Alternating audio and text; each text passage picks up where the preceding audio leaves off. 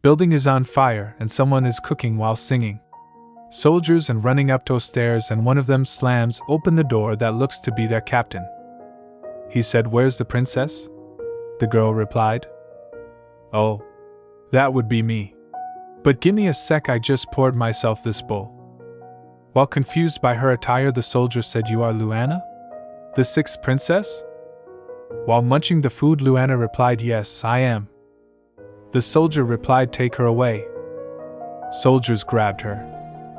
Luana in her mind talks to herself, "My soup.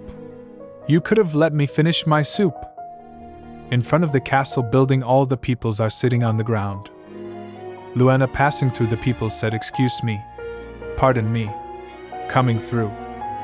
The girl besides her whispers to Luana, "This area is for the royal family. You may want to move before they flog you, or worse." This girl is Ingrid, the first princess of the kingdom. Luana replied, "Oh, I'm a princess." The red-haired girl said to "Oh, wait a second. I heard about a princess who lived in some abandoned castle. Is that you?" After listening to this, peoples besides them started to talking to each other, saying, "I thought she died. She's the daughter of that maid. That poor thing. Look at her." Luana thinks in her mind, "Laugh all you want. We're all gonna get beheaded here anyway." She tells, "How do I know this? Because I know everything that will happen in this kingdom. I read about it in a book, in a previous life. It was quite a popular romantic fantasy novel where I was from." She tells the female lead was the first princess, Ingrid, that beautiful creature from earlier. As for the male lead of the story, he was a warmongering emperor who planned to conquer the entire continent. Upon seeing Ingrid, the emperor asked her to be his concubine, but she refused. This infuriated him to no end.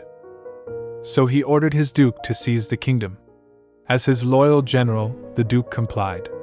The kingdom fell at his hand. But upon seeing Ingrid, the duke too wound up, falling for the lovely princess, the princess of the kingdom he had ravaged. And I became Princess Luana, a minor character in the story with no significance whatsoever. I was the daughter of the king and a lowly handmaiden, an illegitimate child. So I was kept hidden away in an abandoned castle, and hated every minute of it. I realized that I couldn't change my destiny, so I figured, why not make the most of what I had?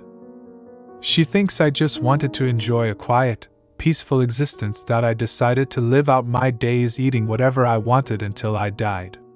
They say that if you die with a full stomach, you look extra content in death. So there's that too.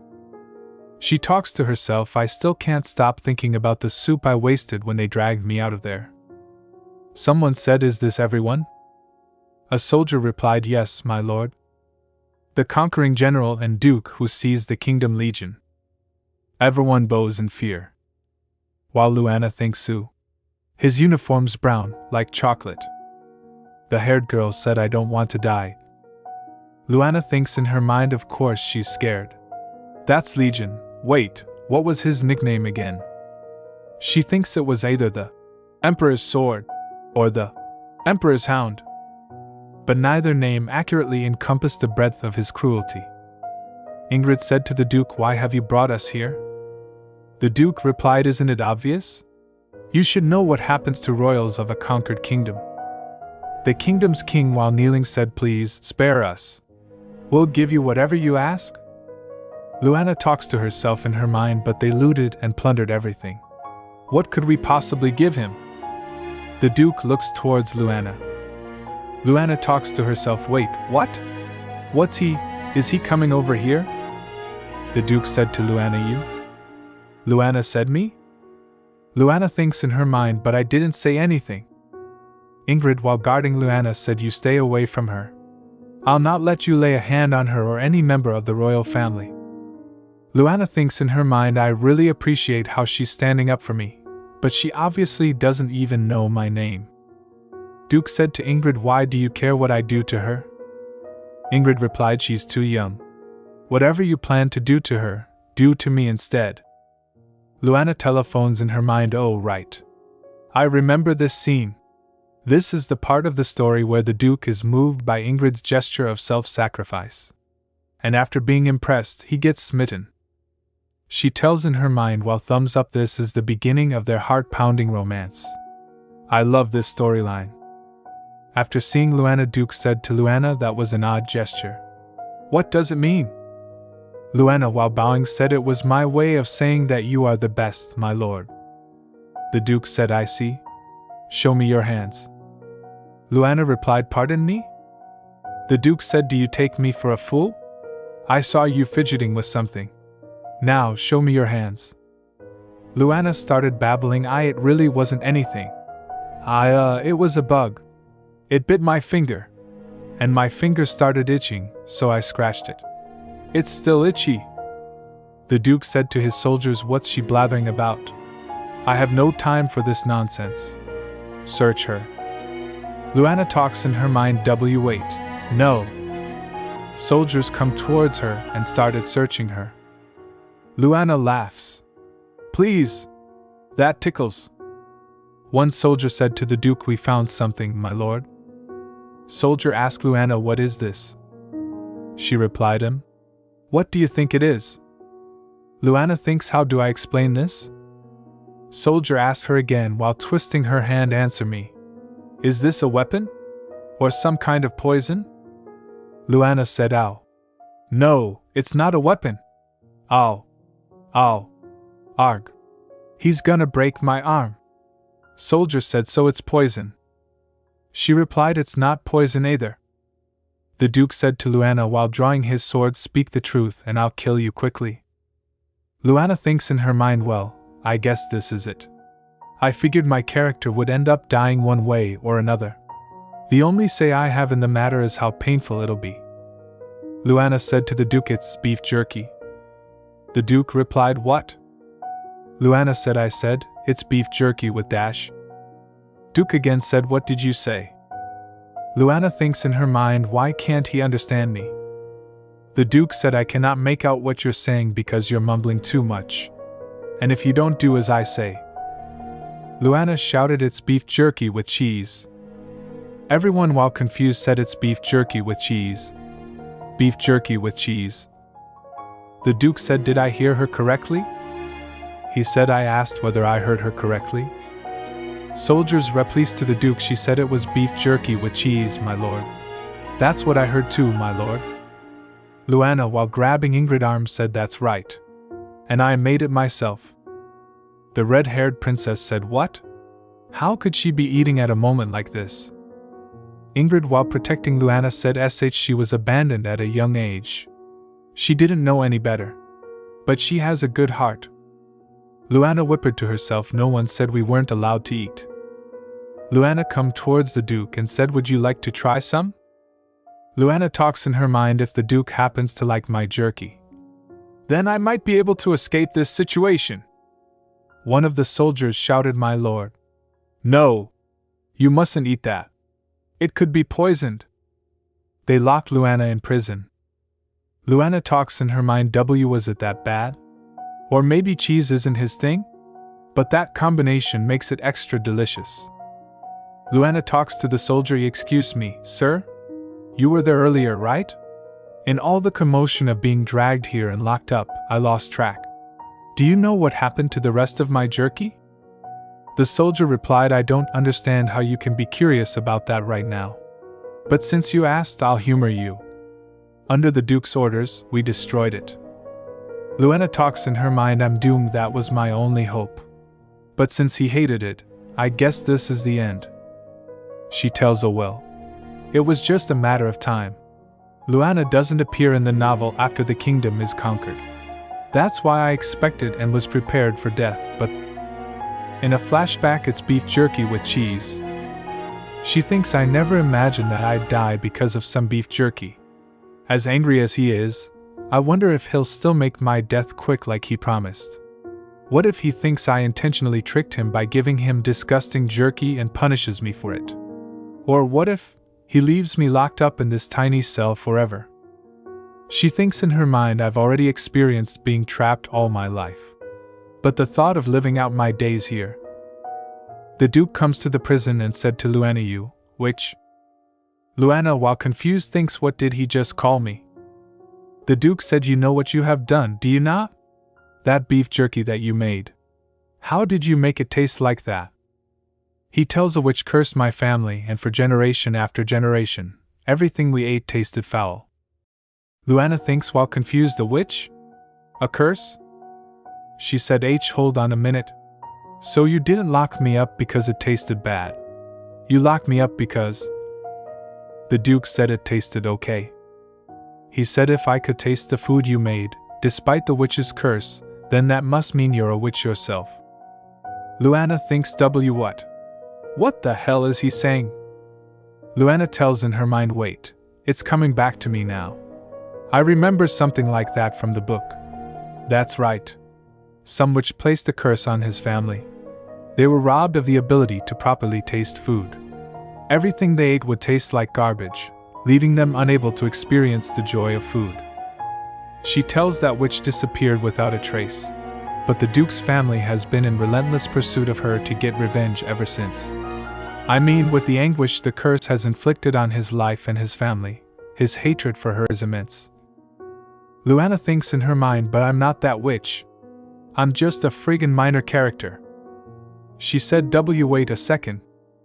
She thinks in her mind, "I swear the book said nothing about my character being a witch." She shouted, "I am not a witch." The Duke said, "Naturally, I don't expect you to confess that now. But we have ways of making you talk." Luana talks in her mind, "My plan was to live out my days enjoying food until the day I died. Nowhere did it include torture. This can't be happening. I need to find a way out of this, now.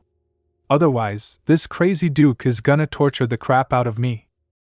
She thinks, "I got it." While bowing to the Duke, Luana said, "You got me. I'm a witch."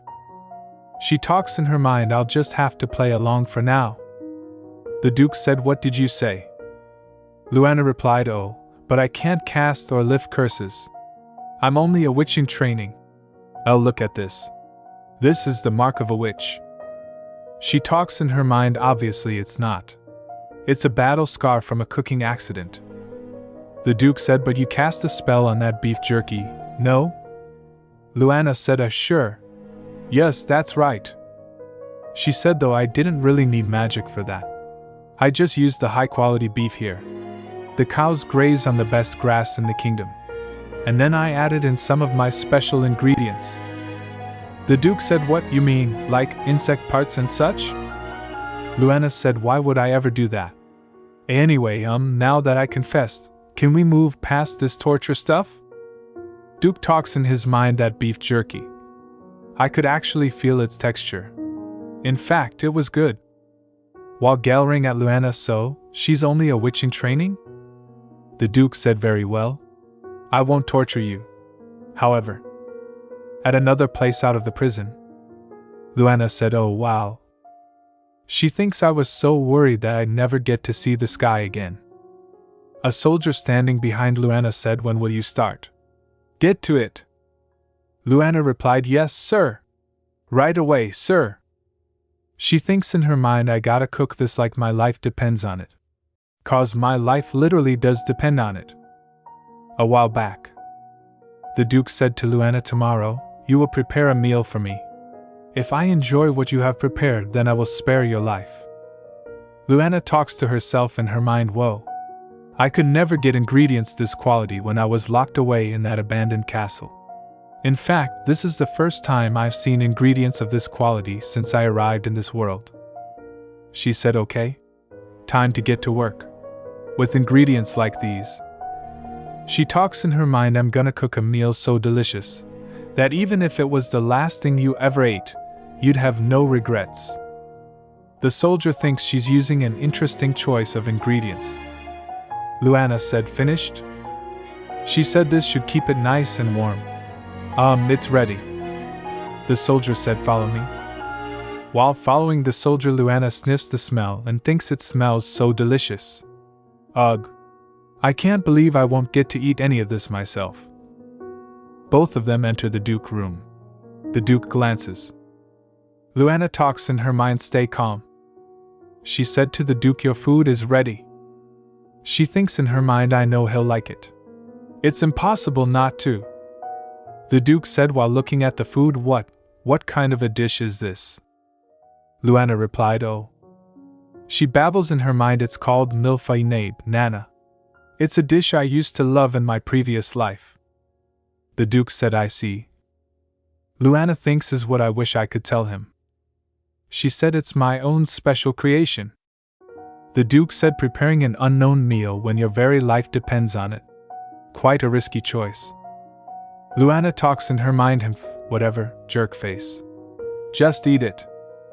She tells in her mind, with that incredible beef, fresh vegetables, and delectable peanut sauce, nobody can resist this. She said to the Duke, it tastes best when you dip each bite in the sauce. Enjoy. The Duke said, just to be safe, you eat it first. Luana replied with pleasure. She talks in her mind, what, you think I poisoned it or something? I would never treat the food that way. She tells, first, you wrap the beef in a cabbage leaf and dip it into the homemade peanut sauce.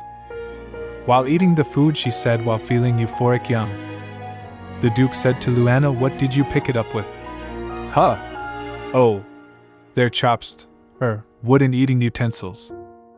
Luana talks in her mind, when I realized there were no chopsticks in this kingdom, I carved my own with the nanny who raised me. The Duke talks in her mind, I guess it's not poison. The Duke said, but to be sure, I should wait and see. See if the poison has a delayed effect. Luana shouted, what? She said, no way. It won't taste as good if it's cold. After slamming the table, she said, no matter what the dish is, it tastes best when it's hot. The Duke thinks in his mind, what a strange girl. Is this how all witches act? But strangely, for some reason, I don't think she's lying. After swallowing the food, the Duke asks, with all that was at stake, this is the meal you chose to serve? He thinks perfectly blanched sweet Napa cabbage, tender and savory premium beef, and a delectable peanut sauce to top off the flavor. This tastes so. Lon said, it's good, huh? The Duke said it tasted fine. Luana thinks in her mind, oh, you loved it. I can see it on your face. Luana started chattering, it tastes even better with noodles. There's this type that's like pasta but slightly thicker, and it goes perfectly with the broth when boiled together. The Duke slams the table and said, when the Emperor sent me here, he promised me something. From the spoils of my conquest, I could choose one thing for myself before handing the kingdom over to him. He said, of course, there was nothing in this feeble little kingdom that I wanted, until now. Luana thinks, wait, what? This wasn't in the book. Luana closed her eyes and clenches her hands. While staring at Luana, Duke thinks, what is she doing? Then Luana said, now hold on just a second. Are you referring to me? Just what exactly are you planning to do with me? The Duke instantly said, you'll stay locked up until my administrative duties here are completed. Then you'll accompany me back to the Empire.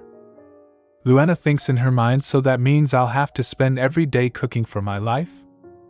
Luana said to the Duke, have you thought this thing through, sir? If you want a blonde-haired, blue-eyed princess, surely there are prettier ones than me. The Duke replied, not interested. Luana, then what about that sexy red-headed princess from earlier? The Duke replied, no thank you. Luana said, but this is a big decision, isn't it? Shouldn't you take more time to mull it over? While glaring, the Duke said, do you dare question my decision? While averting her eyes, Luana saw WLIM. The Duke said to his soldier, let her eat, and then lock her up. Luana saw wait. Luana pictures the Duke in her mind saying to her, you're my slave now. Not quite what he said. Luana thinks, I still can't believe it. How the heck did this happen?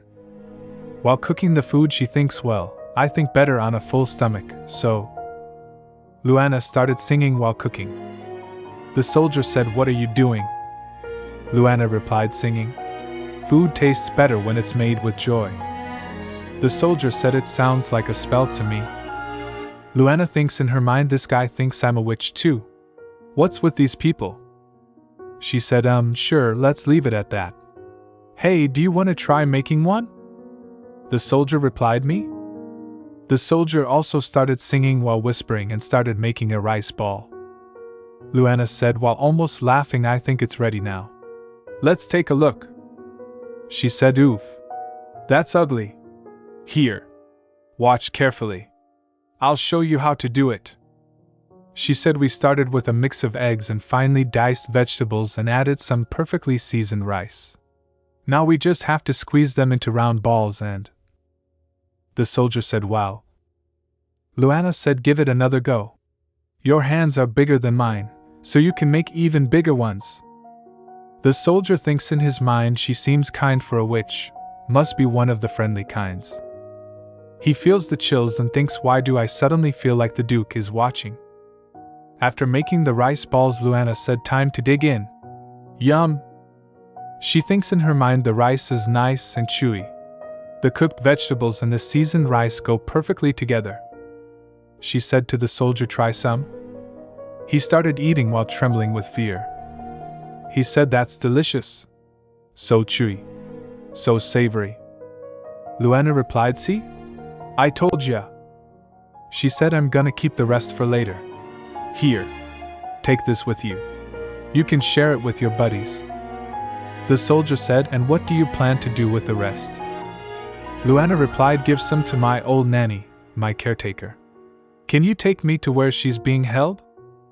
She talks in her mind, of course, I'm gonna eat some of it too. The soldier replied, I'm not sure that'll be possible. Luana said, what? Why not? While standing in front of a big door, Luana thinks, oh, right. They're keeping the royals separate from the servants. She thinks I can't survive living among those princesses. They'll just treat me like their maid. I've been living in isolation all this time. I've never been part of the royal family.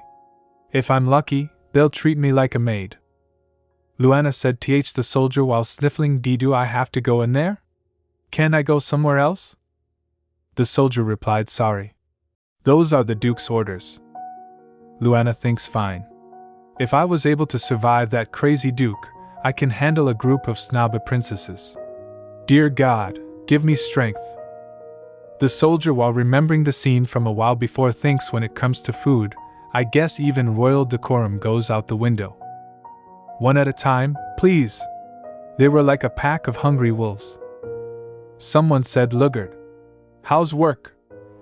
Lugard said, I just finished my shift. The other person said, me too. And I'm famished. Lugard sighed, oh. I have something here, and extends his hand. The other person said, what is it? Lugard sighed, it's a rice ball. That outcast princess made it. The other person said, a princess made it? It smells really good. The Duke came close to them and said, you.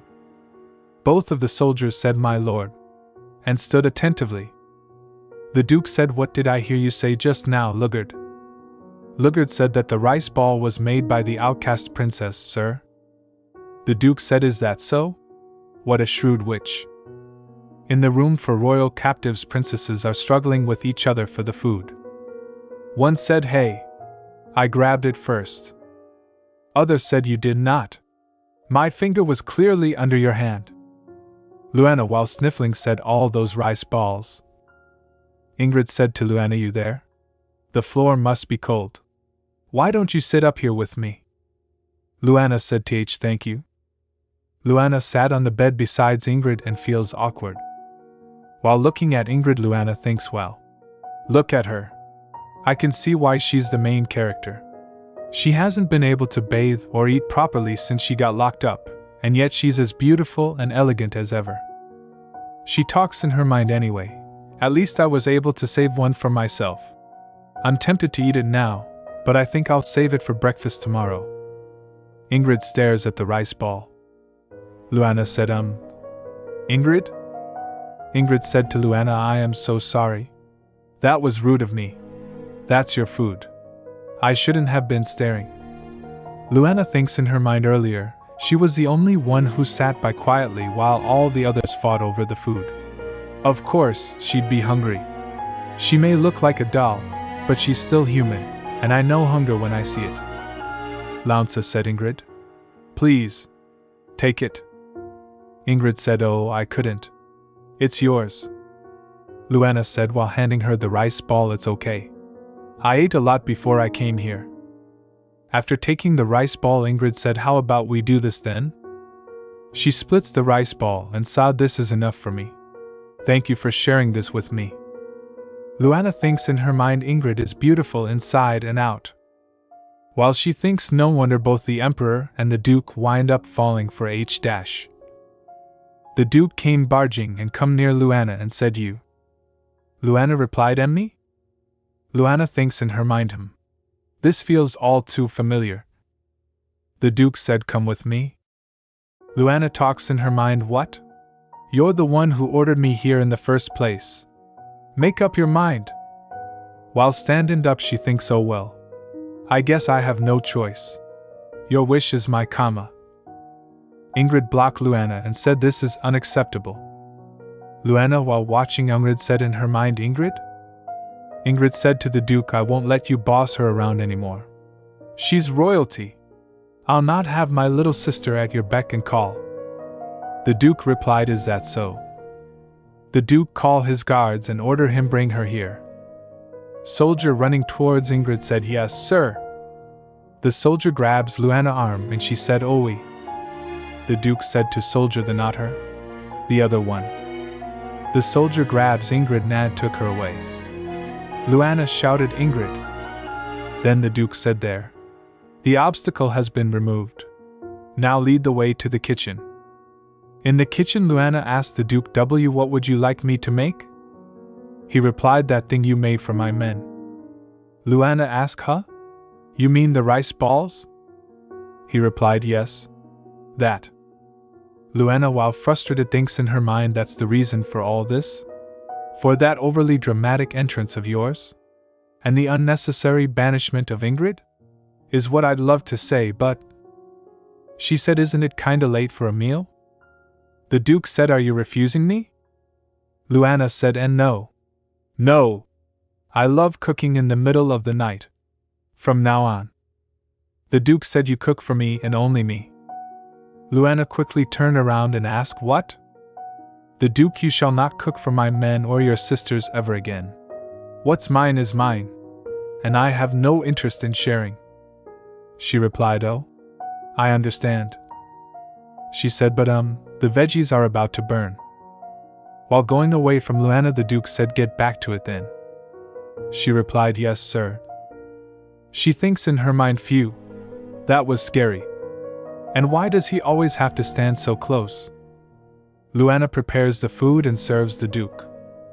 She said to the Duke, so, don't forget to chew thoroughly. The Duke, while eating, replied, that's what I'm doing. Luana thinks in her mind, you could have fooled me. You're eating it so fast. After eating, Duke said, that took care of my hunger. Luana talks to herself, you ate 6 whole rice balls in the middle of the night. She said while feeling joyful, okay, time to go back. Thank you? I'll show myself out.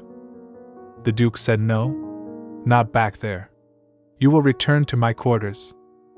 Luana, while showing blank expression. She said, say what now? The Duke said, you heard me. Follow me to my quarters.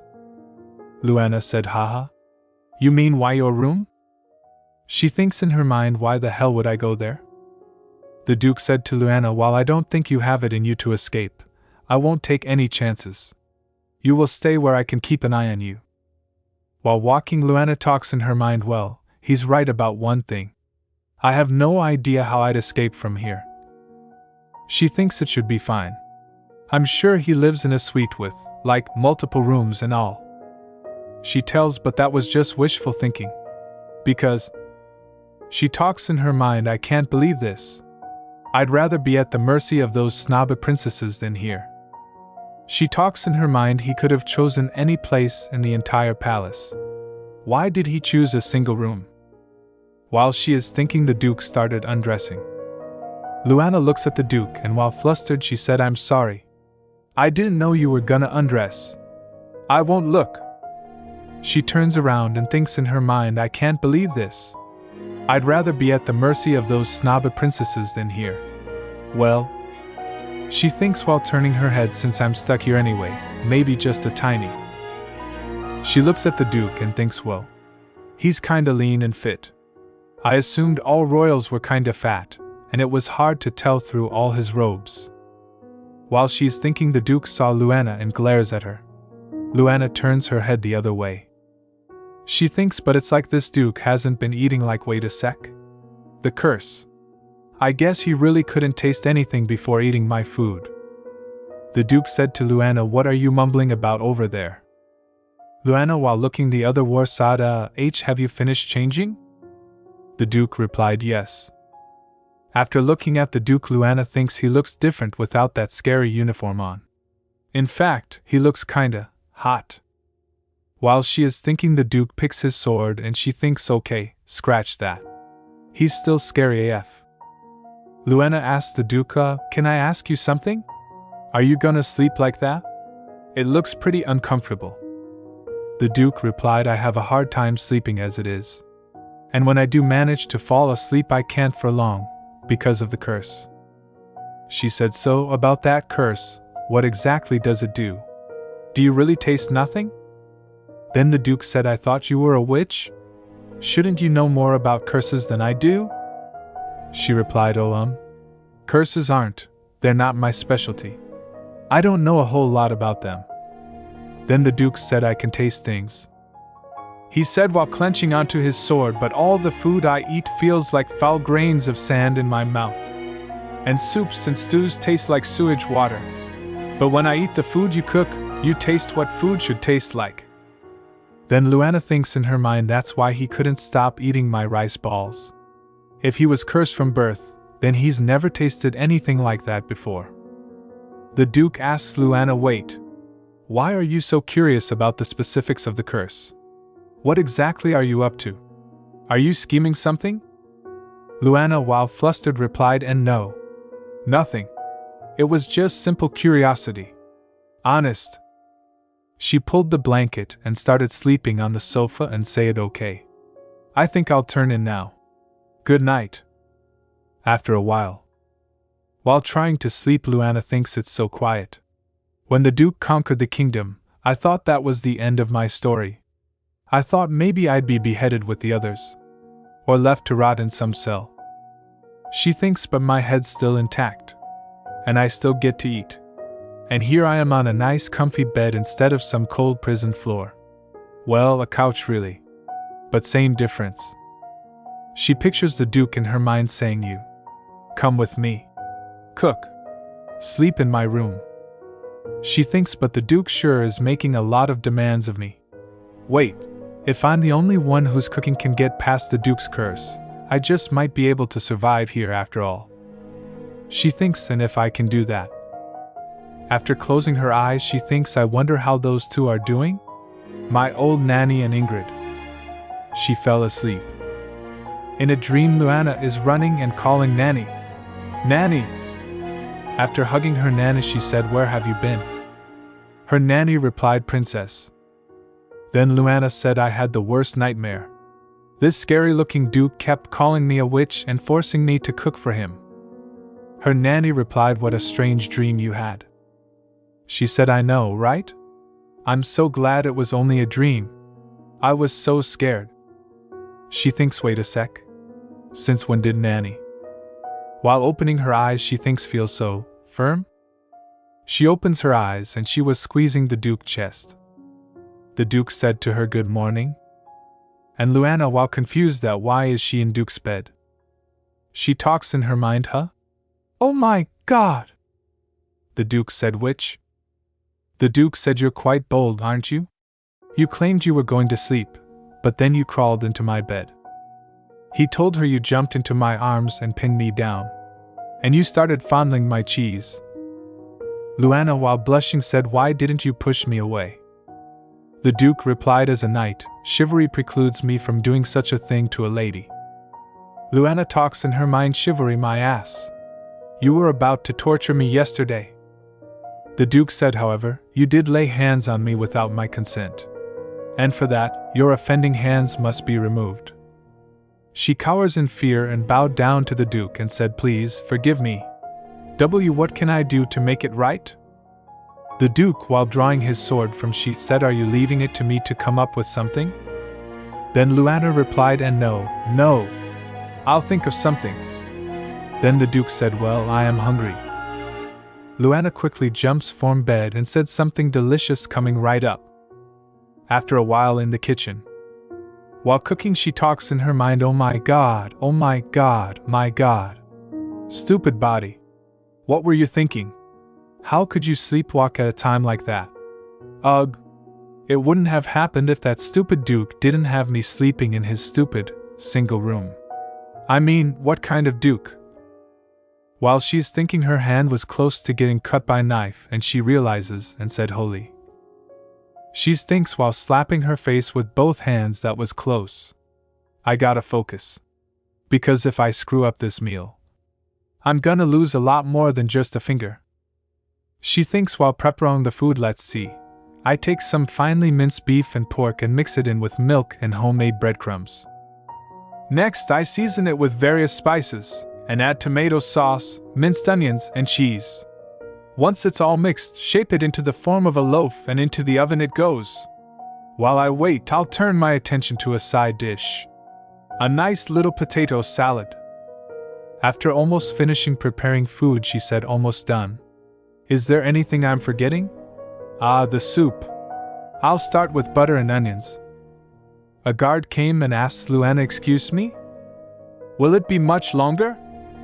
Luana replied, Oh, I was just getting started on the soup. The guard said, Then you may have a problem. The Duke has begun sharpening his sword. While sniffling, Luana said, Oh, I meant, all done.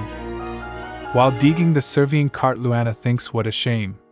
That soup would have complemented these dishes nicely. But it can't be helped. A hungry Duke is an angry Duke. The guard opened the door of the room and she went in. The Duke standing there said, You're here. Luana replied, Yes, sir. While serving the food, she said, So, today, the main course is, The Duke asked, Meatloaf. She kept talking, and you can enjoy that with a side of potato salad. The Duke said to Luana, Hand me another plate. She replied, Huh? Okay. Here you go. The Duke said to Luana, Sit. She replied, Pardon? He said, Are you refusing me? She said, I think I'll take a seat. Then Luana started eating. While eating, she thinks, Huh? What the heck? What, are we food buddies now? She talks in her mind, Why did he ask me to join him? Does he want me to test for poison again? No. Can't be. He's already started eating. The Duke asked Luana, Do you not wish to eat? She replied, And no, sir. I'll eat. She talks in her mind, I have no idea what he's up to with this, but I'm a foodie through and through. So if he wants me to eat, I'll gladly eat. After started eating, she thinks, Yum. The soft, bread-like texture with each bite filled with the savory taste of tender beef and pork, beautifully accented by the succulent tomato sauce. She thinks it's perfect. After enjoying that perfect blend of flavors, I'll take a spoonful of potato salad. It's the perfect addition with its cool and creamy texture. She thinks while glancing at the Duke, they're both delicious. I wonder if the Duke is also enjo.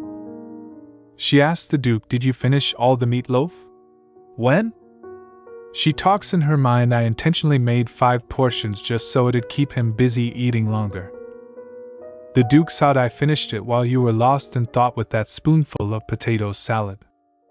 Luana thinks in her mind, is he actually eating these things or just pouring all the food down his throat? She asks the Duke, So, was the meal to your liking, sir? The Duke replied, Well, it was fine. Luana thinks so he liked it. Thank God. Because if he chopped off my hands, that'd certainly put an end to my cooking. The Duke said to Luana, You are forgiven for last night's transgression.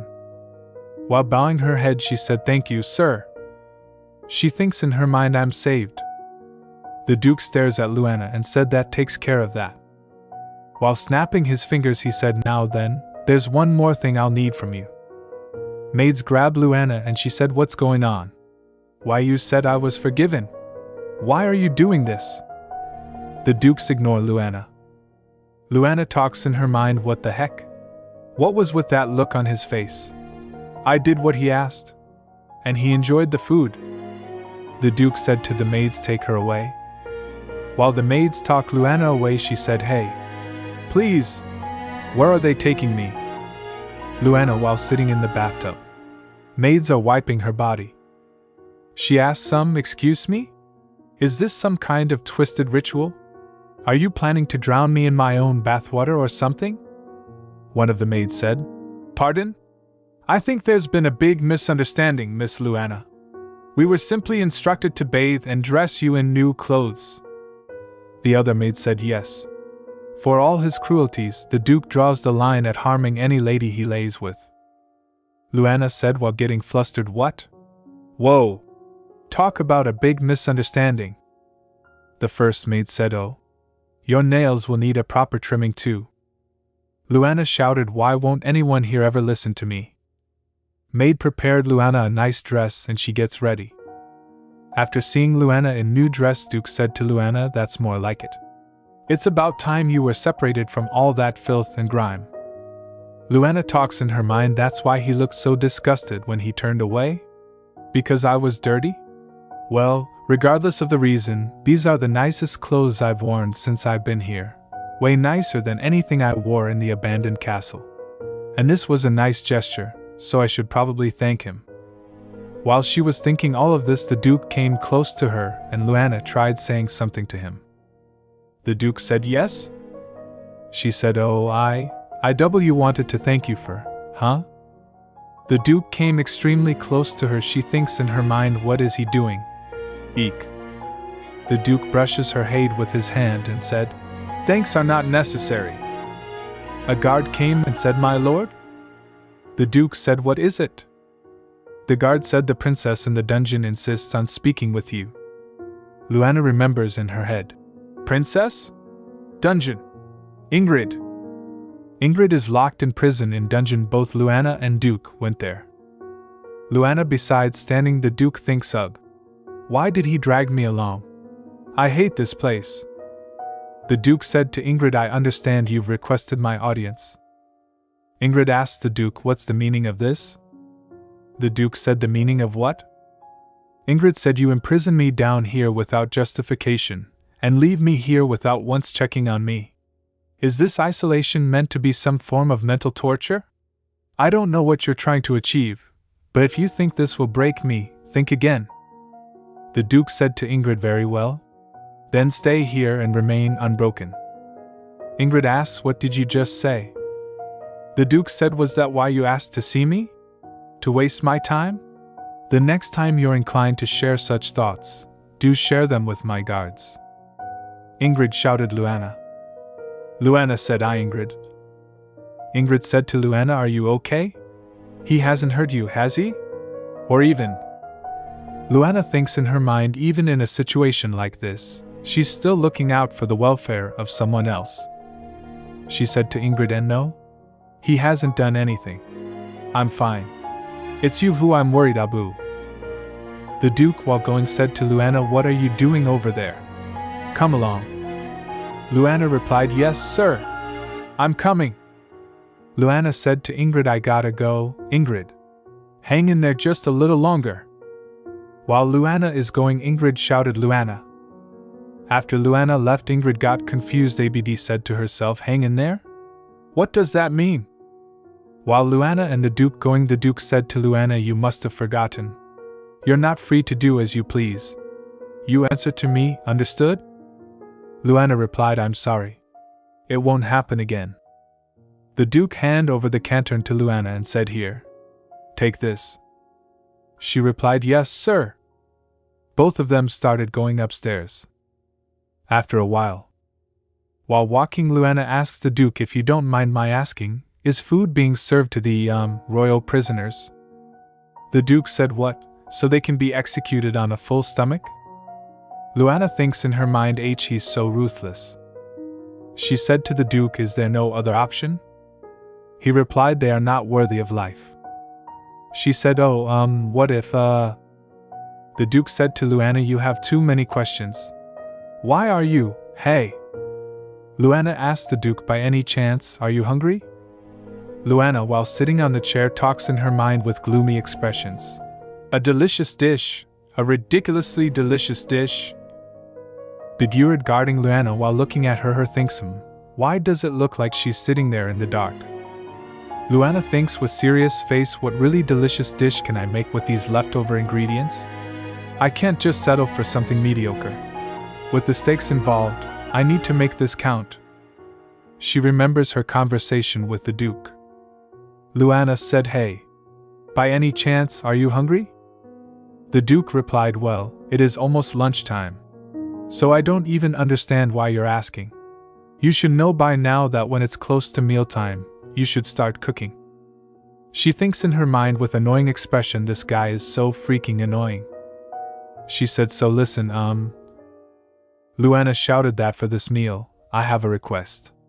Shout if you like the food I cook for you this time, then, let me cook for the royal family and, the maids." While the Duke stares at her, she thinks, shoot, did I cross the line? Was that too aggressive? Or did it sound too selfish? What if he decides to lock me up like Ingrid? What if he... The Duke asks her why. She replied, "Huh? Why, what?" He said, "Why did you just ask that of me? They're the leaders of a conquered kingdom. They are to be executed. I thought you understood that." He asked so again, "Why would you want to feed them? What difference does it make whether they starve to death or lose their heads? And why do you care about them?" While Luana is shocked by his words, he said, "Your father, the king, was the one who chose to banish you to that abandoned castle. And your sisters never protested on your behalf. Am I wrong?" She replied, "Well, it's true that he was the one who abandoned me in that castle. But I never really knew him. And I only recently met my sisters, but none of that should matter." She said with a cheerful grin on her face, "Because no matter who you are, being hungry really sucks. Wouldn't you agree?" She tells him further, "Plus, my motto is if you're gonna die tomorrow, eat something yummy today. By the way, I wasn't suggesting that we feed them anything fancy. Just something that can fill they." The Duke said, "Enough? You've made your point. I will grant you your request." Luana said, "Really? Thank you so much." The Duke said, "However, this meal you prepare me must be so good that I'll be compelled to say that out loud. Now to the present." Luana stands up saying, "Aha! I got it." She talks in her mind, "I got just the thing that'll make that stubborn Duke swoon." She started preparing food and explains the recipe first. Take a fresh, whole chicken and chop it up into smaller pieces. Then, soak the pieces in milk for a bit, a little trick to get rid of any gamey odor. After letting it soak, add salt and pepper, followed by white wine, garlic, and peppers to season the meat. Then I roll the pieces around in breadcrumbs. Now comes the most important part, hot oil. Oil is so expensive in this world, I rarely used it at my old place. But here in the royal castle, there's plenty of the stuff. Alrighty then. Time for the deep fry. The Duke, while sitting in his office and doing his work. He thinks in his mind, my duties here are almost over. I should be able to return home soon, and then I'll return with her back to the Empire. He remembers his conversation with Luana. Luana said, "For this meal, I have a request. If you like the food I cook for you this time, then, let me cook for the royal family and, the maids." He talks in his mind, come to think of it, why on earth did I agree to that brazen request? Had someone else dared to confront me like that, I would have cut off that insolent tongue right there. It was amusing watching that little princess squirm as she was asking, but I shouldn't have agreed, While putting his hand on his face, he thinks, of course. I agreed because of her cooking. And I was curious. She sounded so confident about preparing something otherworldly. I had to sample what the witch had in mind. If it's that good, I'll bet it's a trick of some kind. Then I can simply enjoy the food and not keep my promise. While thinking, he hears knock knock on the door. He heard a voice saying, "My lord?" He said, "Enter." It's Luana. With a cheerful expression, she said lunch is served. She said while serving the food on today's menu, fried chicken, potato wedges, and beer. Or as I like to call it, fried chicken and beer. The Duke asked, chicken and beer? She replied, yes. You'll love it. Chicken and beer goes so well together. She tells him further, I've marinated the chicken with my secret recipe, and fried the pieces twice to make them extra crispy.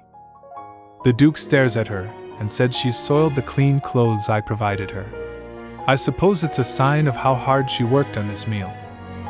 He said, I drink wine, not beer. Luana said, come on. Don't be like that. Just try this combo once. You won't regret it. Dig in before it gets cold. The Duke said, if it'll stop you from rambling on, I will. He stated, eating / While he's eating, Luana thinks, I wonder why he's not saying anything. While the Duke was drinking beer, the next moment he finds himself standing in the barley fields. Her said, a barley field? He returns to his senses, huh? He said, what? Luana replied, why yes? Luana think in her mind he's finally saying something. He said, what was, name? She replied, oh, it's fried chicken and beer and... He interrupted her and said, no, I mean your name. She said, and my name? It's Luana. And you know my last name, right? He said, I'll have to remember it. A guard walking carrying the food heard people's gossiping. The gossips were about the Duke and Luana. Hey, did you hear? That crazy Duke's taking interest in the abandoned princess. Is that right? Not only did he take her into his bedchamber, but now he won't even let her leave his side. His bedchamber? Really? But all the other princesses are locked away. I even heard that Princess Ingrid was thrown in the dungeon. I heard the same thing. And that's the most confusing part. If the Duke were to fall for anyone, I thought it'd be her, not some outcast princess. The guard carrying the food opens the door and throws the food in front of King and Queen. The previous king said, what is this? The guard replied, starting today, you'll be fed twice a day. Be grateful for the Duke's mercy. And he left. The king, who is Luana's father, said while questioning why the sudden mercy. I was certain he was trying to starve us to death. The queen, who is Luana's stepmother, replied, the rumors. They must all be true. He must be keeping company with that child. She said, yes. Maybe she has something to do with this. The king said, the abandoned princess? The queen said, yes, and perhaps we can use her to our advantage. Luana, while talking to the Duke, joyfully said, are you serious? The Duke said, stop asking me that. Why can't you accept what I tell you the first time I say it? She said, I'm sorry. I was so happy, I couldn't help it. She thinks in her mind, never in a million years did I think he'd actually follow through with my request. She thinks while the Duke is eating food, he never actually said it tasted good, so technically, I lost the bet. I guess he's still too proud to admit it. Well, whatever the reason, I'm glad you won't be starving anymore, Ingrid. Luana said to the Duke, you must really like the chicken. First for lunch, and then again for dinner? The Duke replied, is that a problem? While flustered, Luana said, and no, that's not what I meant. Regular fried chicken's great and all, but there's another fried chicken dish that's even tastier. The Duke asks, what other dish? She said, I call it seasoned fried chicken. He said, seasoned? So there are different kinds of fried chicken? Luana replied, saying, oh, there are plenty. There's one made with soy sauce, and another one prepared with fresh scallions and a side of honey mustard sauce. Oh, there's even one that's made with a cream sauce and shredded onions. The Duke then said with a scary expression, so what you're telling me right now is that you served me the most basic version of the fried chicken dish? Luana quickly said, please don't be mad. I had no choice. I couldn't make any of those other dishes. He said, why not? She said, we don't have all the ingredients here. He said, tell me what you need, and I'll get it. She said, for this particular seasoning I have in mind, I'll actually need some money. I've never gotten the seasoning right, so I don't know the exact ingredients I'll need. I'd have to shop around and see. And that takes time and, well, money. He then calls someone called Roan. He said Roan will help move it to wherever you need. He said while giving her money, is this enough? She replied, it's more than enough. She thinks in her mind maybe he's not that cruel and ruthless after all. The Duke shows knife and with a menacing look said these coins are to be used toward cooking concerns only. Use them for any other purpose. Luana said quickly, I wouldn't dream of doing that. I'll go check what we currently have stocked in the kitchen. And whatever else I need, I'll buy with the money you gave me. While going, Luana stops at the door. Oh, she said with a cheerful grin and said, Mr. Legion? I'm gonna cook you the most delicious seasoned chicken ever. Just you wait. The Duke and his guard gets shocked. He said, did she just call me Mr. Legion? While going, Luana was dancing and singing, la la la la la. Woohoo! She said to herself, first, I need to make gochujang. Then I'll need some soybean paste. She collided with someone while dancing and walking. She said, I'm sorry. I should have watched where I was going. The other person grabs Luana's hand and said, I found you, Miss Luana. Luana asked, you know who I am? The other person replied, of course I do.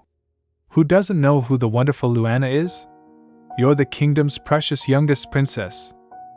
She said, apologies, I should introduce myself. My name is Layla, and I serve the king as his maid.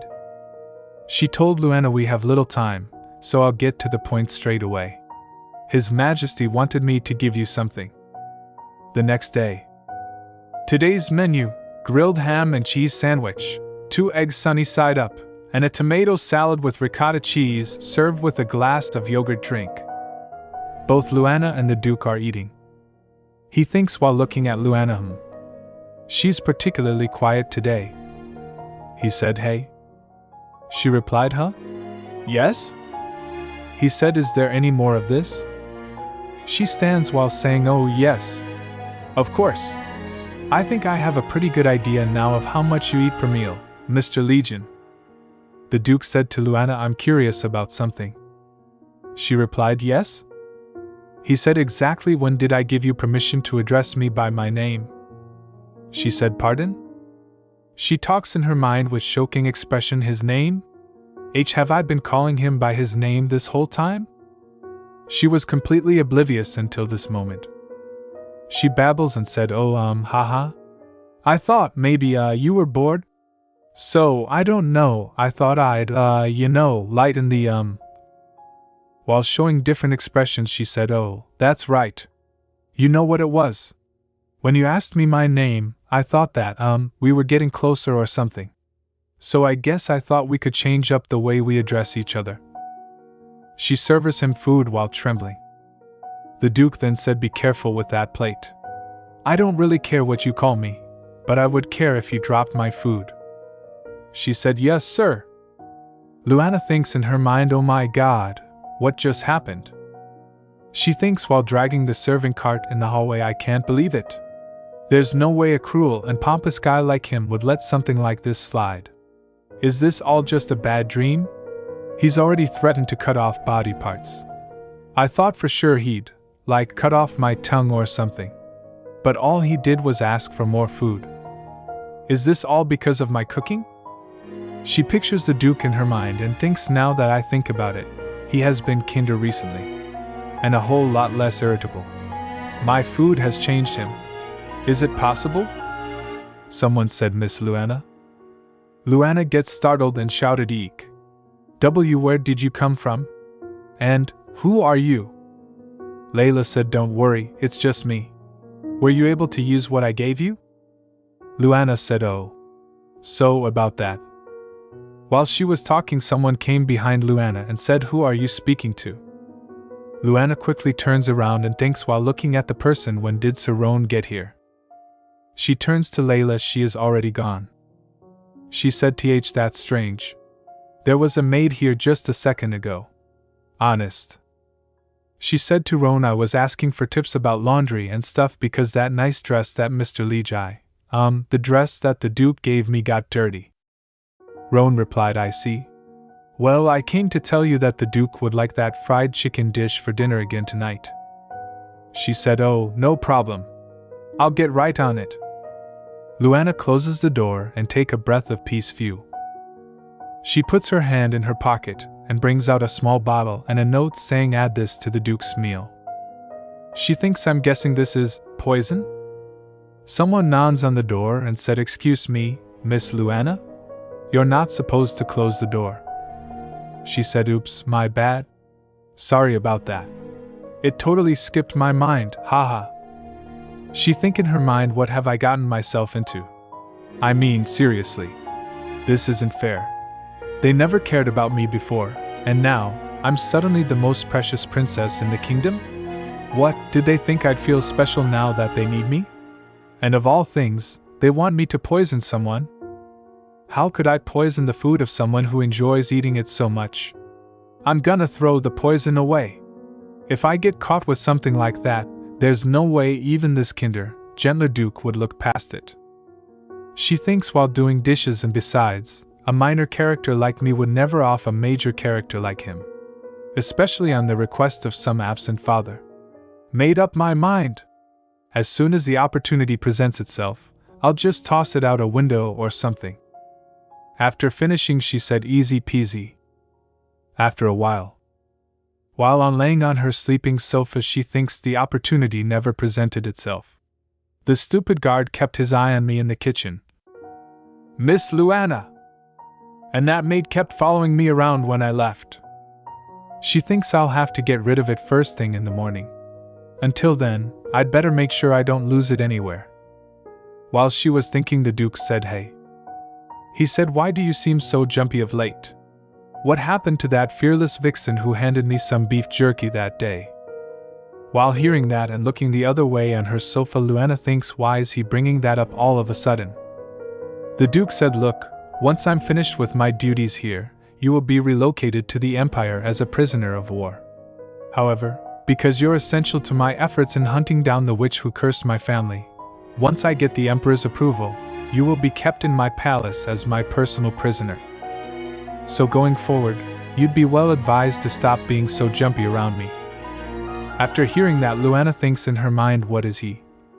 Is he scolding me for the way I've been behaving around him, or asking me to try to feel comfortable with him when we're together? He said, did you hear what I said? She thinks in her mind, please don't come here. Please don't come here. She said, why yes, I heard you. The Duke said while grabbing her blanket, then when someone is talking to you, you should look them in the eye. He yanked her blanket. Both of them fell down. The Duke was under Luana while Luana grabs the blanket. He said, this again, princess? She thinks in her mind, why you're the one who pulled me onto you. She quickly gets away and said, I am sorry.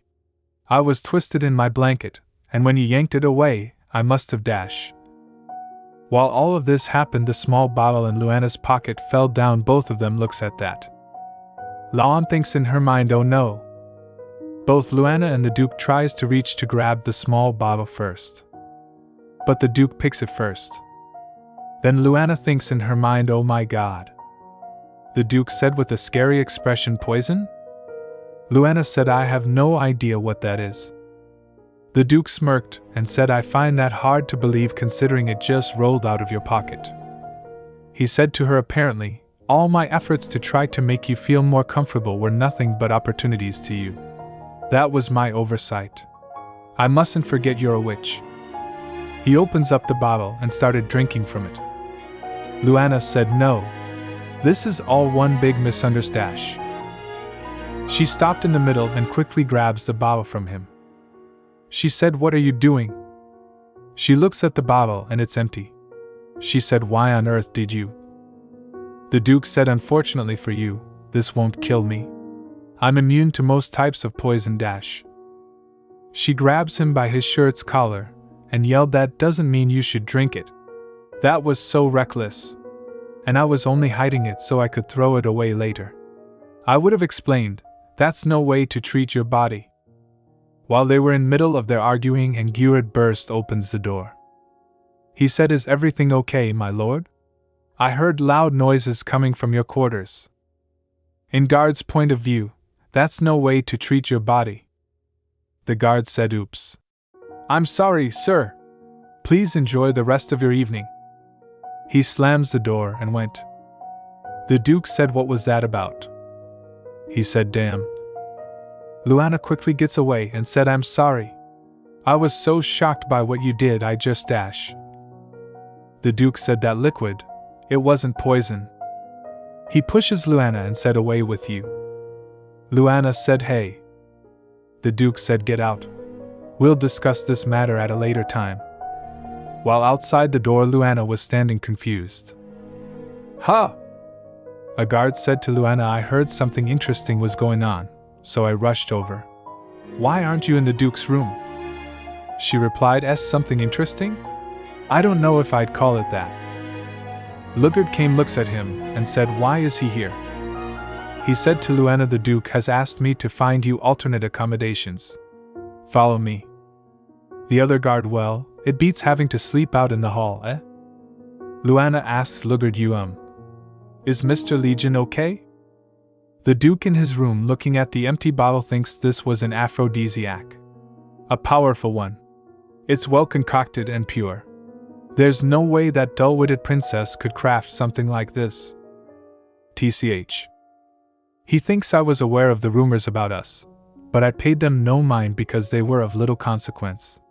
But whoever sent this believed those rumors. He snaps his fingers. A person appears and said, "You summoned me?" The Duke throws the empty bottle at his and he catches it. The Duke said to him, "Find out who's behind this." He said, "As you wish, my lord." After he left, the Duke thinks I have my suspicions, but I need to know for sure. Is this how you thank me for sparing your life? The next day, Luana was cutting tomatoes when she heard of the execution. While stunned, she asked, "Executed?" The guard said, "Yes, the king and queen were executed this morning, and their bodies are being displayed in front of the palace." Luana said, "That seems so sudden." While scratching his head, the guard said, "I thought so too. That's why I rushed here as soon as I heard." While Luana is confused, the guard asked, "Do you have any idea what prompted this?" Luana remembers the last night incident with the Duke in her mind. While seething and panicking, she said, "Well, I..." While looking at the food, guard asked, "Oh, is that the Duke's breakfast?" Luana replied, "Yes, it is." She thinks in her mind, I made something mild for him, something that would be gentle on his stomach, considering he swallowed whatever that was yesterday. While laughing, the guard said, "I'm surprised you had the energy to cook this morning after everything that happened last night." With a frustrated look, Luana thinks in her mind, "Geez, this guy's turning out to be a major tool." The guard cheerfully asked, "Can I help with anything?" "Huh!"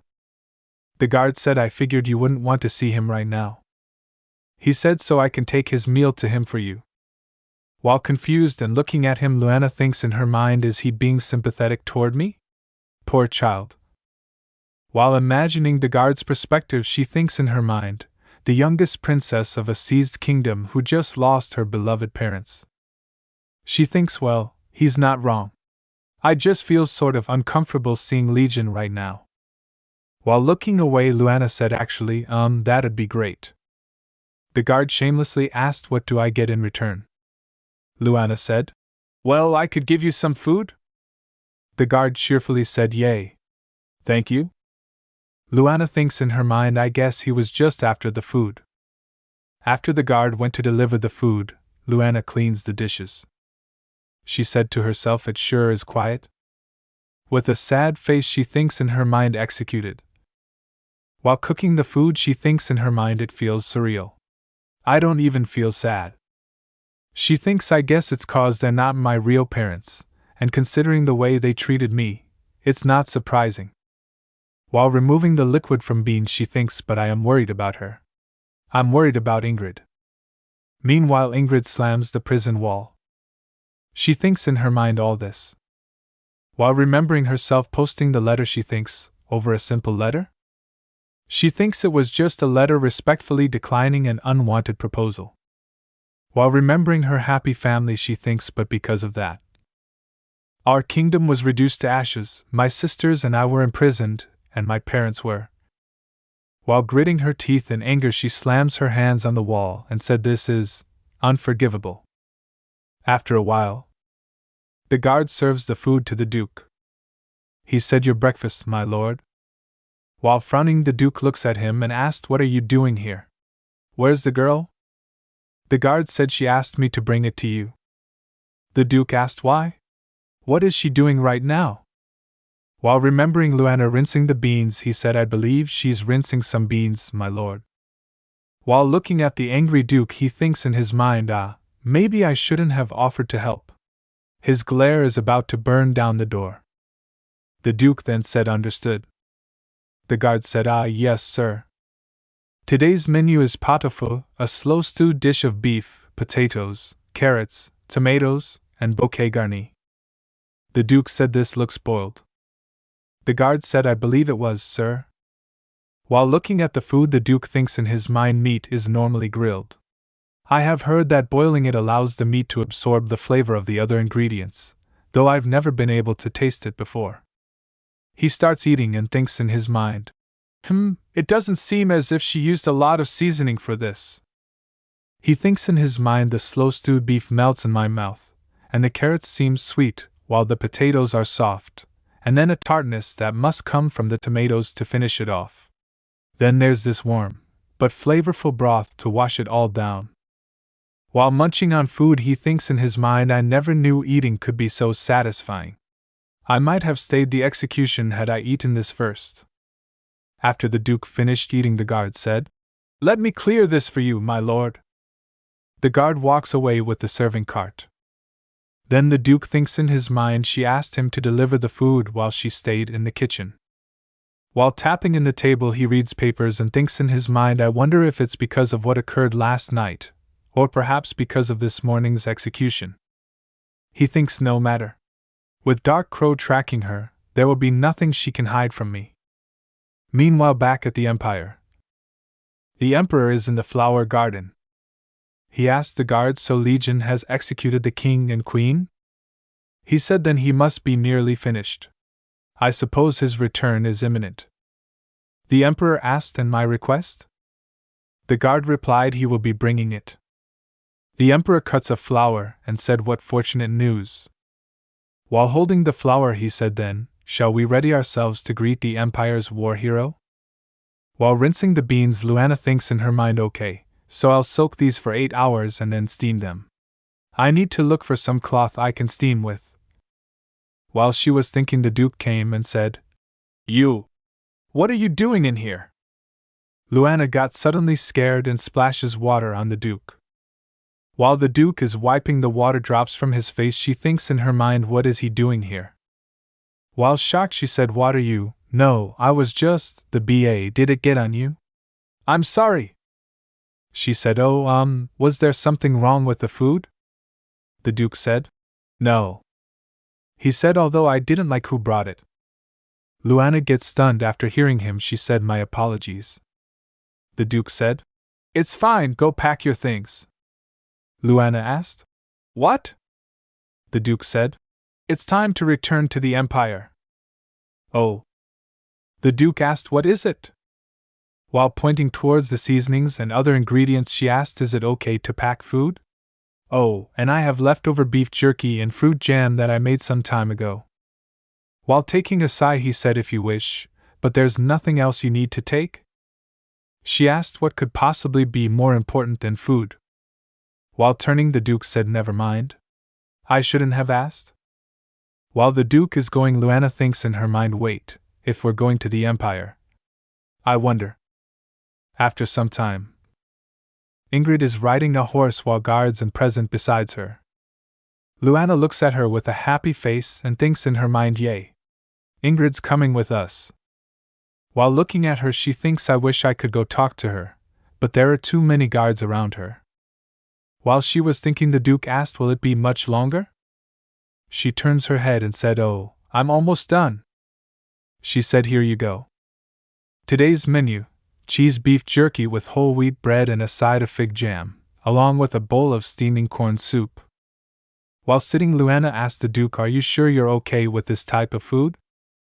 The Duke said, "What did I tell you before?" He starts eating. He said, "If the food isn't prepared by you, then I'd rather eat dirt. This is fine." Luana blushed and thinks in her mind that's nice of him to say, but it's probably just because of his curse. She said, "So, as soon as we reach the Empire, are we going straight to your home?" The Duke asked HM. "What are you saying?" He said, "We must greet the Emperor first." Luana asked. "Me?" The Duke then said, "I thought I made this clear before.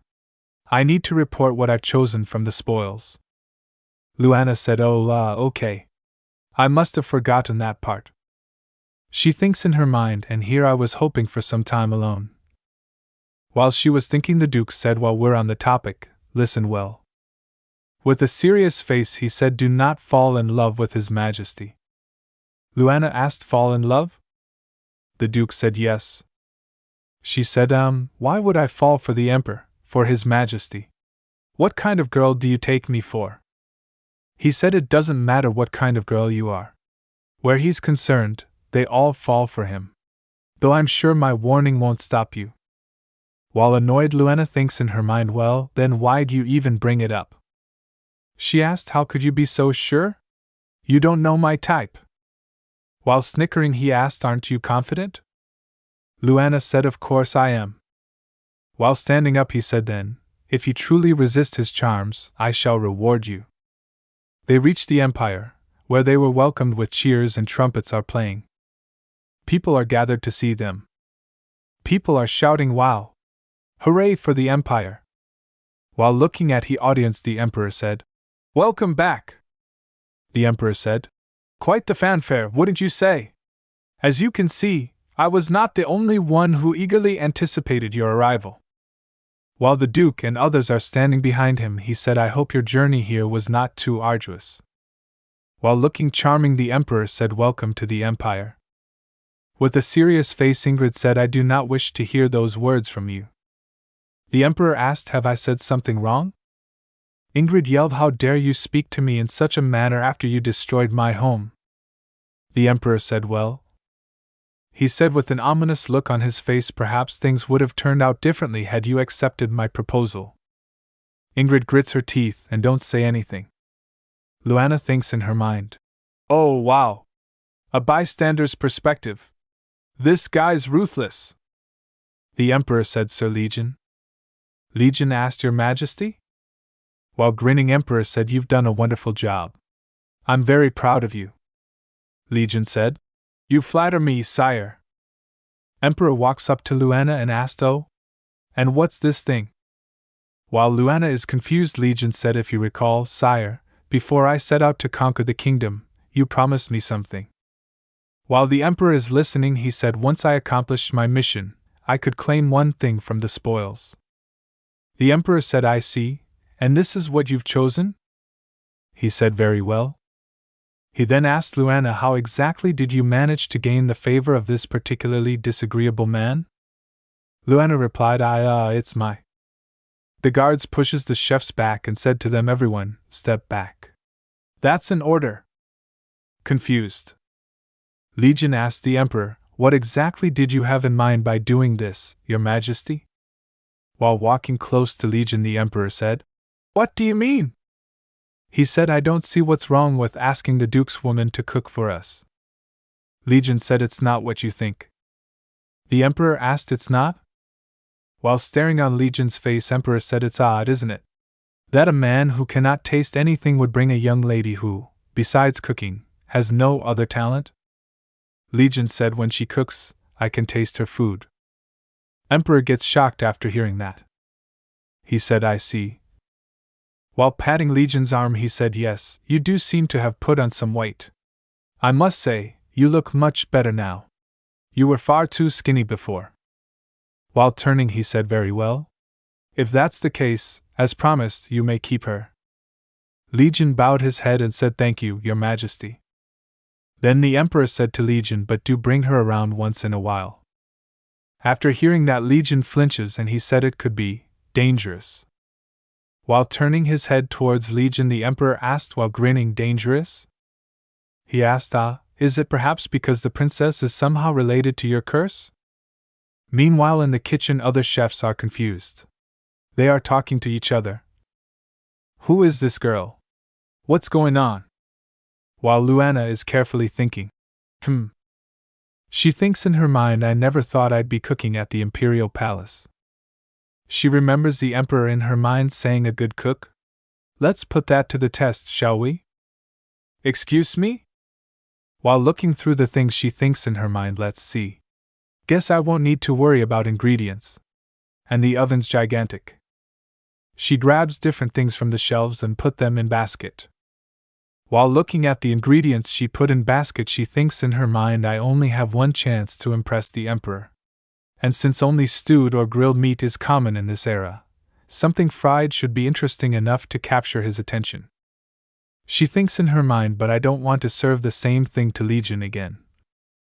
She then reaches her hand and grabs the meat. She thinks in her mind, I got it. She then starts cooking and talks in her mind. She tells, I'll chop the pork into bite-sized pieces. Then I'll rub some salt and pepper into it before adding in some minced garlic. While the other chefs are peeking, she tells in her mind, now for the batter. I'll just mix some flour with water, beer, and oil. Okay, I'll let that sit while I finish prepping the rest of the ingredients. I'll stir-fry everything until it's cooked before adding in a mixture of sugar, lemon juice, and a cornstarch slurry. She said to one of the chefs, please help me cool this down. She replied, Oh, okay. She then tells in her mind, finally coat the meat in batter and… While the other chefs are astonished, she said they'll need to be fried twice. Each needs a certain amount of time. After finishing, she tells in her mind, and now the sweet and sour pork is finished. She tries some and thinks in her mind while enjoying it, it'd taste even better with some soy sauce, but I doubt anyone will complain about that. She then puts a tower-sized serving for the Duke and thinks in her mind, let's prepare the Duke's portion first and leave just enough for the Emperor. While covering the pork, she said, and now it's ready to be served. She then said to the chef, thank you so much for helping me. While chuckling, she said, I'm sorry for barging into your kitchen like that, and don't worry, I'll clean this up as soon as I get back. While going, she said, see you soon. Luana brings the food to serve. The Emperor gets surprised and he said, That was faster than expected. While the other chef is serving the food, Luana said, this dish doesn't take long to prepare, and one of the Imperial chefs helped me. She said, please eat before it gets cold. Fried food tastes the best when it's hot. The Emperor and Legion's serving got switched.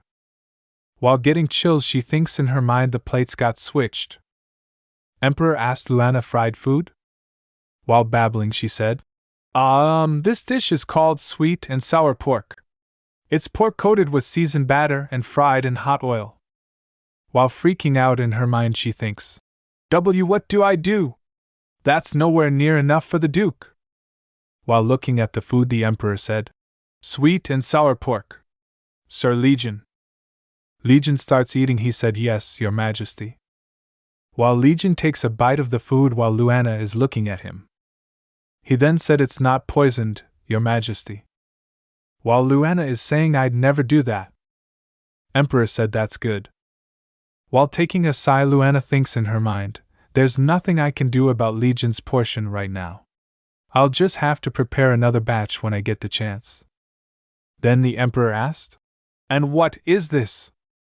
Luana replied, that's a dipping sauce for the meat.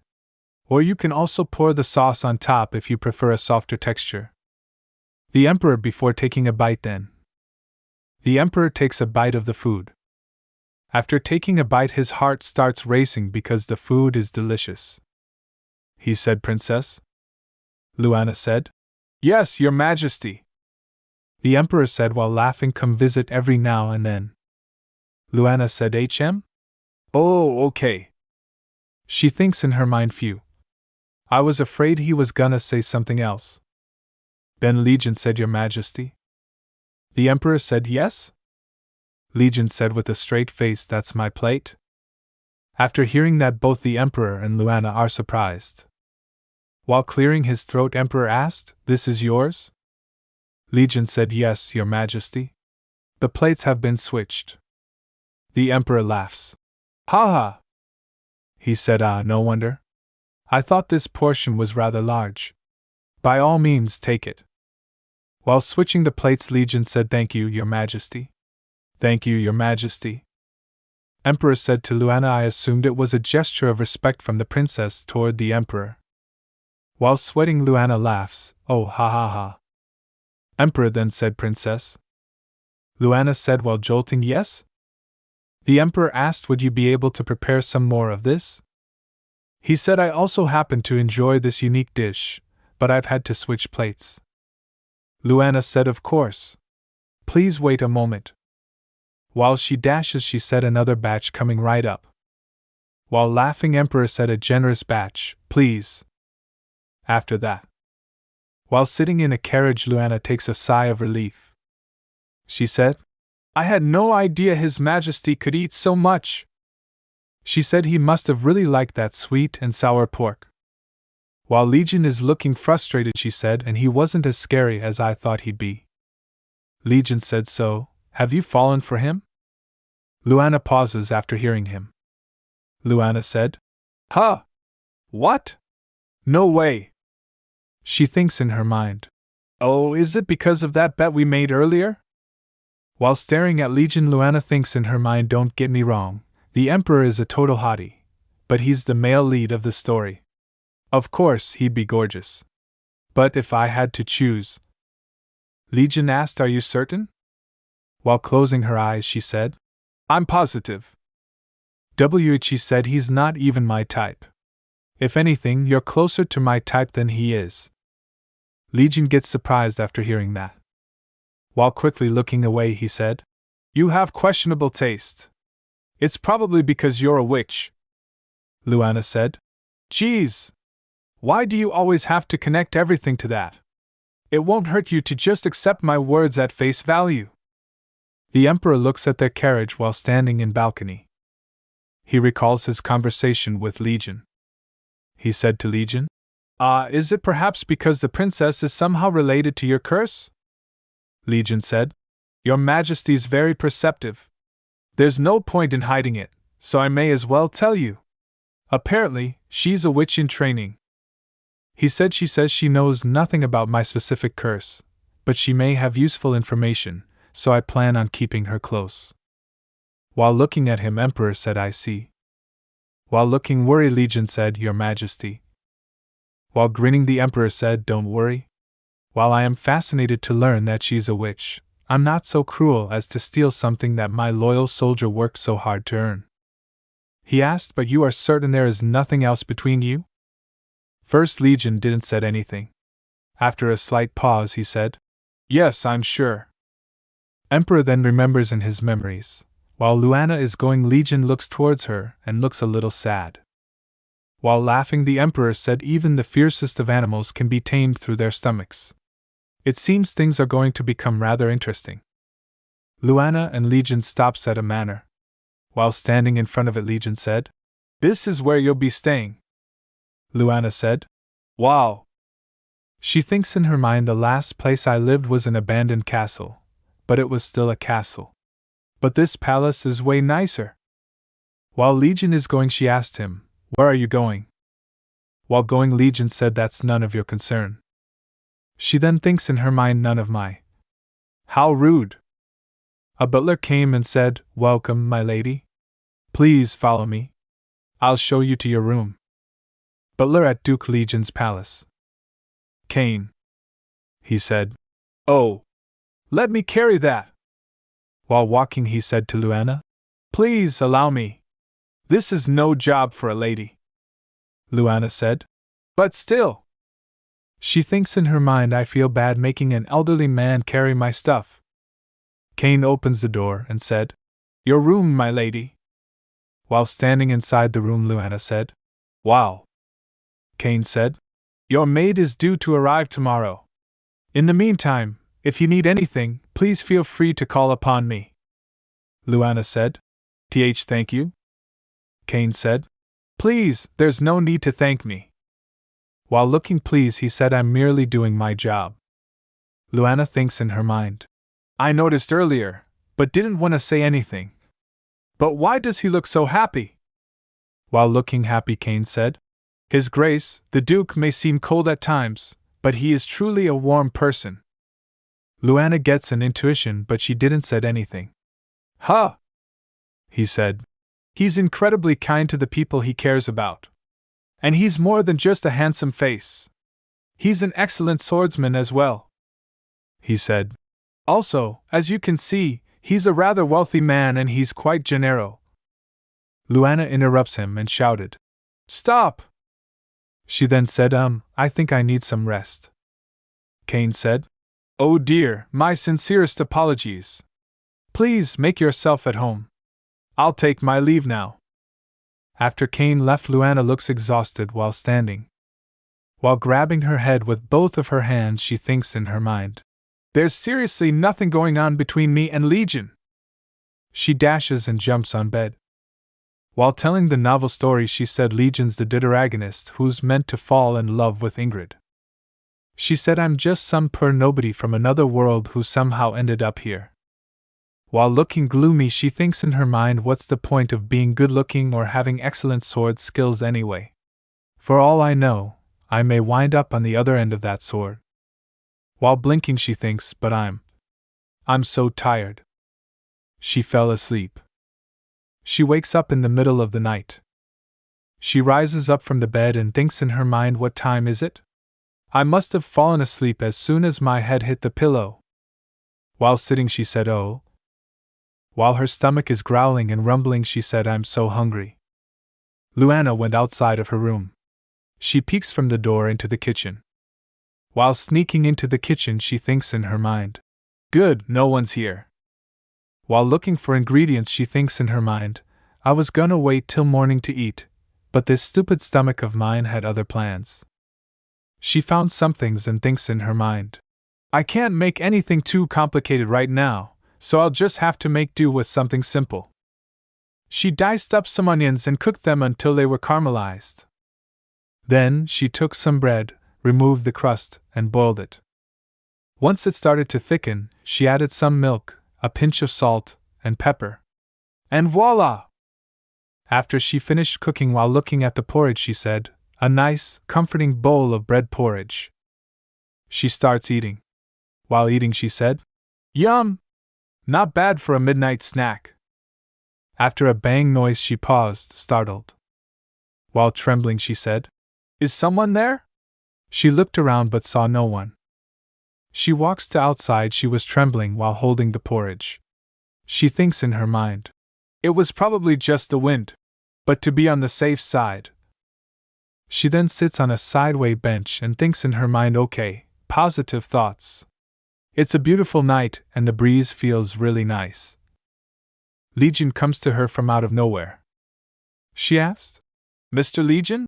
She gasped, seeing him standing there. Legion asked, It's late. Why are you out here? She said, I was hungry. He said, Then you should have summoned one of the servants to bring you something. He replied sternly. She said, Oh, I didn't want to trouble anyone in the middle of the night. She wondered why he was in full uniform at this hour. Did he just get back from the Imperial Palace? Legion also sits on bench. Luana asked, Were you able to eat dinner, Mr. Legion? He said, Not yet. Then Luana said, It seems like it. She said while offering her porridge, Would you like some of this? It tastes better than it looks. Legion asked, Didn't you make that for yourself? She said, You know I can always make more. While passing the porridge to him, she said, Have some. Legion stirs the porridge. Legion recalls his memories of when he was young. After he dropped the food, Cain said, Master. While Legion is coughing. Legion said angrily, I'd rather eat poison than this. At least that way, I wouldn't have to suffer anymore. Cain said, I understand, but you must eat. Please take another bite. While slamming his hand on table, he said, "You think I don't know that?" He said, "Bring me a meal I can drink instead. That way, I can get it over with quickly." While eating porridge, he thinks in his mind, "This reminds me of the sludge he brought later." While taking a sip, he thinks in his mind, "But I know it's not." While Legion is eating porridge, Luana asked, "It's good, right?" She thinks in her mind, "I was afraid he'd turn it down since it isn't the fanciest of meals. Look at him go," she observed. "Well, considering he only ate some jerky on our trip here, and the fact that he skipped dinner tonight, the taste of other people's food must be even worse than I thought." She thinks in her mind, living a life where he'd rather starve than eat. "I can't think of an unhappier way of living." She then said, "Mr. Legion, don't skip your meals anymore, okay? I'll cook you delicious meals from now on." She joyfully said, "I'll be sure to put some meat on those bones of yours." While imagining a witch in his mind, he said, That's exactly what a witch would say. Let's fatten you up so that you're plump enough to eat." Luana startled and said, "What are you talking about?" He said, "Isn't that what witches do? Fattening people up before eating them?" She said, "Are you with all the delicious food in this world, why would anyone ever eat people?" He then said, "That is exactly what a witch would say." While raising her hand in a pinky promise pose, she said, "Okay, then let's make a deal. She reaches her hands to his hand if I continue to cook for you." While linking her pinky finger to his pinky finger, she said, "And you eat everything I make, I promise not to eat you." Legion gets surprised by this gesture. First, he hesitates to say anything. While pulling his hand, he said, "Don't touch my hand, as you please." While feeling awkward, Luana said, "Oh, sorry." Legion blushed. While sulking, Luana thinks in her mind, "Did I cross the line?" Legion said, "Remember the bet we made on our way to the Empire?" While Luana is looking, he said, "I said I'd reward you if you could resist His Majesty's charms. And seeing as you have," he said, "the kitchen in the annex is yours." He said, "You'll need it to cook breakfast tomorrow morning anyway." Luana said, "Thank you, Mr. Legion." While both of them are talking to each other, Cain is looking at them from a distance while hiding behind a tree. The next day, while angrily, head chef said, "What did you just say?" The other chef said, "The Duke has informed us that we no longer need to prepare his meals." The head chef at Duke Legion's palace weighed. He said, "That's impossible. Not when I was about to serve him a meal I think he'll finally enjoy." The other chef said, "There isn't much that I can." He interrupts her and said, "Then does he plan to never eat again?" The other chef said, "Well, I've been told someone else is to prepare his meals from now on." Meanwhile, Luana is in kitchen preparing something. She tastes and said, It's perfect." After she finished preparing food, she puts the food in the serving cart. She thinks in her mind, "I thought I'd be late, but I finished just in time. Is someone there?" She glanced around. Cain came and said, "So this is where you were, my lady." Luana said, "Oh, hello." Cain said, "I couldn't find you in your room." Luana interrupts him and delightfully said, "Perfect timing." Cain said, "Pardon?" She said, "Could you tell me where Mr. Legion usually has his meals?" Cain hesitates before saying. The other chef said to the head chef, "Chef." While following the head chef, he said, "Let's return to the kitchen, She may be from a conquered kingdom, but she's still a princess." He said, "Plus, she's already garnered the Duke's favor. It's best that we focus on our own war." Head chef interrupts him and said, "I am trying to do my job." With a serious face, he said, "As one of the best chefs in the Empire, it is my job to prepare meals for the Duke." He said, "For the past 5 years, I have used all my knowledge and passion to cook for the Duke. However, the only thing he ever said was, 'Terrible. This tastes like garbage. Is this dirt?' He said to think that all my efforts would be pushed aside by love. He said, 'This is unacceptable. I must see this for myself.'" "Chef!" While Kane is pushing the serving cart, Luana asked, "What do you mean Mr. Legion doesn't eat breakfast?" Kane said yes, he dislikes eating in general, but mornings are particularly bad. Though I suppose there are many people who have little appetite in the morning. While tilting her head, Luana asked, "Ah, really?" Kane said, "In the Duke's case, yes." Luana thinks in her mind, that's strange. He always had such big breakfasts before we came here. Kane knocks the door and said, "It's Kane, my lord." "Legion is changing in his room," he said, "come in." Luana comes in the room and said, "Your breakfast is here, Mr. Legi." She looks at Legion changing his shirt and gets startled. She quickly turns her head to the other side and shouted, "I'm sorry." Legion said, "It's fine. Is that my breakfast?" While being nervy, Kane said, "Yes, sir. I know how you feel about breakfast, but Miss Luana works so hard on this, so perhaps." Legion said, "Bring it." Kane gets surprised. While Legion is sitting, he said, "Oh. Why, yes, sir. Today's menu is a soufflé pancake, grilled sausages wrapped in bacon, a cranberry cheese salad, and a cup of warm milk tea." While Legion is staring at the food, Kane said, "Ah, this dish is." Luana asked, "Oh. Can I turn around now?" She turns her head and happily said, "This is called a soufflé pancake. It's much softer than a regular pancake 'cause I mixed in some meringue into the batter." Kane thinks in his mind, well, it's certainly a unique dish and it does look appetizing, but the Duke doesn't. Legion starts eating. While Luana is grinning and Kane is confused, Legion eats. While eating, he said, "Tastes good, huh?" "Yes." While being surprised, Kane thinks in his mind, I knew there was something special between them, but. Kane remembers in his mind last night following Luana. In the kitchen and also in the garden. He overcame with joy. While sniffling, he thinks in his mind he did look as if he'd gained some weight. But to think it was all due to the power of love. While he is talking, Luana said to Legion, "Make sure to stir the tea before you drink it." While pushing the serving cart in the hallway, Luana thinks in her mind while singing. She thinks, I wonder what I should make for lunch. I'll think it over while I eat the portion I set aside for myself. She stopped after seeing someone standing in the hallway. While confused, she looks at him from behind. She asked him, "Excuse me? Who are you?" Wade quickly turns around and comes in front of Luana. Luana gets startled. Eek. Wade bowed his head and said, "I am Wade, the head chef of the manor." While stuttering, Luana said, "Oh, you're the head chef. What, can I do for you?" Wade said, "I have a request." Luana asked, "A request?" He said, "Yes. When I heard that the Duke had brought someone else to prepare his meals, I refused to believe it. I had to see it for myself. But then, just now..." He remembers in his head sneaking on Legion eating while Kane and Luana are standing there. "Tastes good, huh?"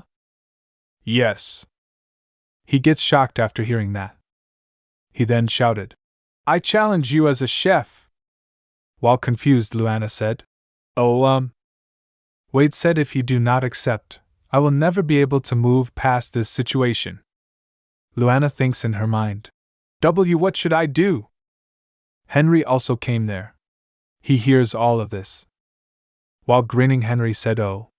Sounds like something fun's about to happen?" While dragging Lugard, he said, "Can Lugard and I join as well? You'll need judges anyway." Luana asked Henry. Wade said, "Of course. No one could impart fairer judgment than the knights. I humbly request you be our judges." Henry said, "Perfect. We had free time anyway." While freaking out, Luana thinks in her mind, what about my opinion, guys? The other chef said, "There's no need to feel pressured into accepting the challenge, my lady."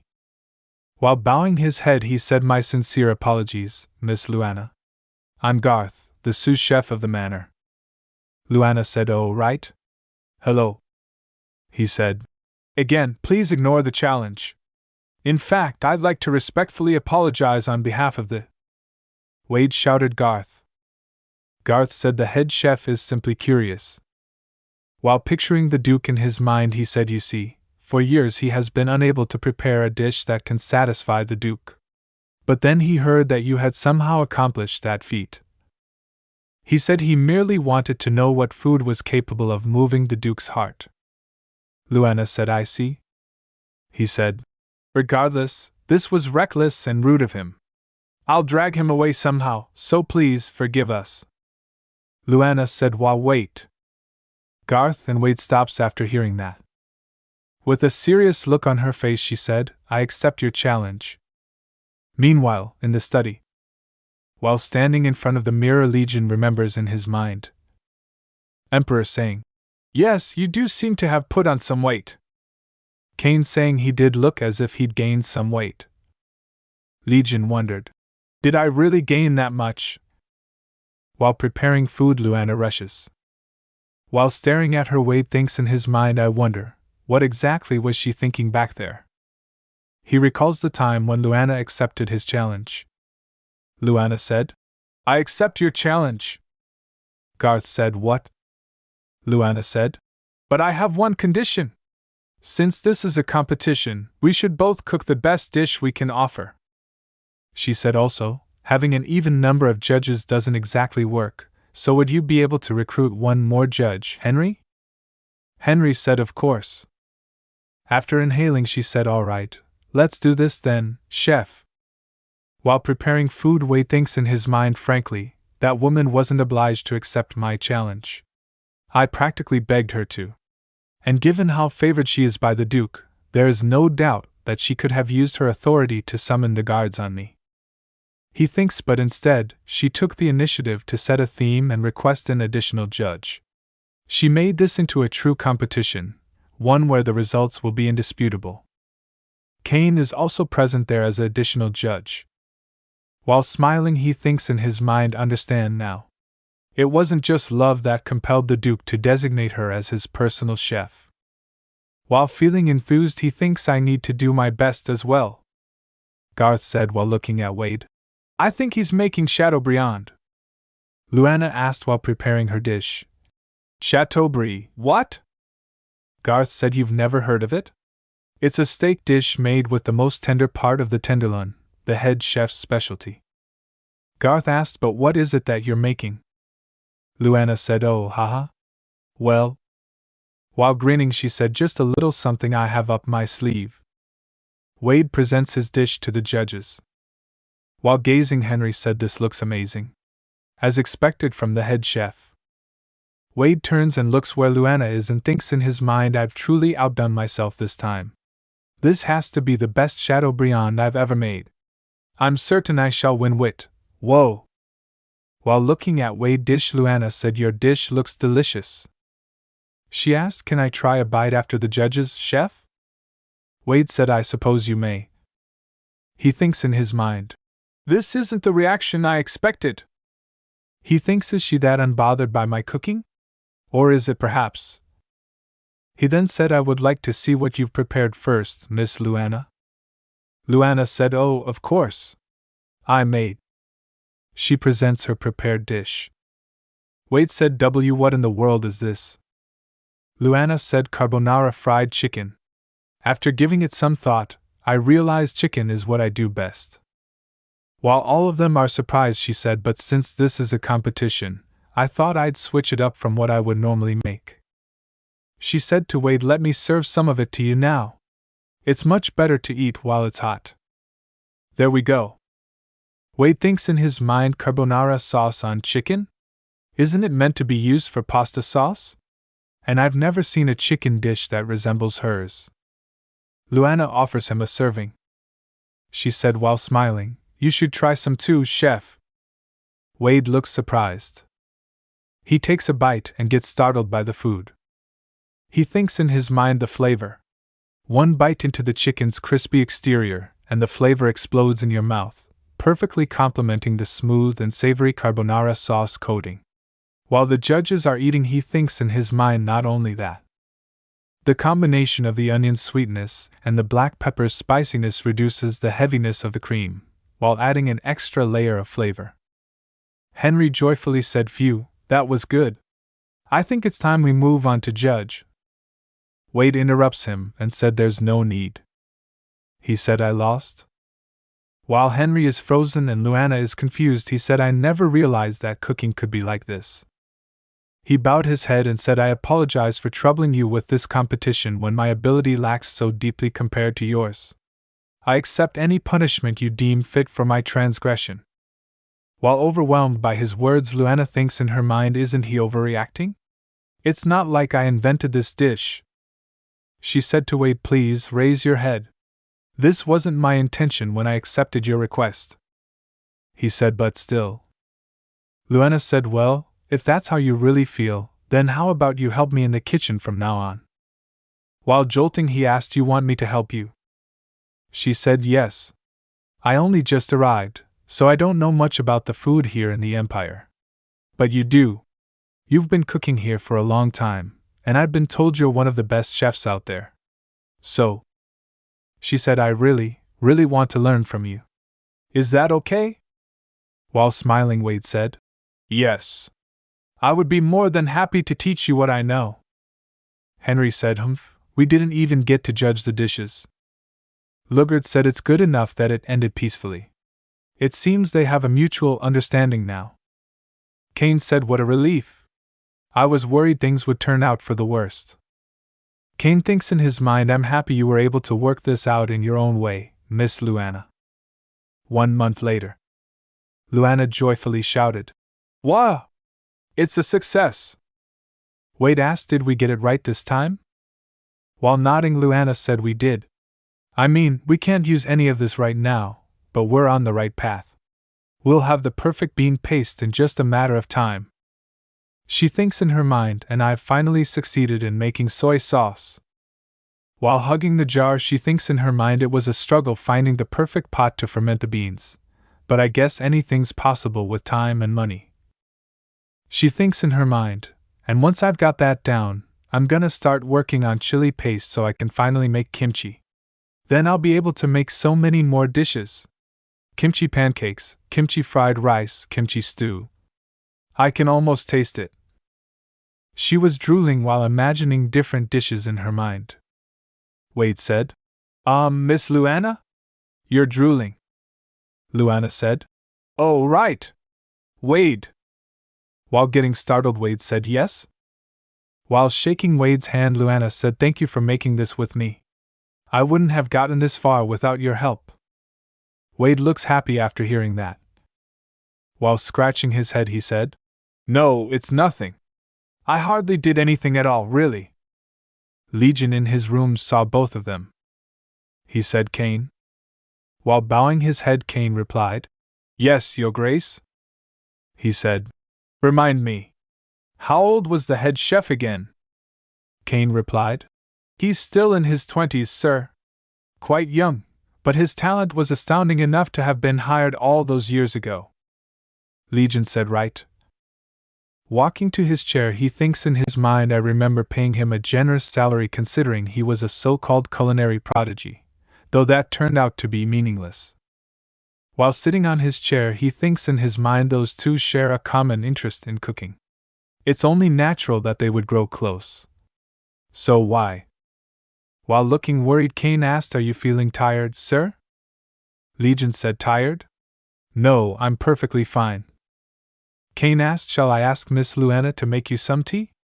It may help you to recover some of your energy. Legion said, yes, good idea. Kane asked, sir?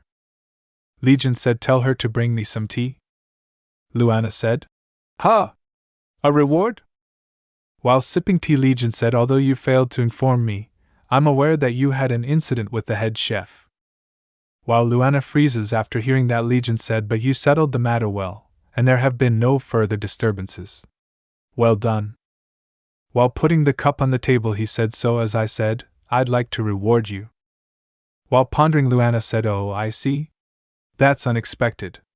I'll need some time to think about what I want then. She said, I've got it. She then asked, can I visit the market? I heard a huge street market opens up every 5 days. I want to go see what it's like. Legion asked, the market? Were you not given all the ingredients you need?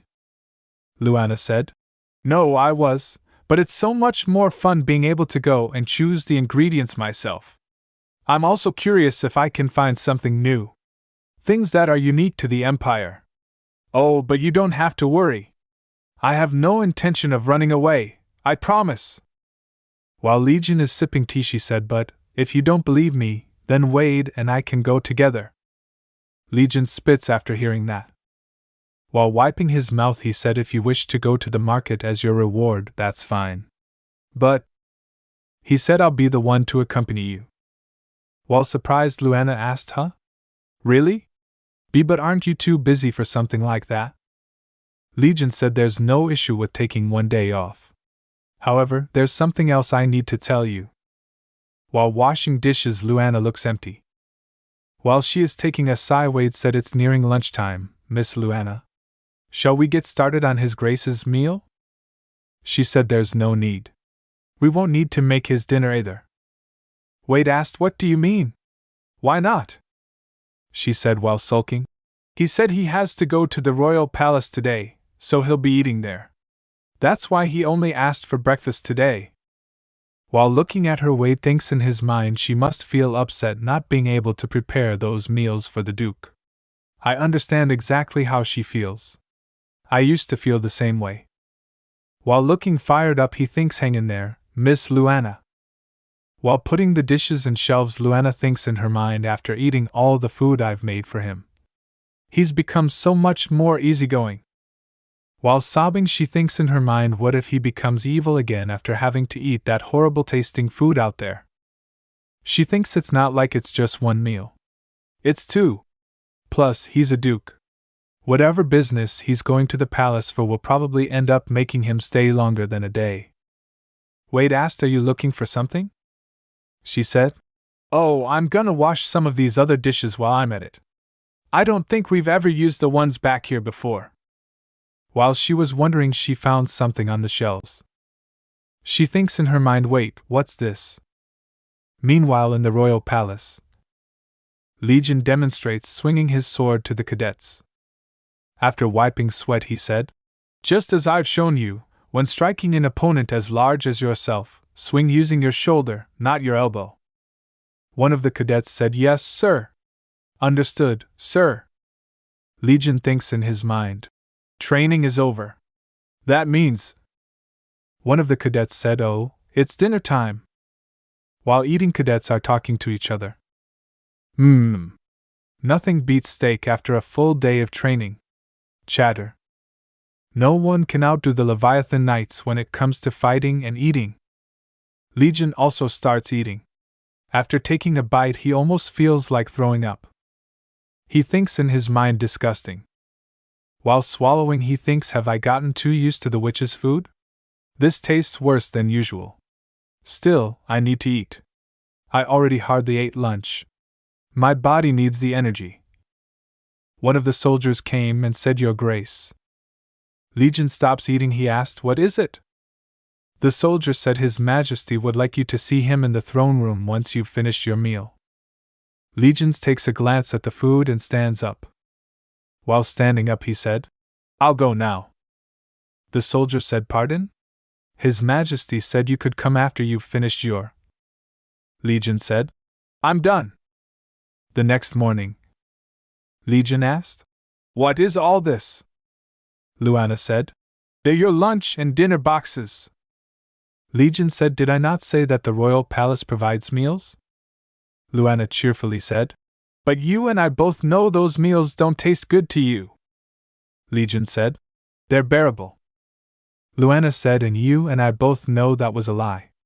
Just take these. I know how much you eat, so I prepared extra portions.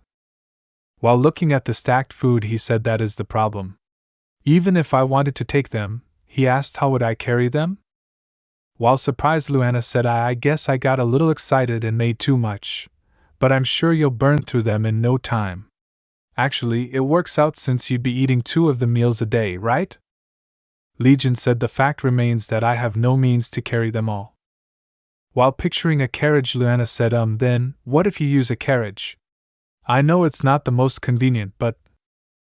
She said, I made each box with the utmost care. So please, Mr. Legion? Please? At the royal palace. A guard told the emperor. Legion entered the palace with a carriage? The emperor asked how unusual. Who was in the carriage? The guard said. Well, no one, sire. Apparently it was full of picnic baskets. Emperor smirked and said, I see. I happen to have something to discuss with the Duke. Perhaps I should call him over and ask him about it myself. Legion asked, Are you referring to the carriage, Your Majesty? While knowing, he said, I used it for a small matter, hardly worthy of your attention, sire. The emperor said, Is that so? I'm still curious as to what was in there. He said, Isn't this the first time you've brought something personal with you to the royal palace? You usually bring nothing but yourself. Legion looks hesitant before speaking. He said, Well, they're baskets full of food. Emperor said, But I heard the entire carriage was filled? He said, Are you telling me you brought an entire carriage full of food? While Legion is feeling embarrassed, Emperor said while laughing, Don't you think that's going a little too far?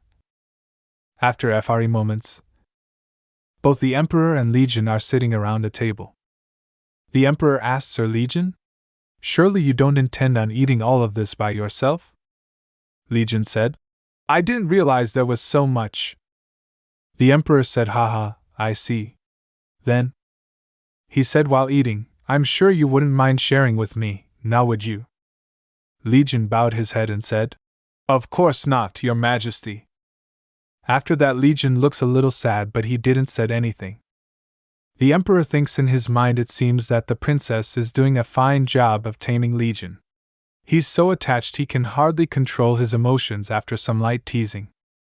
He thinks, though, as useful as it is to have another way to control him, unfortunately matters will be complicated if he becomes too obsessive. The Emperor then said, Splendid. Seeing as we now have a delightful meal to enjoy. While grinning, he said, I suppose I can share why I requested for you to come see me. Back at the Duke's manor, Wade calls, Miss Luana. Miss Luana! Luana was busy in thoughts. Wade asked, Is there something outside? While stirring the food, Luana said, And no, I was just looking out at the garden. I'm almost finished with this. Wade said, You've been stirring that for quite a while now. Luana asked, Oh, have I? While looking worried, Wade said, You've been acting strange all day, Miss Luana. While taking a sigh, he said, You almost broke a pot earlier, mixed up the spice boxes, and slipped in here at least 5 times. While sweating, Luana said, Was it really 5 times? While feeling a bit down, she said, I guess I have been a little out of it. It's just that today was the first time that Mr. Legion took his food to the royal palace. She said, I can't help but wonder if it was still fresh after the ride there, or what if it didn't taste as good by the time he ate it. Wade said, I understand how you feel. He said, Naturally. A chef is always curious to know whether the customer liked the food. Luana said, Right? Kane knocks on the door and said, Miss Luana, it's Kane. He said, His Grace has returned. Luana dashes to where Legion is and quickly opened the door. She said while Legion is looking, Mr. Legion! Legion asked, What is it? While slamming her hands on the table, Luana asked, So, how were your meals? Legion said, What do I look like to you? Your food taster? Luana said, Of course not. I just wanted to know what you thought so I can cook you something even better tomorrow. Legion said, Fine. He said it was good. While Luana is looking happy, he said His Majesty found it enjoyable as well. Luana gets surprised. She asked, Oh, you ate with His Majesty again? Do the two of you usually eat together? Legion said, No. We just happened to today. Luana thinks in her mind, Well, the Emperor did like what I made last time. Maybe after seeing the boxes he wanted to try more of my cooking? Legion then said, But don't prepare any meals for me tomorrow. Luana asked, Huh? Why? Legion said, Because you'll be going to the royal palace with me. The next morning, maids of the royal palace talks to each other. one said. She refused to eat today as well? The other maid said. Yes. It's been several days now. I'm really worried for her. While sitting on bed, Ingrid thinks in her mind it feels as though my stomach is trying to eat itself. I feel dizzy as well. While taking a sigh, she thinks it's making it harder for me to stay awake. Still, she thinks in her mind while sadly smiling, I won't give up now. I need to be strong. Only a little longer before I'll be able to see Mother and Father again. Out of nowhere her mother came and said, Ingrid! Ingrid! Ingrid, while confused, asked, Mother! Her mother starts going away. Ingrid then said, Wait. Please! Don't leave. She stops after seeing the curtain. She said, It was only the curtains. While sobbing, she thinks in her mind I'd begun hallucinating? While she was crying, Luana came to her room. Luana opened the door and said, Oh my goodness! Ingrid! Are you all right? Ingrid looks towards Luana and thinks in her mind, is this another hallucination? But that looks like. She reaches her hands towards Luana and said, Luana? Luana come close to Ingrid and cross her fingers with Ingrid's fingers and said, Yes. It's me, Ingrid. While tears are dropping from Ingrid's face, Luana said, I'm here. Last night. In Ingrid's room, the Emperor and maids are present. While bowing her head, maid said, She still refuses to eat. Emperor said, I finally have her with me, only for her to sit here and starve herself to death. While feeling annoyed, he said, Keep serving her food. Maid said, Yes, your majesty. Ingrid clenches her fist and said in her mind, Bastard. She thinks in her mind, if you caused all of this horror just to have me. She looks towards the Emperor and maid leaving and thinks, then I will do everything in my power not to become yours. You will never have me. Luana said, I was so shocked. I heard that you weren't doing well, but I didn't realize it was this bad. While Ingrid is looking hesitant to eat, Luana said, Oh, don't worry. I made sure to blend the porridge extra well, so it should be really easy to digest. Ingrid asked while looking worried, Luana, how are you doing? Huh?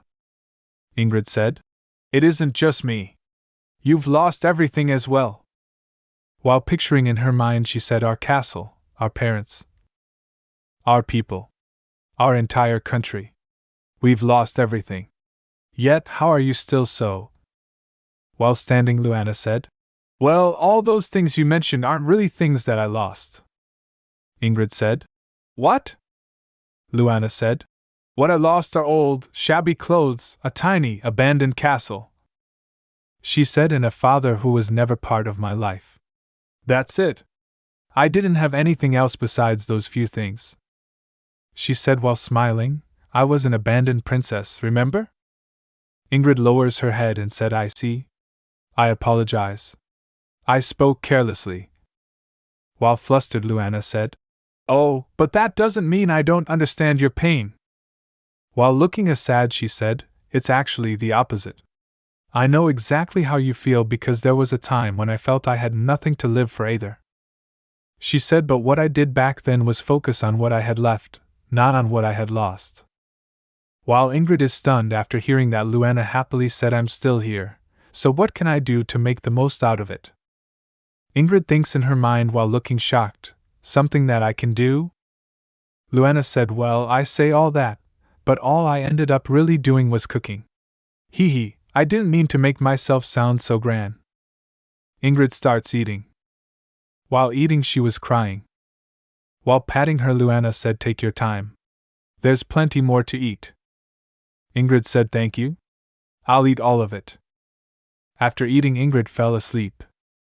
Phew. While Ingrid is squeezing Luana's hand while sleeping, Luana thinks in her mind, I guess she hasn't been getting a lot of sleep lately. She passed out right after eating everything. Emperor and Legion came to Ingrid's room. Luana said, Oh, Your Majesty. Ingrid just fell asleep. Emperor came close to Ingrid's bed and reaches his hand to Ingrid and asked, Did she finally eat? Luana said yes, but... While the Emperor is looking sadly at Ingrid sleeping and extends his hand close to her face, Luana dashes and blocks it, and said she's sleeping. Both the Emperor and Legion get startled by that, while getting angry by Luana's action. Enraged Emperor said, "And?" Luana said, "I'm saying she just now fell asleep. Even if you're the Emperor, you shouldn't disturb." Legion quickly stops her, and while bowing her head with his, he said, "My sincerest apologies, Your Majesty. She's still learning." Emperor asked, "Why are you apologizing on her behalf, Legion?" While Luana flinches, Emperor said she's the one who stepped out of line. Legion said, "Because she is one of mine, Your Majesty." With a blank expression, Emperor said, "I'm in no mood to entertain this. Both of you leave." Legion said, "Yes, Your Majesty." And both Legion and Luana left the room. While taking a sigh, Emperor thinks in his mind, a child who dares to step in the way of the Emperor, and a duke who's willing to protect her. Haha. While laughing in rage, he said, "Perhaps I should take her from him." While walking in hallway, Legion takes a sigh and said, "For someone who begged me to spare their life, you seem to have very little regard for living." While feeling sorry, Luana said, "I'm so sorry. I just felt so bad for Ingrid that I..." Legion said, "Do not make the same mistake again. The Emperor may have shown you grace in the past, but he is not a particularly kind individual." While sniffling, Luana said, "Yes, sir. I'll make sure to keep that in mind." She thinks in her mind, "I must have been out of my mind. This is the Emperor we're talking about. A friggin' psychopath who wiped out an entire country just to have Ingrid." She pauses and said, "Oh, but..." Legion asked while walking, "What is it?" Luana stares at him from behind and asked, "You consider me as one of your own?" After hearing that, Legion stops walking. Legion stops and said, "What a ridiculous question." He looks towards Luana as he glares Ceres. He said, "You're a prisoner under my watch. Every mistake you make is a reflection on me. You understand that, don't you?" Luana replied, "Oh right, oh of course, I promise I'll be careful from now on." Then Legion said, "Let's go." He blushed while walking after that. Back at the Duke's manor, Luana asked, What do you mean I don't need to bring a bag? How will I carry everything?" Butler Kane replied, "The porters will assist you with any items you purchase, so there's no need to trouble yourself, Miss Luana." While oblivious, Luana said, I see." Ain added, "Yes, then. You're ready? Shall we head outside? His Grace is waiting for you." Later in Bazaar, feeling amazed, Luana exclaimed, "Wow, I had no idea the market was this big." She thinks in her mind, "I was expecting a simple farmer's market, not something of this scale." "Wow," she said. "I'm gonna be able to find so many new ingredients. Ouch." A passerby bumped into her. She gets overwhelmed by the crowd. Crowd pushed her, and she gets swept along the crowd. She called, "Wait." She calls Legion as she gets swept away. Legion looks towards her and quickly grabs her hand and pulled her towards him.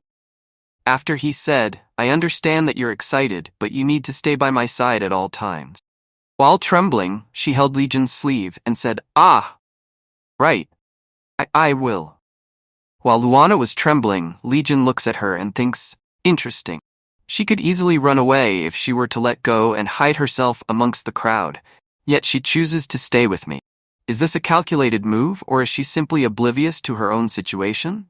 While walking in market, Luana looks at something and excitedly said, "Huh, Mr. Legion," he asked. "What is it?"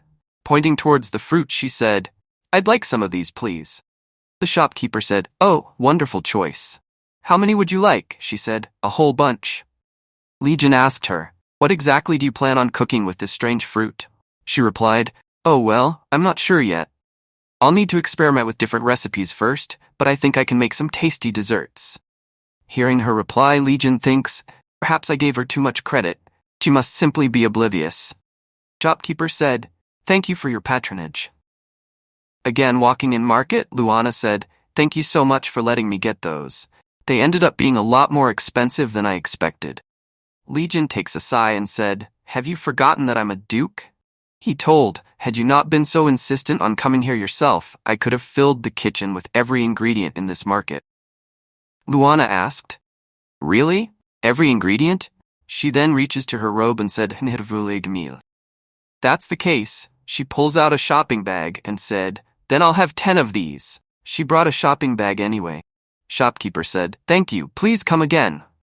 She replied, "I will." She thinks in her mind, Legion's been busy ever since he came back from the royal palace, so I thought he wouldn't be able to make it today, but he managed to find the time. I hope he didn't push himself too much to be here.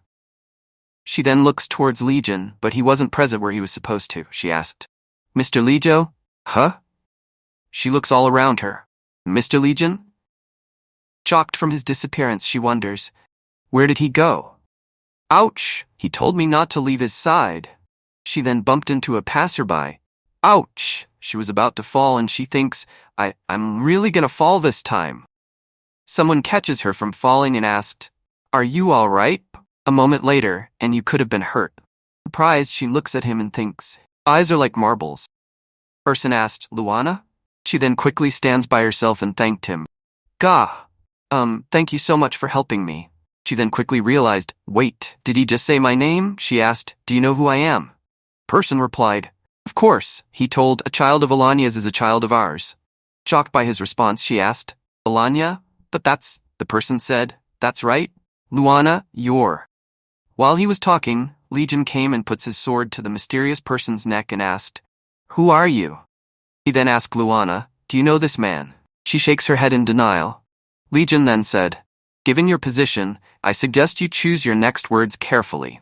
With a serious attitude, he said, "One wrong move and I'll slit your throat." Wait, hold on a second, Mr. Legion. All this person did was talk to me. Luana tugged at Legion's sleeve, her voice trembling with urgency. "You don't have to hurt him." "Luana," person interrupted, his tone suddenly calm yet ominous. "It would seem this isn't the best time."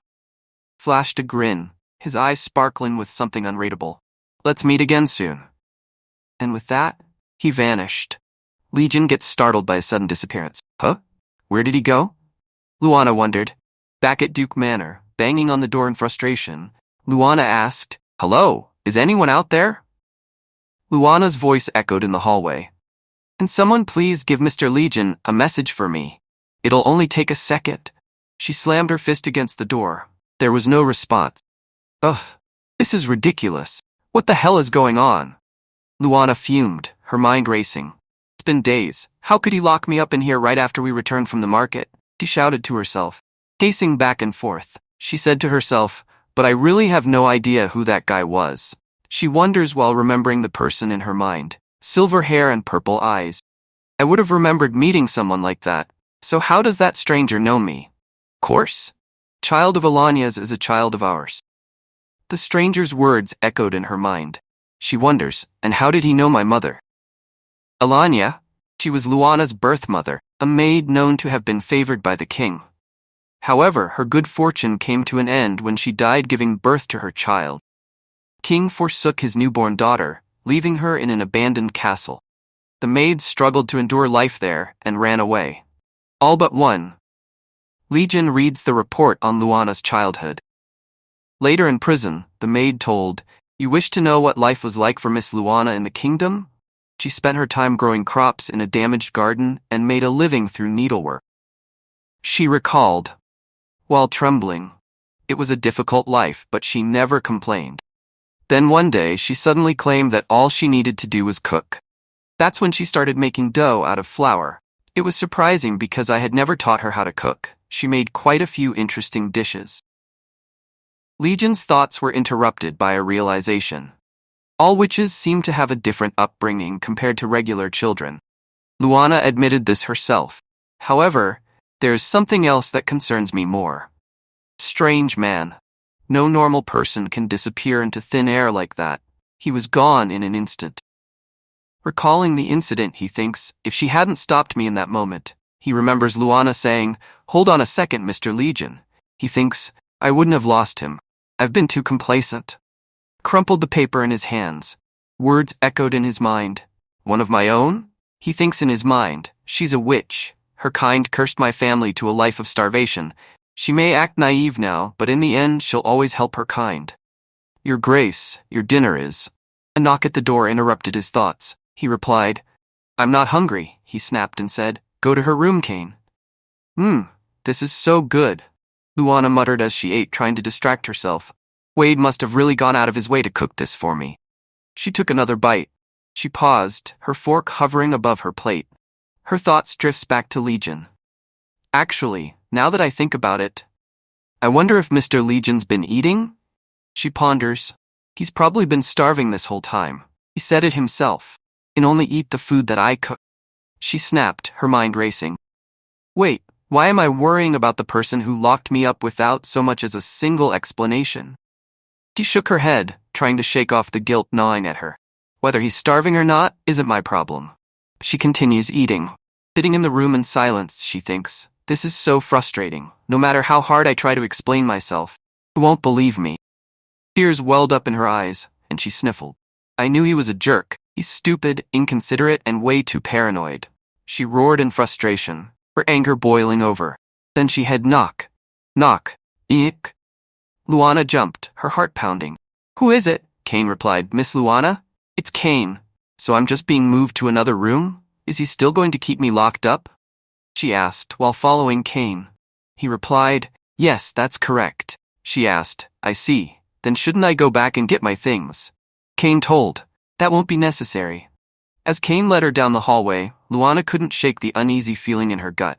Something seems off. I have a bad feeling about this. She said, Kane, this new room? Lightning was rumbling in the sky as rain was pouring down. She continued, is it in the basement? She asked, her voice barely above a whisper. I'm terribly sorry, Miss Luana, Kane said, his voice filled with regret. I knew something was wrong. Luana thought, her heart sinking as she was led deeper into the dark, cold dungeon. I'm on my way to the dungeon. All because of a misunderstanding. I was able to talk my way out of it last time, but things are different now. She trembled, her mind racing with fear and uncertainty. Legion probably won't listen to anything I have to say, even if I tell him the truth. A thought crossed her mind. Did I run away? After reaching to where the Duke was, Kane said, I'm here, Your Grace. Did you bring her? Legion's voice lingered in the cold, dark room. Emerging from behind, Luana said, I'm right here. Before a few moments, Luana thought, should I run away? Forget it. If I run away now, it would only confirm Legion's suspicions. She took a step forward. After all, this whole misunderstanding happened because we never got a chance to talk face to face. I'm sure everything will be fine once we talk, she reassured herself. But doubt crept in. What if things didn't go well? She might get locked up again. Or worse, actually tortured this time. Still, she couldn't just abandon everything. We've already made so many happy memories together, she reminded herself. She resolved, I don't want to throw that all away and run. Back at the present, she said again, I'm right here. Suddenly, Legion snatched her arm. Hold on, let go of me, Mr. Legion. She pleaded, sit. Then I'll give you a chance to explain yourself. Commanded, his voice colder than she had ever heard. You can start by telling me about the other witches you failed to mention to me before. Luana felt a chill run down her spine. He's never felt this threatening before. It's making my skin crawl, she thought. She steeled herself. I can't let him get to me. Grabbing his arm, she begged, please, just listen to me first, Mr. Legion. How dare you? He roared, slapping her hand. She stared at him. Mr. Legion, why? Tears welling in her eyes, she asked, why have you gotten so skinny? Noticing how gaunt he had become. Legion's heart raced after hearing that. He remembered his conversation with Kane. I'm going to torture her, he decided, emotionless. I don't care whether or not she gives me the information I need. If witches truly care so deeply for their own kind as they say, then she'll be the perfect bait. But Your Grace, Kane started to protest. That'll be all, Legion cut him off. His thoughts churned. She's been fooling me this entire time. She pretended to be caring and understanding, but it was all fake. Luana asked, you haven't been eating properly since I've been locked up, have you? Legion felt a throbbing in his chest. The torturer present there asked, are you feeling all right, Your Grace? Shall I begin the torture? Legion stopped her. No, he said, I've just been reminded of something urgent. Lock her up and wait for my next command. Then he turned to leave. Do not touch her until then, Legion ordered, leaving the room abruptly. Following him, Kane said, Your Grace, this urgent matter. Kane, call for a doctor, Legion ordered, his voice unexpectedly soft. Pardon? Kane asked, bewildered. Something's not right. Legion muttered, his usual composure shaken as he was blushing. Meanwhile, at a tavern, one of the patrons said, I swear I'm telling the truth this time. You're full of lies. That's nothing more than a groundless rumor. The other person's voice echoed back, filled with disbelief. Exactly, another voice chimed in. You can't find something that doesn't exist, no matter how powerful you are. First one said, you have to believe me. I heard it directly from someone who works for the Duke. It's a young witch, too. The Duke is keeping her in his dungeon and torturing her as we speak. The mysterious person from before was present there. He slammed his drink on the table. Keep it down, will you? You're going to drive my other customers out. Tavern owner scolded, their voice cutting through the tense atmosphere. And everyone already knows that witches don't exist, she began but paused. Huh? There was someone sitting here just now. Where did he go? In the dungeon, shivering, she wrapped her arms around herself. I'm freezing. If I had known it'd be this cold here, I would have worn something warmer, muttered. As she thought back to Legion's face, confusion clouded her mind. What was that look on Legion's face back there? It was like he was genuinely confused. Can't tell if he despises me or if he... Suddenly, the lights went out, plunging the room into darkness. Huh? What happened? Why did the lights go out? Luana's heart raced. What was that? I'm scared, she whimpered, her body trembling. Lady Luana, a familiar voice said softly, a gentle hand patting her shoulder. Luana screamed from fear. Please, calm down. The voice continued, reassuring her. Someone, please help me, Luana cried out, panic rising. It's okay, you're safe now, the voice soothed while lighting up the room with a match. It's me. A flicker of light illuminated the room, revealing the concerned face of Cain. It's me. Cain. Cain came carrying a tray. You haven't eaten since last night, have you? I brought you some food, he said. It's cream soup and bread, courtesy of the head chef himself. Her demeanor softened a bit. You guys went through all this trouble for me, he muttered, feeling enchanted by the gesture. Why don't you go ahead and eat? Cain suggested. Thank you so much, Luana replied, taking the spoon and beginning to eat. As Luana ate, Cain asked, Miss Luana? She replied, yes. Why didn't you run away? Cain asked. Luana paused, surprised by the question. Why didn't I run? He stammered. I'm sure you must have realized something was wrong when I came to get you. Cain continued, gaze steady. You had the opportunity when I stepped out so you could change, and again when we were walking down that empty hallway. You had plenty of chances to run, yet you chose to follow me. Cain's eyes narrowed, recalling the moments. While hesitating, Luana said, I guess that's because if I had run away, I would have only confirmed Mr. Legion's suspicions. She replied, As you said, I knew something was wrong. I knew Mr. Legion probably wanted to interrogate me after what happened at the market. But that really was just a big misunderstanding. So I thought the most important thing was to meet with him first, even if it meant meeting him in a place like this. She muttered, feeling a mix of anger and fear. I didn't know he was planning on torturing me. That's so brutal. Cain looked thoughtful. Then that day at the market. Why did you? Oh, let me explain. Luana interrupted. Actually, it's not even a big deal, but it's something I wanted to explain to him in person. She hesitated, then said, To be honest. Meanwhile, Legion asked the doctor, So you mean to say I can't be cursed multiple times? The head doctor at House Legion explained, Correct. This is something we learned after you had departed. Once you've been cursed by a witch, you cannot be affected by another witch's curse.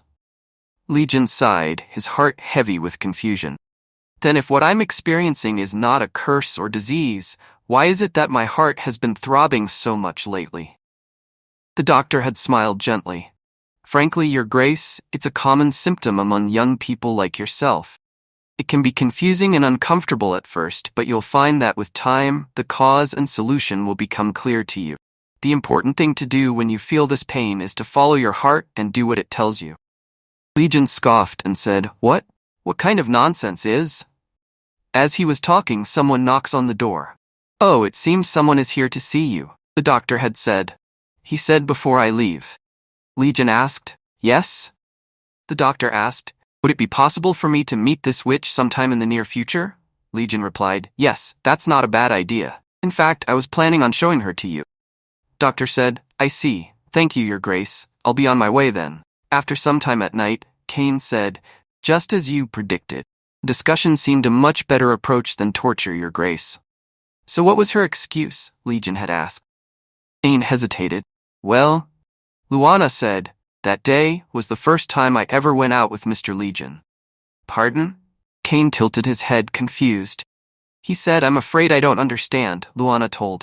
What I mean is, since it had been a while, I was super happy to be out.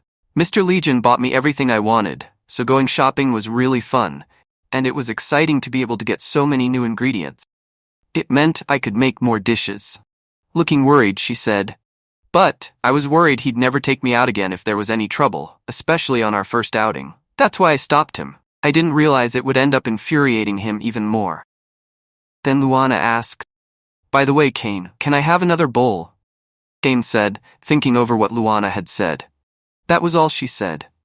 Legion said, so you're saying that her excuse was that she didn't want to ruin her day out with me? Anything else? Legion asked. Other than that? There is nothing more, Your Grace. She didn't mention anything regarding other witch. Legion had interrupted. That's not what I meant. Did she say she needed anything else besides more food? Legion had blushed, thinking back. A flicker of flames cast soft shadows across the room, and for a moment everything felt strangely cozy. The maids prepared everything for Luana in basement. What? What's all this about? Luana mumbled, as she tried to make sense of everything. Can I get you anything else? Maid asked. Luana replied, no, I think I'm good. I have everything I need. She asked, the better question is, why are you serving me these amazing meals when I'm supposed to be locked up? Maid shrugged, equally puzzled. I'm wondering the same thing, but I'm only following His Grace's command. Luana's mind raced. What in the world is going on, she thought. I was definitely brought here to be tortured, so why? Her stomach growled, interrupting her thoughts. Well, whatever, Luana decided, plunking his spoon back into the meat. Let's eat first. I can think about what's going on after this meal. After she finished, a troubling thought crept into her mind. This is only occurring to me now. But what if that meal was meant to be my last meal? That's gotta be it. If not, why else would I be given a delicious meal when I was this close to being tortured? With satisfaction came reality. Maid's voice broke through her thoughts again. Can I get you anything else? She screamed with fear and thinks, should I have asked for paper so I could write my will? Feeling overwhelmed, Luana flopped back in her bed. While sobbing, she thinks, if this is really the end as my dying wish, I want to see my pots. She closed her eyes, imagining the dishes she could have made. I had plans to make some kimchi and cook up a stew once the chili paste was finally ready. Softly simmered kimchi paired with crispy chunks of pork belly and a spicy broth. All that with a spoonful of white rice and topped off with a slice of rolled omelet. It would have been amazing. Bean paste stew sounds good too. All those ingredients slowly simmered to perfection. If only I could have just had one spoonful mixed with some rice. Luana wept, resigned to his fate. She reached out to pick a pen and paper. I should get started on my will. I can ask Wade to take care of his pots. Luana's will, please give my pots to Wade. 1 week later. Phew, I'm so full. Luana exhaled, pushing his plate away. The maid moved to clear the table. She said, I can take the plates away if you're done. Oh, thank you, Luana replied. She thinks in her mind, I wonder how much time has passed since I've been locked up here. I feel healthier than I used to be for some reason, she thought. Well, in any case, now's my chance to ask. So, may I ask, do you know when my execution date is exactly?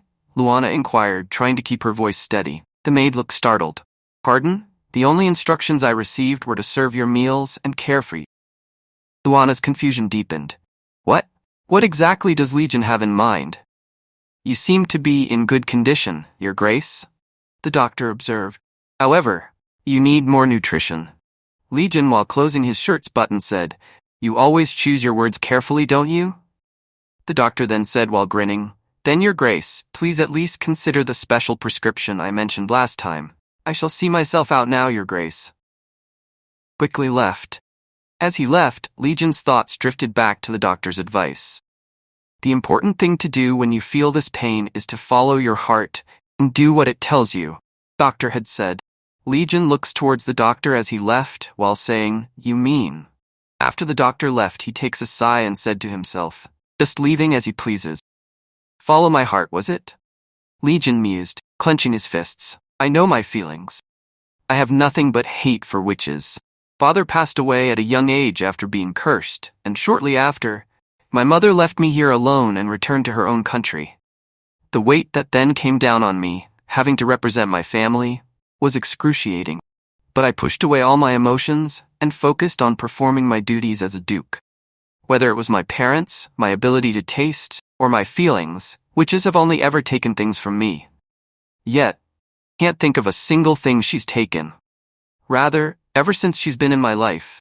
He then remembers Luana's words, I made each box with the utmost care. He wondered, is she really a witch? Legion's thoughts were interrupted by a knock at the door. Her Grace, a voice called out. Doctor? Legion asked, surprised. Did you leave something behind? Figure at the door tilted his head. Leave something behind, but I've only just arrived, Your Grace. Meanwhile, in the dungeon, Luana froze. Huh? Who are you? The doctor said. I heard you were imprisoned, so I came as soon as I could. Seems.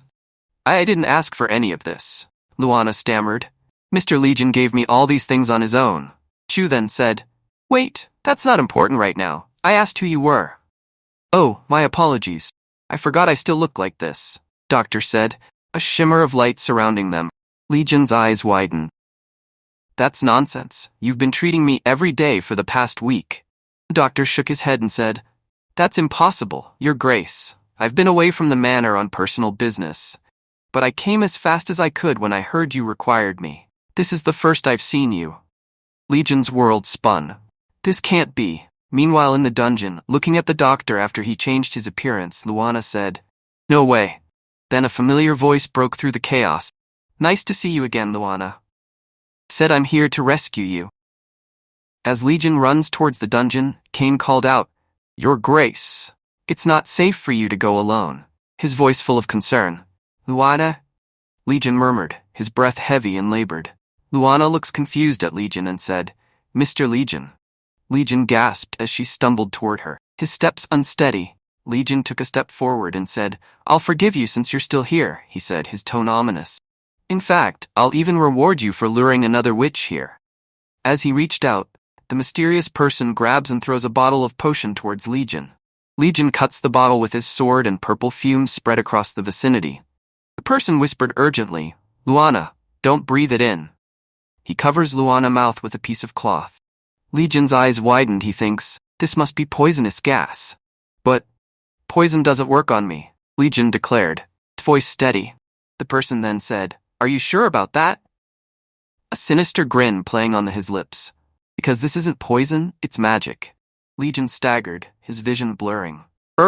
He grunted, struggling to stay on his feet. Shall we go, Luana? The mysterious figure asked, moving closer to her as Legion wobbled. Wait. Luana cried out, whipping her head around to see what was happening to Legion. Legion, in a desperate attempt to stay conscious, bit his hand hard enough to draw blood. He said, Neither of you will be setting foot outside this room. The mysterious person thinks, bit his hand to stay awake. Unbelievable, he went that far. It can only barely hold himself together. Luana thought, her heart racing. He's bleeding so much. Her mind raced with conflicting thoughts. With the way he is now, I could probably escape. Freaking out in her mind, she thinks. But honestly, I don't really want to go anywhere with this guy. I don't want to be on the run for the rest of my life, but I can't trust a man I just met either. But what's really holding me back is knowing that Legion would suffer without me here. What do I do? Suddenly, a realization struck her. Wait, if I go with this man, won't I be able to learn more about witches? I might be able to find out why Legion can taste my food even while under that curse, and why this suspicious witch knows who I am. This could be my chance. Clenching her fists, Luana made a decision. I'll be back, Mr. Legion. I promise I'll return, so don't be too upset. Just wait for me. As Legion was about to pass out, Luana tries a rush towards Legion and called, Huh? Mr. Legion. Don't worry, the figure beside her reassured. He's just fallen asleep. It'd be a shame to leave like this, the figure thought, glancing at the unconscious Legion. His knights haven't arrived yet. I should kill him off before. Come on. Luana interrupted, grabbing the figure's arm. Let's go. You said we're out of time. The figure hesitated, his eyes narrowing as if he suspected her true intentions. Did she realize what I was planning to do? Wondered. Then they started hearing the night voices. Miss Luana! Your Grace! Person then takes a sigh and said, Fine, let's get out of here. After they made their escape, I don't think they're chasing us anymore, Luana said, trying to catch her breath. Yes, we should be fine now, figure replied, his voice calm. They're probably more concerned about their master than finding us. Right. Luana mumbled, her mind still on Legion. So, that magic dust you used back there, does it have any side effects? She asked, concern evident. As I said earlier, it was only meant to put him to sleep. If anything, he should wake up feeling refreshed, the figure replied confident. Oh, I see. That's a relief, Luana said, exhaling deeply. I, Jellard, the Witch of Potions, concocted that magic dust to be of the highest quality, figure explained.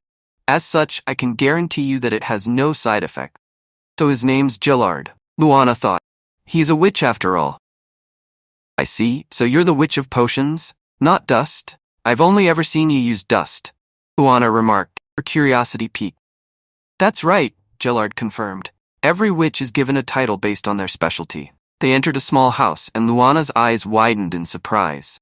Whoa, how's this possible? This house didn't look nearly this big from the outside. Jellard chuckled. The Witch of Space lent me a hand. That's amazing. I didn't know magic could be used like this. Luana exclaimed, her amazement genuine. Aren't you curious to know what kind of witch your mother was? Jellard asked, his tone probing. My mother? Luana stammered, voice shaky. Oh, of course I am. It's just, I'm more curious to learn about the witch who cursed Legion first. Luana, why are you so interested in that man's curse? Jellard asked, confusion lacing his word. Well, I feel bad for him, you know? Luana admitted, her voice softening. I've seen his struggles firsthand. Being cursed and unable to eat any of the delicious food in the world, it's made him so irritable to the point that he barely has any friends. Plus, it's not like he was cursed because he did anything wrong. He said that curse has been passed down in his family from generation to generation. Do you really believe that the wrongdoings of a parent have nothing to do with their child? Jellard pressed, eyes narrowing. Yes, I do believe that, Luana insisted. Even if that's not the case, and the child has to be punished as well, don't you think they would have suffered long enough that they should be free from their curse? Jellard sighed, his expression softening. You continue to surprise me, Luana. He rummaged through his robe and pulled out a small, worn book. Here. This is Ilania's diary. My mother's diary? Luana gasped. She took the book. Oh, but why are you suddenly giving this to me? If you must know, Jellard said, his voice low, it was Ilania who cursed the Duke's family. Luana shouted, What? Luana's world shattered as she stared at the diary in disbelief. You're telling me that Ilania, my mother, is the one who cursed Legion's family? Luana's voice was filled with disbelief and shock. Yes, that's correct, Jellard replied calmly. But wouldn't she have been too young to cast that curse? Mr. Legion told me that his curse has been passed down in his family for generations. Luana's mind raced as she tried to make sense of this revelation. Witches live much longer than humans. Ilania was probably far older than you might have thought, Jellard explained, his tone matter-of-fact. I had no idea. Luana muttered, her thoughts swirling. What the heck? That just means Legion wasn't totally crazy for wanting to capture and torture me for information. Suddenly, a new thought struck her. Wait. Then, do you know how to lift the curse?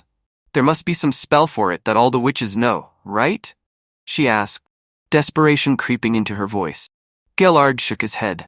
The only one who can lift the curse is the person who cast it, said, almost mockingly.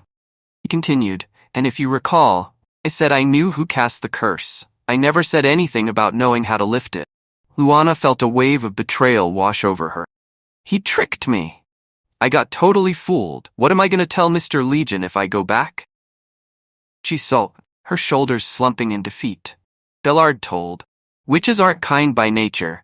That doesn't mean we're in the habit of cursing innocent people for the fun of it. Jellard continued, if you're that eager to learn more, I suggest taking a good look at that diary. You might find what you're looking for. Can't you just tell me what you know? Luana pleaded, frustration evident. Alanya cast a spell on that diary so that only her descendants would be able to read it. Gillard replied with a shrug. I don't know anything either. Luana sighed, realizing she had no other option. I guess I don't have a choice, she muttered, reaching for the diary. After some time, she said, eyeing Gillard suspiciously. Be honest with me. This was all a ploy, wasn't it? I haven't the faintest idea what you're talking about, Gillard responded, feigning innocence. Luana said this diary. Flipping open the diary, Luana began to read. Today, I tasted boar meat for the first time. Seems that boars raised on acorns produce meat with a tough and chewy texture. The coffee-flavored caramel was soft yet bitter. The coffee beans ended up more bitter than I expected because I used the spell before I'd perfected it. Luana's eyes closed in disbelief. I went through it all night, and it only has food recipes. You tricked me because you knew that I didn't know anything. Calm down, Gillard said, barely containing a smirk. How would lying to a young witch do me any good? Besides, you must have enjoyed reading it if you stayed up all night just to finish it. Luana flinched, unable to argue. Wow, there's a recipe on how to make chocolate, she muttered in her mind. She told, I was so distracted by all of the recipes that I couldn't help it. Like mother, like daughter? The two of you shared the same interests, Gillard told her. He rummaged through the shelves once more, he said. Alanya was the witch of gastronomy. He added, no one could ever cook the way she did. By the way, there's a second diary, and pulled out another small book. Luana snatched the second diary from his hand. You could have given both of them to me at once, she snapped, annoyed. It's hard for me to remember what I have since I've never been able to read any of her diaries. I hope you understand, Gillard replied, feigning harmlessness. I'm going upstairs to read this, so don't bother me, Luana declared, clutching the second diary tightly as she stormed off. As she opened the second diary, a new entry caught her eye. This diary is for my descendants. This one seems different, Luana thought. Curiosity piqued. Maybe I'll find something out. The entry continued. It all started when I was on my way to the north to experiment with new recipes. As she read on, a scene unfolded in her mind. Wah! Sniffle, sob. A young boy cried, his tears falling onto the ground. Hello there, a voice called out gently. The boy looked up to see a kind-looking woman leaning down toward her. Why are you crying? My bread. Tastes awful, boy wailed. So you made potato bread? The woman observed, examining the loaf. It looks nice enough. What could be so awful about it? Let me try it. She took a bite and frowned. It's like biting into a rock. Could there have been something wrong with the dough? Is it that horrible? The boy asked, his voice trembling. The woman paused, choosing her words carefully. Well, it's edible. That much is certain, she said solemnly. Edible? But that's not good enough, the boy cried, his face crumpling in disappointment. Not good enough for what? The woman asked, her curiosity piqued. The boy hesitated before speaking. The boy's mother said, Well, darling, they say a new lord will be coming here soon. His father replied, New one? I'm sure this one will raise the taxes even more. His mother said, We won't be able to survive the winter if that happens. And how will we feed Patty? His father said, Curses. Those people don't give a damn about whether peasants like us die of starvation or not. There's nothing we can do. But I found out that the new lord will be coming to patrol this area soon, boy added, fidgeting nervously. That means my family will be able to meet him. So I thought I could prepare a gift for him. The boy's voice grew softer. I know that bread made of potato and flour won't mean anything to him. But still, I want to do everything I can to help my parents. Anything at all. But this is a waste of time, isn't it? A piece of bread like this is going to be worthless to him. The woman smiled gently. You say that, but when it comes to food, there's something more important than the cost of the ingredients. You know what? It's settled. I'll help you make the most delicious loaf of bread you'll ever eat. The boy looked up, her eyes wide with hope. You will? Are you a chef? No, I'm not, the woman replied, her smile widening. I'm something far greater. I think I get it now, Patty exclaimed, a spark of excitement in his eyes. Really? Are you sure? Alanya asked, her tone patient but a little skeptical. I can show you how it's done first if you'd like. No, I'm sure. I want to try making it again using your recipe this time. Patty responded eagerly. Baking potato bread. using Alania's recipe.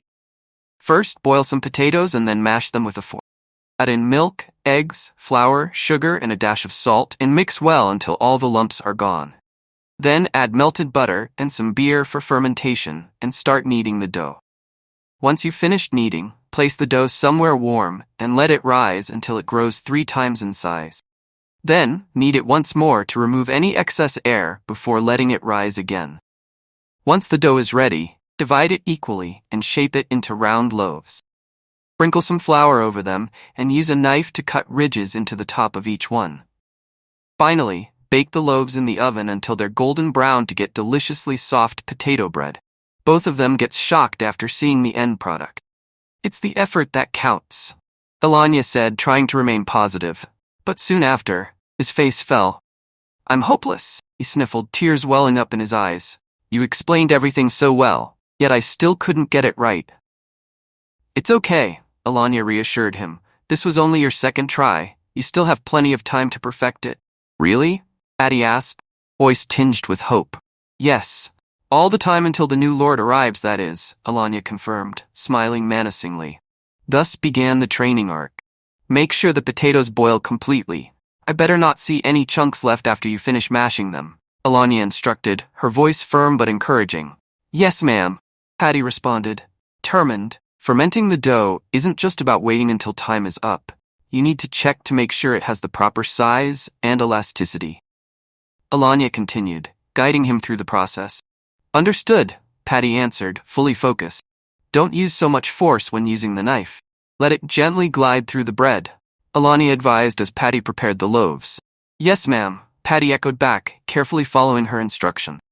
Finally, bread was ready. So good, Alania exclaimed, taking a bite and savoring the taste. Really? You mean it? He asked, beaming with joy. Yes, it's fluffy, chewy, and has just the perfect amount of flavor, Luana praised. That new lord's visit is today, right? Looks like you made the bread just in time, she added. Yes, it's all thanks to you, Patty said, bowing deeply. I appreciate you going out of your way to help someone like me, ma'am. Thank you so much, Alania looked at him kindly. Someone like you? She repeated. Patty, she said softly. Yes? Patty asked, looking up at her. I didn't help you because I felt bad for you, Alania said, placing a gentle hand on his head. Patty looked at her, blushing. Remember, when it comes to food, there's something more important than ingredients and cooking skills. Cooking only truly begins once you have the heart to care for others, Alania explained. Meanwhile, the new lord arrived in the village, his expression one of disdain.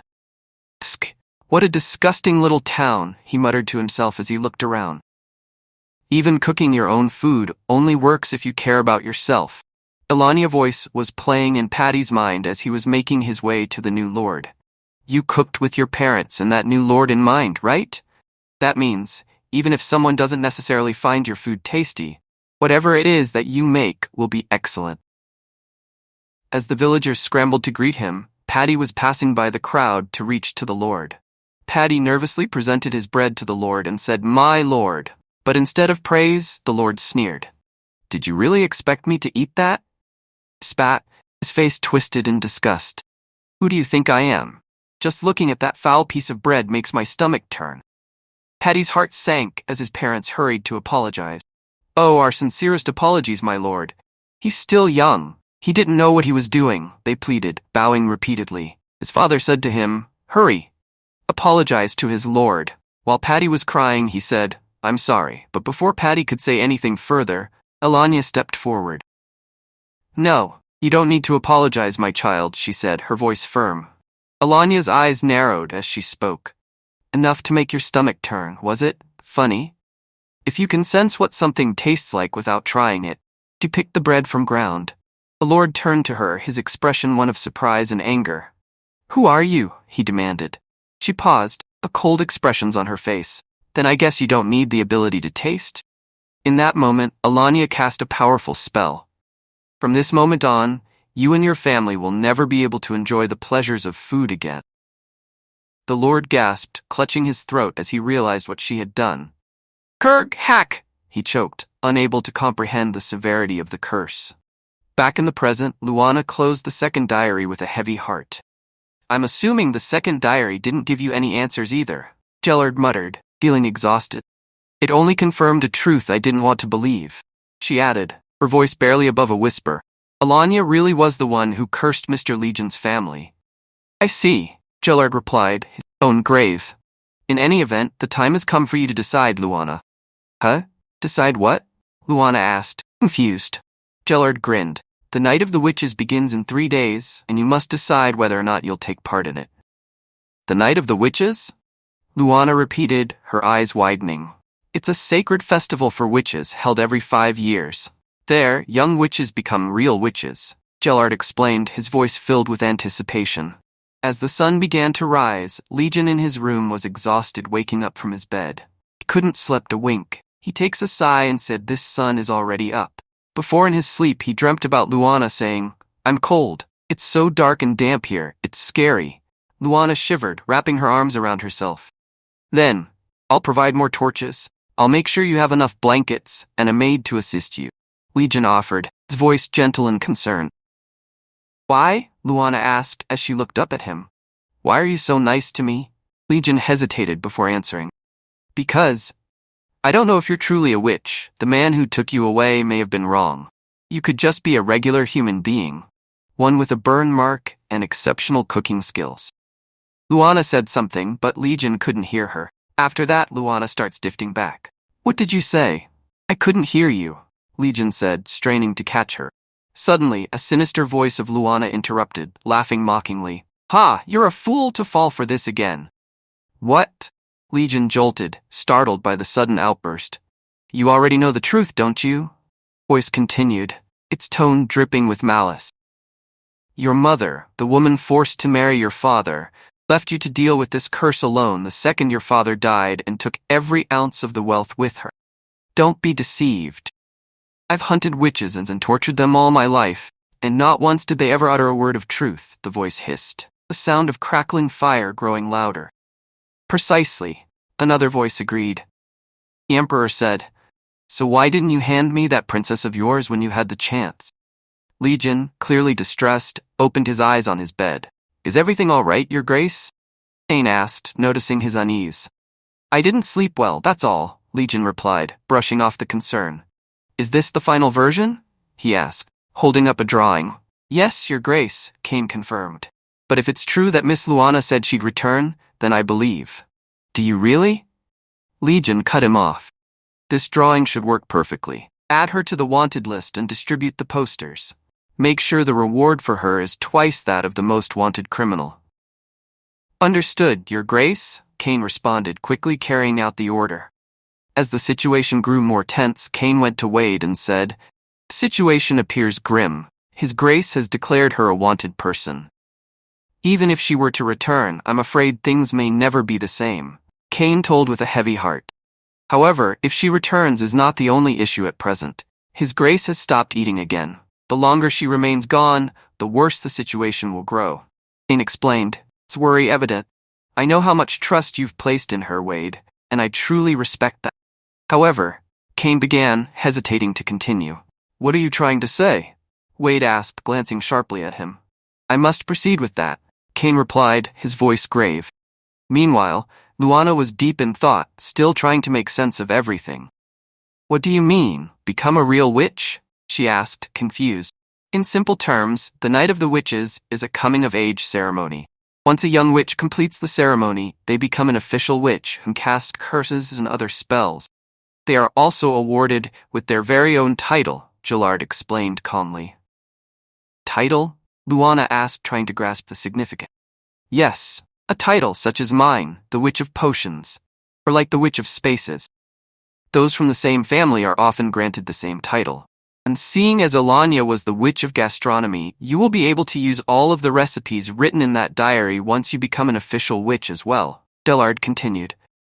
All of them? Luana thought, the realization hitting her.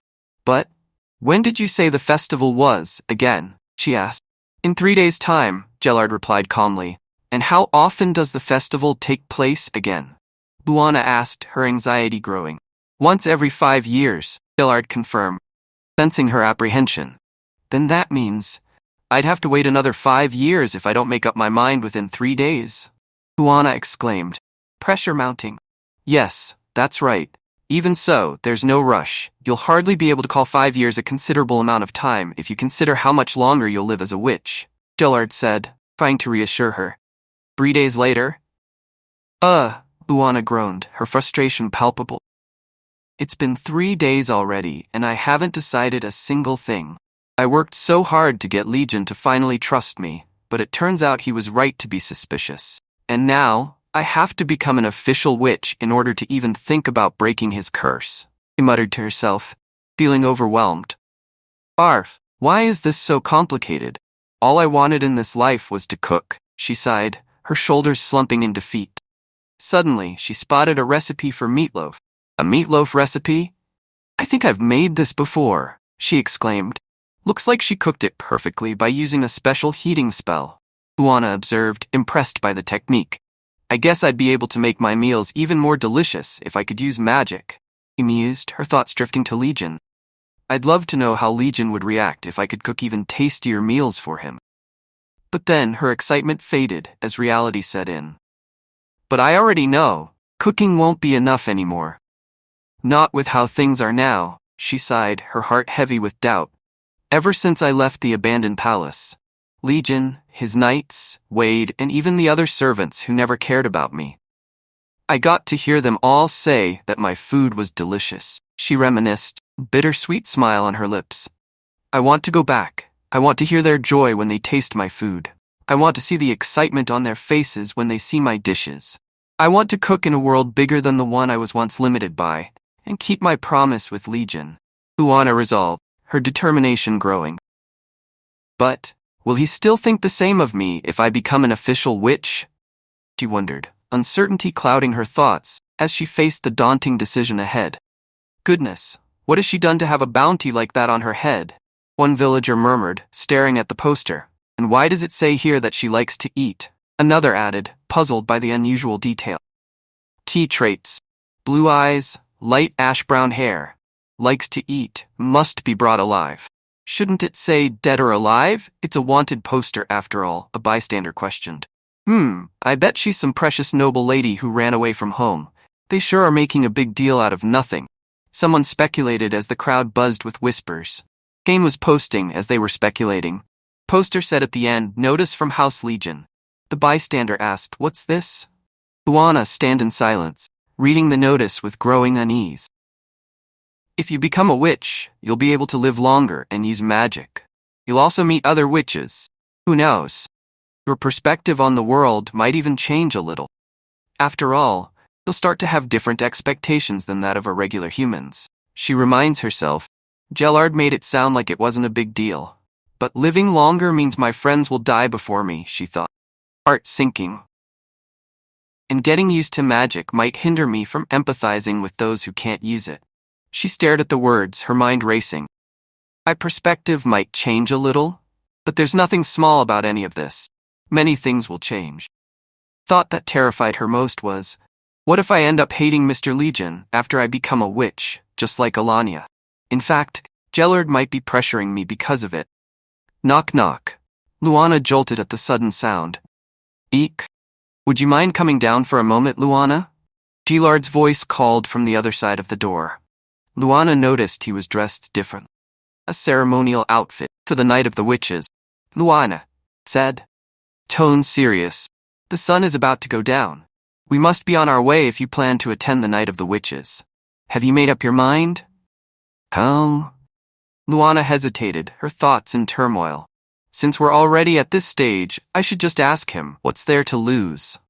Why are you so insistent on me becoming a witch, Gellard? Frankly speaking, I'm a stranger to you. There's no reason why you should care so much about. Brew, you may be a stranger to me, Gellard interrupted, his expression softening. Then holding the tray with a cup, he said, but Alanya wasn't. Luana, I am the only male witch in this world. Do you know what that means? He walks close to Luana. You are? I thought there'd be plenty of others, Luana replied. Surprised. Placing the tray on table, Gellard explained. There aren't. Told, when a witch has a son, the son often dies because he doesn't have enough mana to sustain his own body. Even if he survives, it's unlikely that he'll become a skillful witch. That's why there's a considerable gap in our capabilities, despite us both being of the same kind. And that gap creates distance. I see, Luana murmured, processing the information. Gillard continued, but Alanya? He then remembers a scene from his past. Suddenly, a small sparkle caught her eye. Is that magic too? Alanya asked. I could see that sparkle from far away. What does it do? How did you make it? She asked, curiosity overtaking. Huh? Oh, it replenishes mana. But I wouldn't call it magic. I made it using herbs that contain mana, Gillard explained, slightly taken aback by her sudden interest. Do you mind if I taste it? Alanya asked eagerly. It's really bitter though. Are you sure? Gillard warned, raising an eyebrow. Yes. Color looks so interesting. I'm curious what kind of flavor it holds. Alanya insisted, her eyes gleaming with excitement. But just so you know, I don't take without giving. I'll show you my magic if you let me have a taste. I promise. Please? Pretty please? Come on, just a taste. Alanya pleaded, her enthusiasm infectious. Where did she even come from? He wondered. She's so persistent, but I guess I've never spoken to another witch around my age before. Here, just a sip then, said, handing her the drink. Wow, thank you, Alanya exclaimed, taking a sip. He spurted out the drink. What an interesting taste, she laughed, despite the bitterness. Told you it was bitter 'cause it was made from herbs, Gillard yelled as he snatches the drink back.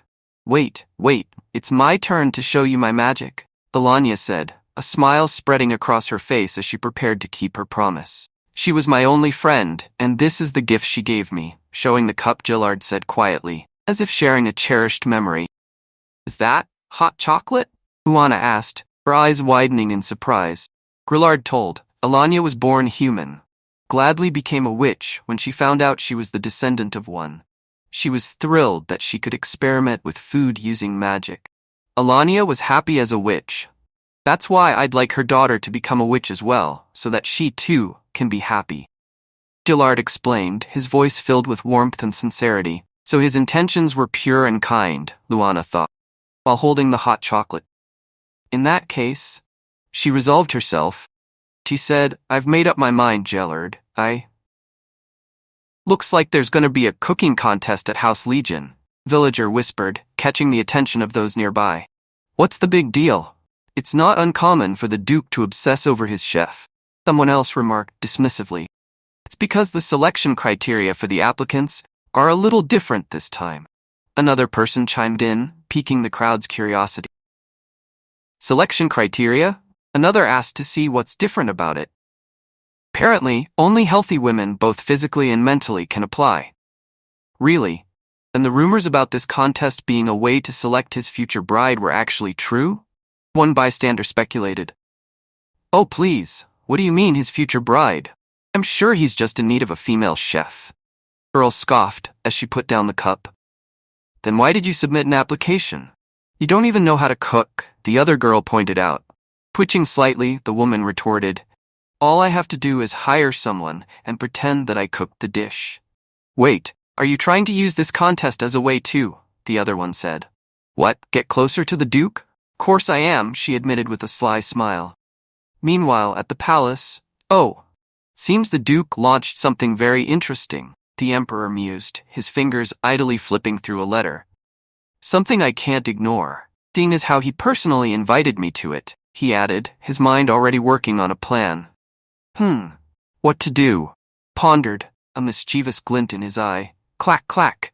Oh, hello, my dear, he greeted as his companion came. How do you feel about making a visit to House Legion with me? Said to Ingrid, Of course, your majesty. I can't bear the thought of being separated from you, Ingrid replied, smiling warmly. Back at House Legion, Wade thinks, I can't accept this, he reminded himself of Kane's words. I must proceed with that plan. We must help His Grace find new love through a contest, he declared, urgency clear in his voice. He thinks in his mind, I know that His Grace acted a little differently in front of Miss Luana, but it wasn't solely because he was in love with her. Miss Luana has a special talent for cooking something not many people have. He then heard a rustling voice from near the pots. Who's there? Wade called out, alarmed. How dare you mess with Miss Luana's precious pot? He demanded, was met with silence. I could have sworn I heard something. Cooking contest? You decided to hold something like this without my knowledge? The Duke asked. Your Grace, if I may explain, Kane began. The Duke cut him off. Do you not understand the situation? You know I'm cursed, Duke snapped, crumpling a piece of parchment in frustration. So unless Luana is found, this won't solve anything. The Duke swayed slightly, clutching his head. I feel dizzy. Ugh. I'm not spending another coin on this idiotic plan of yours, the Duke growled. Terminated immediately. My apologies, Your Grace, but you personally signed off on the contest, Kane stated firmly. What? The Duke's confusion deepened. He said, I don't remember signing it off. Of course you don't. I passed the document by you while you were still suffering from a hangover. After all, Kane thought to himself. It was indeed sly of me, but I assure you, this is for your own good, Your Grace. The fact that you can't remember is indication enough that the contest is more critical than ever. Kane confidently said, You're not in a proper state at the moment, Your Grace. Your condition will only worsen if you continue to skip your meals. Bah, why bother hiring a new chef, when even our gifted head chef can't cook for me? The Duke muttered. Defeated. Kane snaps with his fingers, and a maid came in room, pushing the serving cart. Then Kane placed 3 dishes in front of the Duke.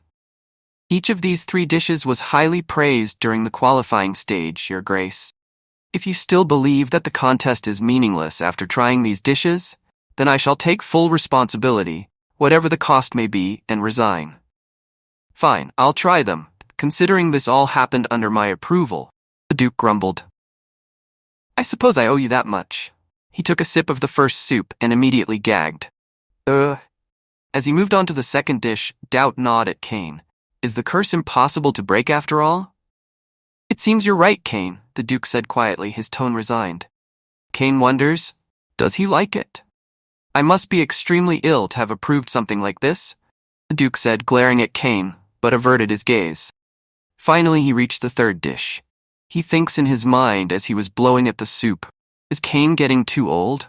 He's usually not the type to do something daring like this. For future's sake, I should punish him this time by... As he took a sip, his eyes widened in shock. While shocked, he thinks, this soup, after some time. The Duke went to the kitchen and goes to where the prepared dishes were. Looking at the food, he asked, Is this it? Kane replied, Yes, Your Grace. Showing the Duke the dish, he said, This dish was also made by the same chef who prepared the soup. All right, I'll try it, Duke said as he was ready to take a bite. After taking a bite, he asked, What do you think about this dish, Kane? Well, most of the contestants prepared steak dishes, as meat was the mandatory ingredient for this particular round. While there were certainly a number of excellent dishes prepared by the chefs, I believe there were none quite as unique as this one. Explain. He then asked, How do you like it, Your Grace? I was told the chef used quite a few unique spices in this dish. Duke said, Right, he thinks in his mind, it's not a mistake, I can taste this dish. He told, I'd like to meet the contestant who prepared this dish. Kane happily replied, You'll be meeting her quite soon, Your Grace. She actually made it to the finals, which will be held tomorrow. Woohoo! Welcome to the finals. Woo! Cheers from the audience, the host. Garth. Our final theme for this contest is free cooking. The contestants will have exactly 2 hours to prepare a dish for the judges, he announced. So, contestants, whether it be an existing recipe or a new creation, please prepare a dish that you feel best reflects your abilities as a chef. Your judges for this final round will be Kane, the butler, Wade, the head chef, as well as His Majesty and His Grace. As he clicks the clock to start the timer for the contest, he said, We wish you both the best of luck. You may now begin. The Emperor asked, So, Legion, any thoughts? Does either one of them interest you? He replied, It's too early to say. I've yet to try their dishes. A sly grin on his face, the Emperor said, Is that so? But I came here because I heard this contest was being used as a means to select your future wife. With confused expressions, the Duke asked, My future wife? What do you mean, Your Majesty? The Emperor said, Oh, how interesting. Look over there. Seems she's chosen to use some rather uncommon ingredients. Pointing towards the contestant, the Emperor said, We can see contestant Rio preparing lobsters on her side. A unique choice, considering how rare lobsters are within the Empire. He explained as the contestant was preparing, After melting some butter in a pan on low heat, she added fresh onion cream, various herbs, white wine, and what looked to be seafood broth. Oh, what's this? She's adding some kind of yellow spice now. It looks to be powder. She's placed the chopped lobster meat back into the shells with the sauce spread generously across each one, and is now putting everything into the oven. All right, the lobsters are now out of the oven, and she's garnishing them with parsley and Parmesan cheese. Ugh, I see. Contestant Rio has prepared lobster thermidor. The contestant said, "Please feel free to dip the meat into the dipping sauce for extra flavor." The judges tastes the prepared food. Kane told his opinion. "I haven't had the opportunity to try lobster often, but each time I have, it's been cooked using butter. I was not aware it could be prepared in this way. The tenderness and savory flavor you've created with your dish are an absolute delight." Wade also expressed his opinion. "If this is lobster thermidor, the yellow powder you used earlier must have been mustard powder. But focusing on the meat, easy for it to become overcooked during the steaming, cooking, and garnishing stage. Yet the texture here is perfect." Well, the Emperor expressed his opinion. "If you fail to win here, I'd certainly like to bring you to the palace myself. That's how superb I find your dish. Well done." The host announced. "Wow, stunning reviews by the judges so far. Now let's hear what the final judge, the Duke himself, has to say." The Duke shared, "It tastes bad, but I congratulate you on the effort." It's the best compliment possible from the Duke. Looking towards the other contestant, the host said while laughing, "Such generous praise, considering it's coming from His Grace. It must be an excellent dish indeed. Looks like this will be tough to beat for our other contestant." "Oh, have you already completed your dish, Miria?" he asked. She replied while carrying the prepared dish, "Yes. This dish doesn't take long to prepare." The host said, "Splendid. Can you take us through your cooking process and tell us about your dish?" While uncovering the dish, she said, "Course. I'll explain while I plate this for the judges." She explained the woes. "First, I soaked the chicken in milk yesterday to get rid of any smells, and added black pepper, salt, and garlic for seasoning. Then, I coated the meat with rice flour and starch before frying it twice in hot oil." As she was explaining, the judges and the Emperor took a bite. All of them were amazed by the flavor. While stunned, the Emperor said, "This flavor." Miria continued, "As the final step, I stir-fried everything with a special sauce made from a spice used in my hometown." While smiling, she said, "This is a fried chicken dish with sauce. Truly amazing. I can hardly convince myself this is indeed chicken. To think the flavors in this dish could be achieved with such simple ingredients." Kane expressed his experience. Wade asked, "How did you make this sweet and spicy sauce? It counters the greasiness of the fried chicken particularly well and intensifies the flavor of each piece." The Emperor asked, "Would you mind preparing some more for me?" She replied, "Course. Right away, Your Majesty." The host then said, while confused by everyone's reaction, "Seems like we have astounding praise from the judges for this dish as well. Now on to His Grace 4. The Duke rises up from his seat and quickly rushes towards where Miria was. He pins Miria against the table. While shocked from his behavior, Miria asked, "Ye, Your Grace?" Everyone was confused by the Duke's action. The host asked, "Ye, Your Grace?" Staring at Miria up close, the Duke said, "From this day forth, you will be my new chef as appointed under my authority." The people in the audience started talking to each other. One of them said, "The Duke had just selected the winner." Another asked, "But what about her score? What is that dish anyway? Don't you think that was announced a little too abruptly? Deciding on the winner like that is a little..." Then the Emperor started clapping. He smilingly said, "There we have it. A worthy winner indeed. I believe a congratulations is in order." Bystander in the audience said, "All right. The whole point of the contest was to find a new chef for the Duke anyway." Then, the audience started cheering on and celebrating. "Huzzah! To the beginnings of the most talented chef." Turning towards the Emperor, the Duke said, "Thank you, Your Majesty." The Emperor replied, "It's my pleasure," he added while a grin smile on his face, "though if you really want to show your appreciation, bring your new chef to the palace sometime." He replied, "Your wish is my command." The Duke gave a slight bow, glancing towards Miria. The Duke said, "You, follow me." "Pardon?" she stammered. Duke glanced at her. We'll sign the contract inside. Following the Duke, Miria said, Your Grace, before we sign the contract, there's something I have to tell you. What excuse do you intend to give me this time? He asked. Halting abruptly, he then turns and went close to her. Slamming on the wall, he said, Luana. Stunned, she replied, What? I don't think I understand. My name's Miria. Interrupting her, the Duke said, Don't think you can fool me. I know what your food tastes like. The soup was one thing, but that chicken dish, shouldn't you have at least tried to hide it a little? He told, The spice you used for it smelled exactly the same as whatever was inside that pot. Wade's been obsessively taken care of. I've also received reports of a suspicious person being spotted near it. He extends his hand near her face. Tilting her face, he asked, What is with this new look of yours? Gasped. It reminds me of a certain miscreant who once disguised himself as my doctor. He asked, Did you leave me to join him only to come back and kill me? While tears are welling up in her eyes, she pushes Legion away. What are you doing all the way out here? The Emperor asked, This is the path to House Legion? Is there something you wish to discuss with him? Ingrid replied, Oh, it's not that. I only wanted to meet with my sister, given that I'm already here. She told while looking a little down, I thought we would be able to see each other at the cooking contest, but I couldn't find her. The Emperor thinks for a moment and said, Hem? You didn't hear about what happened? Well, I suppose you have always been at the palace until now, after all?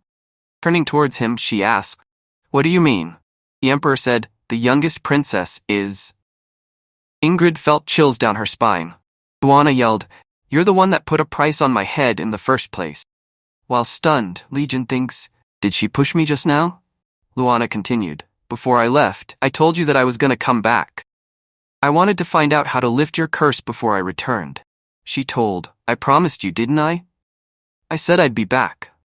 That's why, after giving it a lot of thought, I decided to become a witch. I even ran away from Gellard since he didn't like you. But I came back only to find out that I was wanted, and that you were searching for a new chef. While sniffling, she said, I joined the contest because I thought it was the only way I could get close enough to be able to talk with you, and... As she was talking, Legion grabs her from shoulder and said, You ran away from him? She asked, What? He asked, You betrayed your own kind to return to me? Teary Luana replied, Well, I wouldn't use the word betray exactly. He blushed as she answered him. The thought starts playing in his mind. Did you think I wouldn't leave you because I'm your mother? How naive. The reason why I'm dead, the reason why I left, it's all because of that witch. Swan. They never tell the truth. The words interrupted his thoughts. Promised you, didn't I? While shocked, he asked, What did you just say? She told, I even ran away from Gellard since he didn't like you. Sniffle. He thinks in his mind, You ran away from him? You betrayed your own kind to return to me? But why? She added, But I came back only to find out that I was wanted and that you were searching for a new chef. He thinks, Don't tell me, you did all that just to keep your promise? She then glances at Legion and suddenly freaks out in her mind, thinking, I think I went overboard with the yelling. Luana's plan, I kept my promise. I misunderstood you, come back. She thinks, This isn't how I pictured our reunion. Legion asked, What did you mean earlier when you said you became an official witch? She mumbles, Oh, that. Remember how I was a witch in training before? Well, I went through the coming-of-age ceremony. I'm an official witch now, so I can use magic, and... He cut her off and asked, Can you get rid of my curse? He leans towards her. Averting her eyes, she said, Well, no. I haven't found a way how to yet, she said, and it's kind of hard to ask the other witches for help because of the way I left. But I'm trying. He asked, Then, why did you come back? Liana froze as a scene plays in her mind. How dare you return without learning how to break the curse? Do you view this place as a joke? Somewhere you can come and go as you please? She wonders, Is that what he's trying to say? She said while feeling guilt. Well, you can't eat unless I cook for you. Legion blushed and thinks, Does that mean she was worried about me? Blush.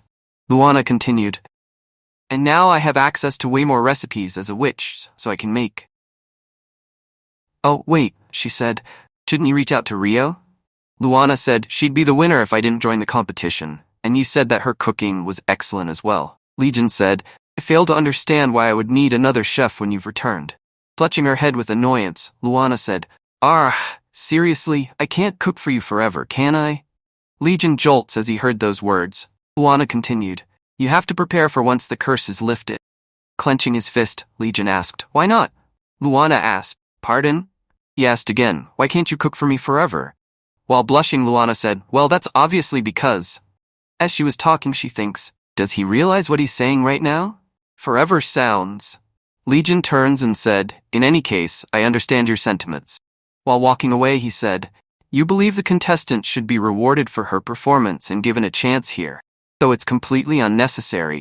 While stunned, she thinks, unnecessary. He added, if you're that adamant about it, though, I suppose I can allow it. He glanced towards her and said, however, only under one condition. The next morning, beaming with joy, the maid said, Miss Luana, I'm so happy you're back. The other one asked, what was the food like overseas? Did you find any rare dishes? The first one said, we were so shocked when we heard that you had left. While shrugging, Luana laughs, oh, haha, she remembers Legion saying, memorize this. Miria had to return to her home on account of personal matters. However, fortunately, you managed to painstakingly find your way back here after you went missing during your expedition overseas to discover new recipes. Receiving the paper, Luana thinks, what a weak narrative. But I guess it's still a lot more convincing than saying I'm a runaway witch. Sigh. She takes a sigh and asked, alright, but what's the condition you mentioned earlier? Legion stops for a moment and said, I want dresses in a fancy dress. Luana walks towards the carriage. Legion holds her hand as she climbs the carriage. Looking at them, the bystander maid said, did you see that? Yes. For some reason, something about them seems different, doesn't it?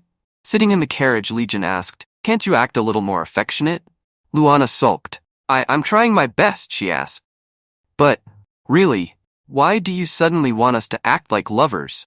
She reminded herself of her conversation with Legion. He asked while shocked, arranged dating? Legion explained, it would be beneficial to us both. People mistakenly believed the contest was a means for me to find a bride, and you're in need of protection more than ever after betraying your own kind. Hence, it serves as a way to clear the rumors by announcing my relationship with someone who was uninvolved with the contest, and I could easily stay by your side and protect you without raising suspicion. I believe it's an appropriate plan. Since when have you cared about what other people think about you? Is this supposed to be some new form of punishment? She thinks while sobbing. Legion said, if you have a problem with this arrangement, find out how to lift the curse. She said, but Mr. Legion, don't you think this method? Legion interrupts her as she was talking. Legion. He said, I asked you to call me Legion. He blushes. Looking at him, Luana wonders, why is he being like this? Luana said, still, people know my background, so us acting like lovers is only gonna hurt your reputation, Mr. Legion. He again reminded her, Legion. She continued, there has to be a better way. Why don't we go back to the manor first, Mr. Legion, and think this? He again cut her off, saying, it's Legion. He takes a sigh as he was saying, I don't understand why your background would matter. After all, this is only a temporary arrangement. So our date today and the way you address me, why don't you simply consider them as ways to carry out the terms of our arrangement, she said. Well, it makes sense if you put it that way, but still. Legion asked, or, are you in love with someone already? Glancing at her. While blushing, she thinks, don't hit me with that look. Turning her head, she said, no, I'm not. He laughs as he said, then we have nothing to worry about. Feeling annoyed, she thinks, oh, come on. Looking outside, she thinks, it's pointless. He won't listen no matter what I say, she wonders. What do I do? After stooping, the carriage coachman said, we have arrived, your grace. Luana thinks, oh, we're here. Wait. Where are we again? While walking, Legion said, I gave some consideration to what you said earlier, and I think you have a point. While I don't have an issue with your background, he stops and said, I have an issue with others looking down on you. Standing in a shop, he said, so, pick whatever you want. Famous fashion boutique, Wings of a Butterfly. While gasping, she nervously asked, pick whatever I want? From here? Me? Legion replied, yes. The more expensive and luxurious, the better. She thought to herself, but isn't this going too far? He glances at her for a moment, and then close to her ear he whispered, "This way, people will think that I care about you. The nobles love their gossip. Trust me, this will work." While blushing, Luana thinks in her mind, "He's too close." Quickly turning, she said, "All right then." Browsing through the clothes, she frowns, "But I don't know what to pick." She reminded herself a scene from her past. "I can't tell what's nice since I've never bought a dress on my own before. My nanny used to make me decent ones back when I was in the abandoned castle, but that was it." While confused, she thinks, "They all look luxurious to me." Looking at her confused, Legion asked, "Do you not like any of them?" Luana replied, "No, it's not that. I just don't know what to choose, that's all." Then Legion went to a helper and said, "You there?" She replied, "Yes, your grace." He then spoke with her for a moment. Then she approaches Luana and said, "Miss, please come this way." The changing room. Showing the dress, the helper said, "Since you have light-colored hair and eyes, I recommend this dress. It has gentle pastel colors and a square neckline, which has been quite popular as of late. It even has small decorations on the sleeves. The skirt of the dress should also be very comfortable to move around in. His Grace was very particular about you having plenty of mobility." Looking at the dress, Luana thinks, "Wow, it really is easy to move around in. The dress I came here in was pretty, but honestly, it was a little uncomfortable. Nothing like this dress. Maybe I should go with this one." As she was busy in her thoughts, the helper slides the curtain, staring at her. Legion said, "It looks good on you." Her heart raced as she heard the compliment. What did he just say? The dessert cafe, a sweet afternoon. While amazed, Luana thinks, "Dad, this is the famous dessert course from here that Wade mentioned to me before." Shaking her head, she thinks, "Huh? Hang on," she asked. "Is this really okay?" Legion asked. "What do you mean?" She said, "Mr. Legion, Legion, can't eat any of that." Legion glares at her. He replied, "It doesn't matter because..." Extending his hand to feed her, he said, "I came here to do this." Confused by her action, Luana wonders, "What's going on? Why is Legion doing the say ah pose in front of me?" One of the nobles present in cafe said, "Wow, look at those two. They look so sweet together. Hold on, isn't that Duke Legion?" While glancing, one of them said, "Wait, it is. Who's the lady he's with then?" Taking the bite from his spoon, Luana thinks, "Oh, I see. So this is what he wanted. At this rate, the whole town's going to be talking about us soon." He then asked, "Is it good?" Munching on the dessert, she said, "Yes." She thinks in her mind, "The fact that everyone's staring at me is a little uncomfortable, but it's still not as bad as when I was about to be executed. Plus, I get to eat some delicious dessert." Legion asked, "Good. Shall I order some more?" Luana replied, "That'd be lovely." "Very well. Let me call the..." As he was saying, his stomach growled loudly. Luana felt awkward as his stomach growled. She asked, "Are you hungry?" She thinks in her mind, "It's only been 2 hours since we had breakfast." Feeling haggard, Legion said, "I'm not." Looking at him, Luana thinks, "You look super hungry to me. Still a bit too early, but..." Luana asked, "Hey Legion, do you know of any open areas around here?" Legion asked, "Open areas?" He said, "Well, I suppose I was thinking of going for a walk by the lake." "That's perfect," says she said. "Let's have some lunchboxes there then." Near the lake, Legion asked, "Didn't you say we were going to be having lunchboxes?" Frowns while saying. While laughing, she said, "Oh, about that. I was thinking, food just doesn't taste as good if it's prepared in advance, you know?" The servant were preparing cooking station. She then said, "But look, the ingredients are all here already anyway, so I can get started cooking right away." Legion said, "You were so disgruntled about going on a date with me, yet you took the time to prepare all this just so I could eat?" Scratching her head, she said, "I just thought it would be necessary, that's all. We're already outside and everything, so..." She asked again, "You are hungry, aren't you?" His stomach growled again. Turning his head, Legion said, "We still have more planned for this afternoon, so as long as you don't dirty your dress, I suppose it's fine." Feeling won, she said, "Got it," preparing herself to cook. She thinks in her mind, "I wish I had a few more spices, but this will have to do." First, she explained the process as she was making. "I'll add an ample amount of water into a round pan and stir in some seasoning paste I made out of chili paste, soy sauce, and sugar until it completely dissolved. For vegetables, I'll use cabbage and green onions and add them in with the secret ingredients I spent preparing all last night.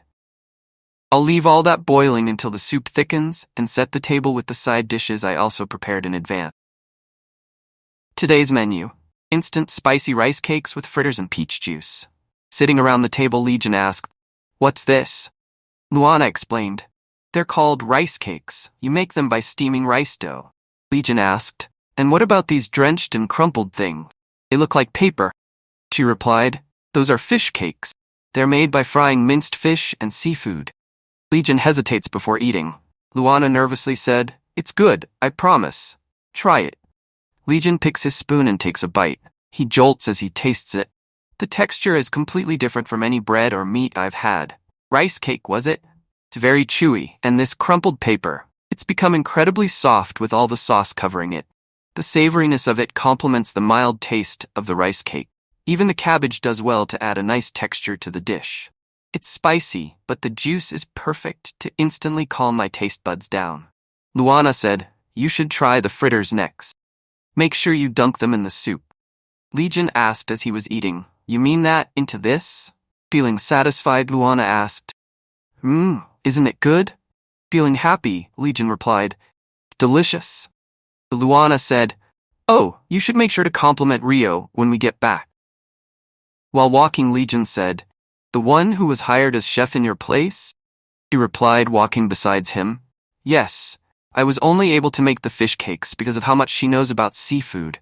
I would have had a hard time trying to make them on my own," she continued. "Actually, there's another dish called kimbap, which goes really well with spicy rice cakes." Legion suspiciously asked, "Kimbap?" Sobbingly, Luana said, "Yes, but I wasn't able to prepare any for today since I couldn't make the seaweed sheets right." With a firm resolve, she said, "But with a little bit more time, I'm sure I can get it right." Legion told, "I'm sure you will." Glancing at him, Luana thinks, how should I put this?" Legion said, "I look forward to trying it." Luana thinks in her mind, "This arranged dating isn't as bad as I thought. I was shocked by it at first, but frankly, I like how sweet and kind Legion has been treating me. I almost feel like I wouldn't mind if this lasted a little while longer." While she was looking at his face, he looks towards her and smiles. Luana felt chills down her spine. And she thinks, wait, I know it probably sounds ridiculous, but could Legion actually have feelings for me? I mean, all of this is just so weird. It was strange that he suddenly turned red when we were talking that other time, and it was strange that he brought up this whole arranged dating thing in the first place. He asked me that random question when we were in the carriage as well. As she was busy thinking, Legion said, "Luana." She didn't hear as she was deep in her thoughts. "Okay, first, I need to calm down. Here, food can actually taste good." She takes a sigh while thinking, "This is just like when a duckling first hatches and thinks the first thing it sees is its mother. He'll probably lose interest in me once his curse is lifted, and he can enjoy food prepared by other people.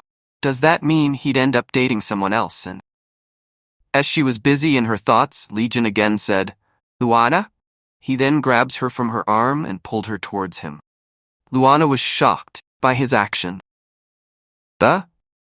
Luana's heart was racing. She said, "Legion." Legion whispered, "Someone's following us." Luana gasped, quickly turning her head and asked, "What?" Legion quickly snugged her and whispered, "Don't look, I don't know who's behind this, but I'll take care of it," Legion said as he reached for his sword. Luana panicked and said, "Eek, wait," she thought, panicking. "Why does he always draw his sword first? I don't want to see any bloodshed," she said. "We're supposed to be acting like we're dating, right? What if that person is watching us because they're skeptical of our relationship? In that case, don't you think it'd look bad if you left me to deal with them? We're supposed to be crazy about each other, to the point that we don't even notice our surroundings," she continued. "And if it's not someone who's skeptical of us, then they're probably a witch. Your sword would be meaningless then. You remember what happened last time, don't you?"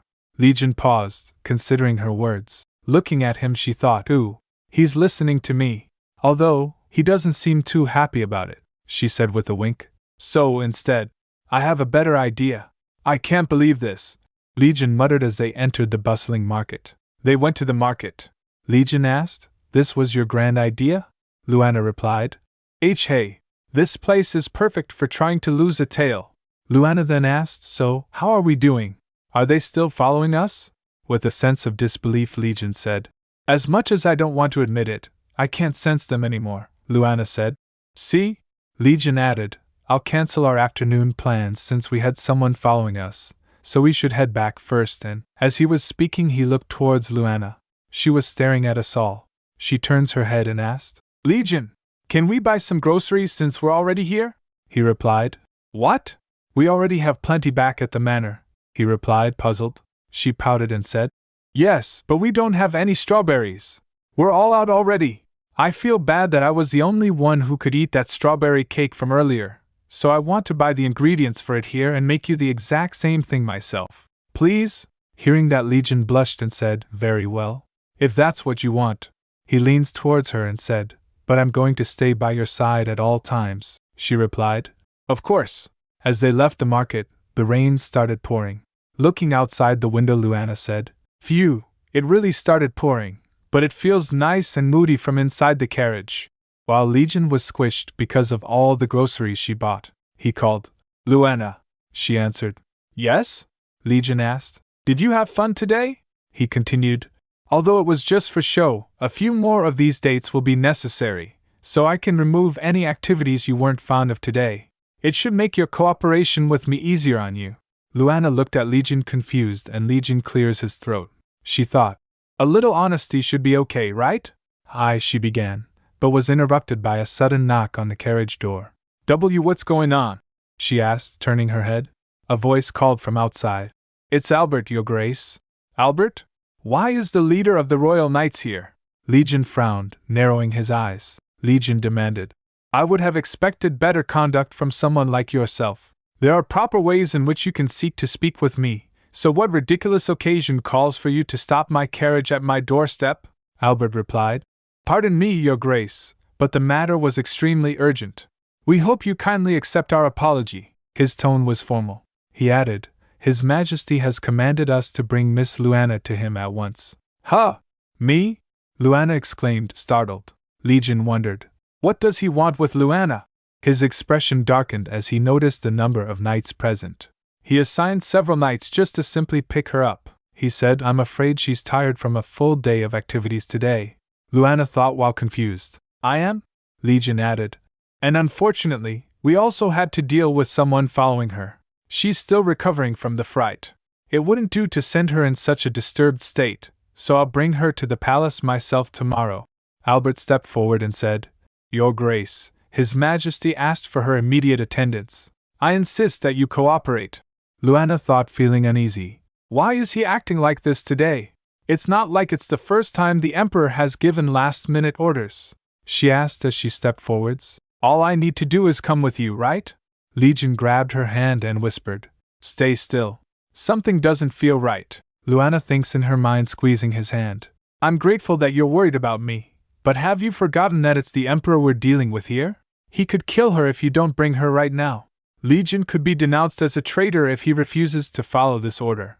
Even worse, it could lead to his execution. Legion was worried for her. She thought, but that look on his face, I guess I have no choice. She reached close to him and kissed him on his forehead and thought, I'll mitigate the situation with this. She resolved, preparing herself for what was to come. Albert was startled by her action. Luana said, I'll be fine. You just go on inside, okay? Legion hesitated, then blushed slightly. All right, he muttered. Albert said, clearing his throat. Ahem, get ready to return to the palace. A knight replied. Yes, sir. Then Legion said to Luana, I'll be waiting for you.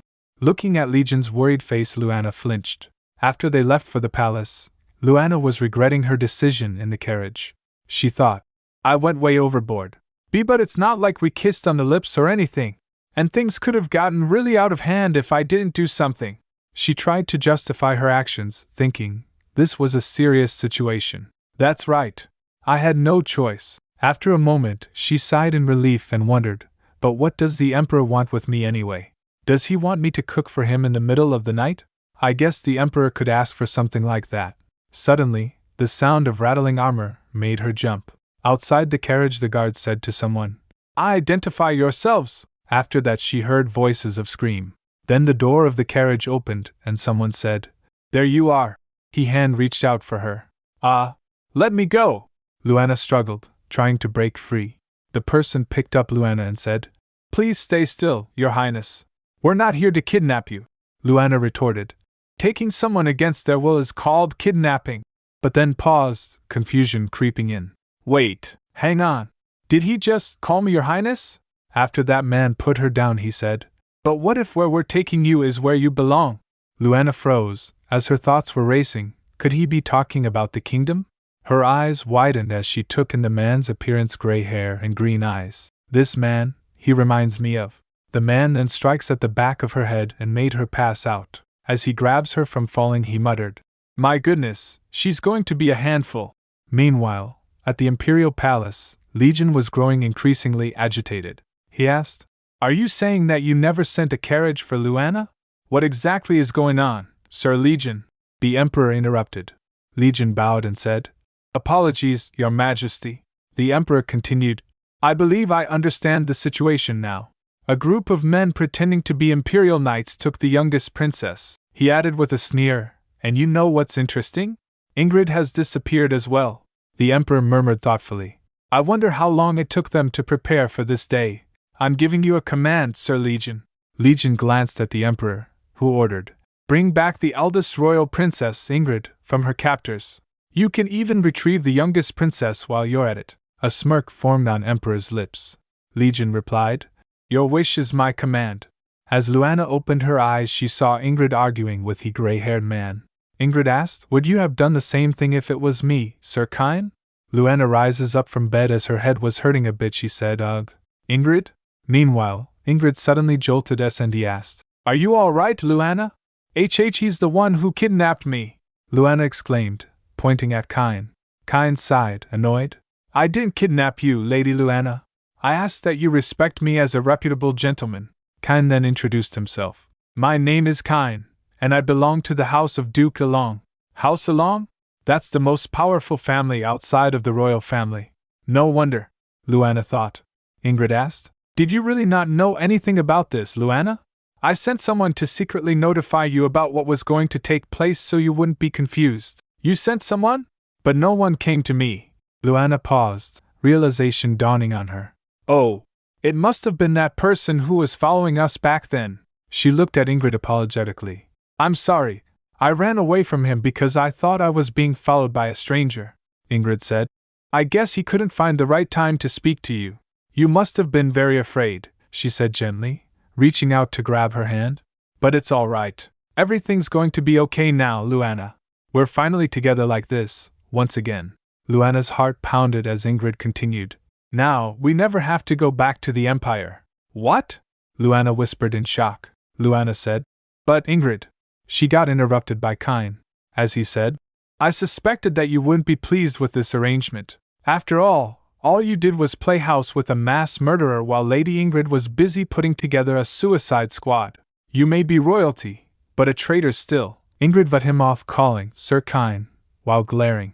Ingrid continued, "You must be exhausted, Luana. Why don't you, Ingrid?" Luana interrupted. Her voice was trembling. "What does he mean by a suicide squad?" Yes, the birds were chirping in the morning sunlight. Soldiers were training. Luana was wondering, what exactly am I doing here again? Remembering all the things she reminisced. I was on cloud 9 just a couple of days ago, eating good food and wearing nice clothes. But now everything seems so distant and far from that blissful moment. While teary-eyed she recalled the conversation. She asked, "A suicide squad?"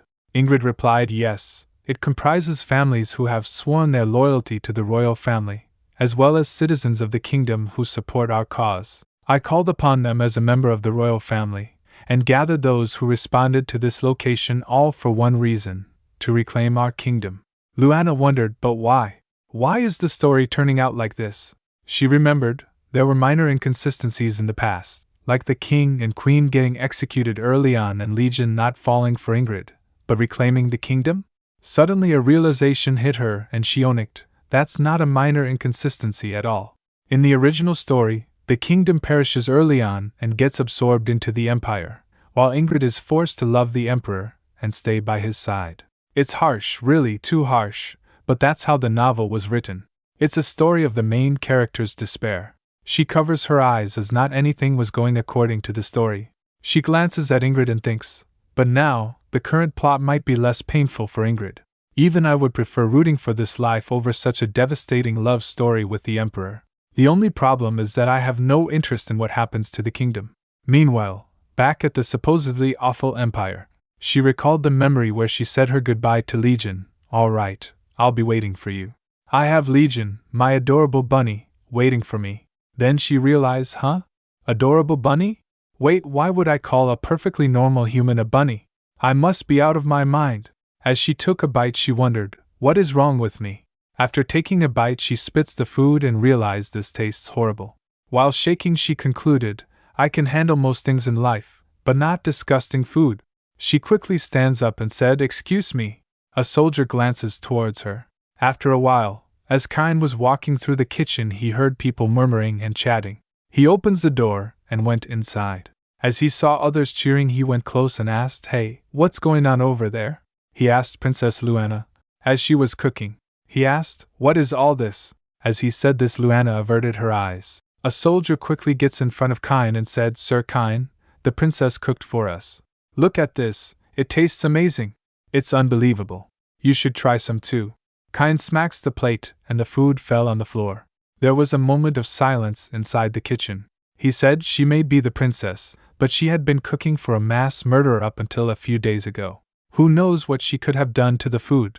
As he was talking, Luana shoved a spoonful in his mouth. She was fuming with anger as she said, try it first before you say anything else. As he was munching, Kine thought, what could possibly be so great about her cooking? Her food's made with the same ingredients that, hold on, this tastes. One of the soldiers asked, it's good, right? The other one said, we already ate some a while ago and we're all perfectly fine, sir. Kine glared at them and they averted their eyes. Kine clears his throat and said, I will allow you to use the kitchen if you desire, but only under my supervision. Don't misunderstand, I don't trust you yet, princess. Luana passed him a plate and said, that's fine, I understand, but would you mind doing me a little favor since you had some of my food? She giggles as she said. After that, both Kine and Luana went to where Ingrid was and Kine was holding the food. Luana knocks on the door and Ingrid asked from inside, who is it? Luana answered, Ingrid. You haven't eaten yet, have you? I made a lot of food, so let's have a meal together. Luana thought inwardly, that's obviously an excuse, but I need to try whatever I can to talk to her. Ingrid replied from inside, all right, but I need to dress myself first. Would you mind waiting for me behind the shed while I get changed? Tilting her head, Luana asked, behind the shed? Kine said, oh, that place. He asked, shall I escort her there, your highness? As she turns and walks, Luana said, okay, I'll wait there, Ingrid. But don't dally, food tastes the best when it's still hot. After Luana left. Inside the room, Ingrid said to Gellard, as you heard, I need to step out soon, so hurry and say what it is you came to say, Gellard. Meanwhile, outside, looking and admiring at the flowers, Luana said, I didn't know there was a place like this behind the shed. While thinking hard, Luana said, But I feel like I've seen this flower somewhere before. As Ingrid went to where they were, Kine bowed. Ingrid said, those flowers grow commonly in the kingdom. The climate in the empire isn't the most suitable for them, but I believe they're still able to grow here since we're close to the border. Luana's mood brightened as she saw Ingrid. As she stands up, she said, that was fast. You came sooner than I expected, she replied. That's because your food is always so good. Luana stuns for a moment, and then she smiles. Then Luana extends her hand towards Ingrid and excitedly said, then, let's eat. As they sit and eat, Ingrid suddenly asks, Luana, do you want to go back to the empire? Luana flinched, and the spoon falls from her hand. She thought to herself, I didn't expect that question. She mumbles, well, it's just that there's not much for me to do here, Ingrid said with a serious face. I didn't bring you here to perform royal family duties. I'm well aware that you don't want anything to do with the kingdom. Luana was sweating as she thought, oh, so she already knew. Ingrid continued, all I wanted was for you to be safe because my plan could put you in danger. Luana jolted as she heard her plan. Ingrid added, and despite how blunt Kine was about it, he was right. Luana then remembers Kine saying, traitor, and sniffles. Trying to console her, Ingrid said, oh, I'm not talking about him calling you a traitor. I was referring to what he said regarding Duke Legion. Luana, that man is dangerous. You'll never know when he might hurt you. Luana remembers kind words in her mind. After all you did was play house with a mass murderer. Luana raised her voice slightly. Ingrid, you don't know everything about him. Huh? Luana gasped and said. Wait. What I'm trying to say is. Ingrid interrupts her and said. Luana, were the rumors about you dating the Duke actually true? Hearing that, Luana blushed. While flustered, she stammers. And no, that's a rumor. A false rumor. It's not true at all, she rambled. We're not actually dating. While Luana was talking, Ingrid notices something and takes a glance towards it. Ingrid stands up and said, Thank you for the food, Luana. Luana asked. Huh? You're leaving? Yes, Ingrid says, turning away. She feels a pang of regret. I'm sorry, she whispers as she walks away. After she returns back to her room, she closes the door. Jellard was present there. Ingrid asked, You're still here. Did you have something else to say? Jellard grins and said, Well, I learned something rather concerning. You need to relocate. They've tracked you down faster than I expected. Ingrid jolted after hearing that. She reaches to the door and said, I'll get the others ready. Jellard blocks her path and asks, before that, Ingrid, what did you talk about with Luana? Ingrid answered, It seemed like she wanted to return, so I convinced her to stay. Jellard said coldly, I'd be glad if that were true, but unfortunately I don't trust people that easily. He leans towards her and whispered in her ear, Do not be weak. If you don't keep your promise of keeping Luana away from the Duke, I won't help you assassinate the Emperor. Meanwhile, Luana was regretting what she said to Ingrid. You don't know everything about him, she thought. It sounded like I was defending Legion, but listening to her speak about him like that without saying anything didn't feel right. She remembers Ingrid's words. Luana, were the rumors about you dating the Duke actually true? She concluded, No way. I was just feeling a little uncomfortable because I know what Legion's feeling. She shakes her head in denial. Suddenly, a soldier dashes towards her. Princess Luana! He yells, startling her. We have to go! Luana responds while confused. What? We're leaving right now? Luana asked. The soldier replied. Yes, that murderer is on his way here with an army as we speak. Luana thinks to herself. Legion is nearby? The soldier insisted. Hence, we must hurry. Luana gulped and thought, I actually want to see him though. But I couldn't exactly suggest staying here alone, and leaving behind a clue would only put everyone in danger. That couldn't be a good idea. An idea came to her mind. Then what if, at the Imperial camp, a soldier reported, There's no one here, Your Grace. Not even a single trail. That's strange, it's too neat, even for the most talented ranger, he suggested. It's as if someone used magic. Legion snapped. Nonsense, if they're not here, they should be nearby. Split the search party into 4s and search every corner. Yes, Your Grace, came the response. Standing in front of a house, he wondered, Is this where she stayed? Hearing a faint creak, he jolted at the sound from inside. La la la. Luana asked, When did you get here? What are you sneaking around for? You should have said something. Oh, today's menu? It's a dish I made with a new type of sauce this time. It was just his imagination of Luana. After that, there was a silence in the room. Legion thought, I didn't expect much from the other locations, but I thought I'd find something here. He remembers the soldier's words. We couldn't find anything. It's as if someone used magic. Magic, huh? Legion's voice grew darker. Luana, were you really kidnapped? I want to trust you, but the circumstances aren't looking good. She didn't seem interested in the kingdom, but she did care about her sister. If she's working with her to escape, and helping her with magic. As he was clenching his fists, the curtains flutter. A breeze blew through the room. Legion turned and noticed something sparkling on the shelf. This is a silver strand of hair. He picked it up. If I untied it, it would be long enough to reach down someone's back. What kind of clue is this?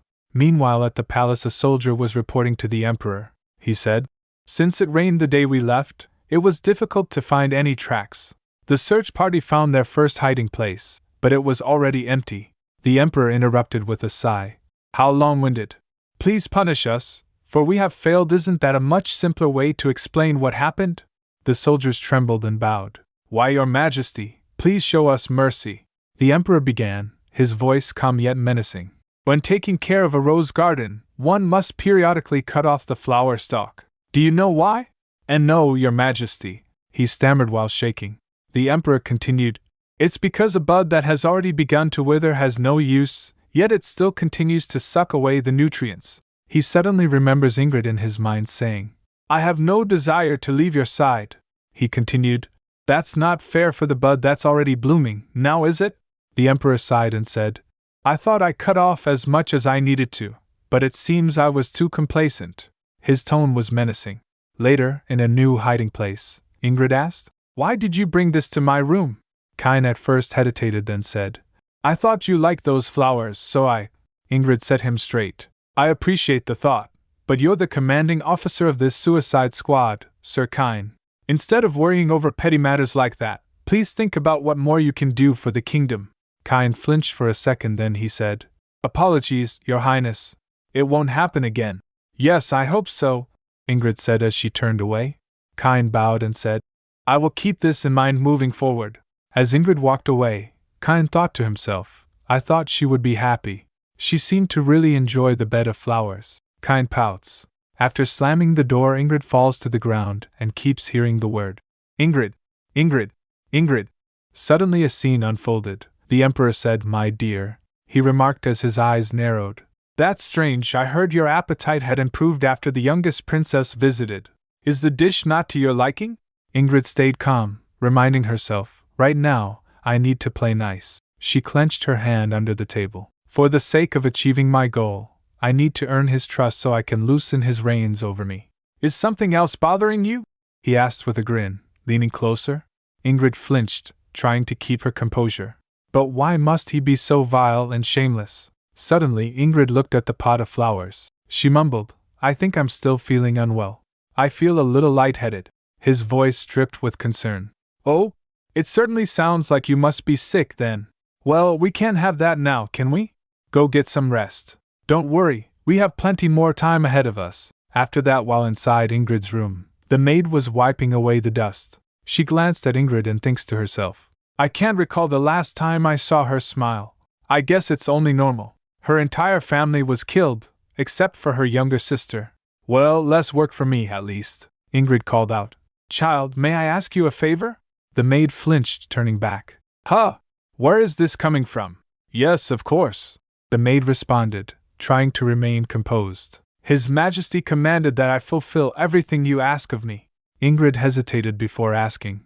Then, while Ingrid was looking through the book, the maid was wondering, why did she want a plant encyclopedia of all things? How random. Ingrid flipped through the pages until she found it. Here it is. This is the flower I saw during breakfast, the Ophelia. It was an annual plant that grew in temperate climates. They don't really grow here in the Empire with this kind of climate, but they're commonly found in the kingdom, to the east. Her heart clenched as she realized. Yes, I was right. This is the flower I used to see back in the kingdom. It symbolizes a new start, and freedom at last. Tears welled up in her eyes. Just as Luana said, what I did back then was focus on what I had left, not on what I had lost. Not everything is gone. Later, the maid spoke to Emperor. He asked, a plant encyclopedia? She replied, yes, your majesty.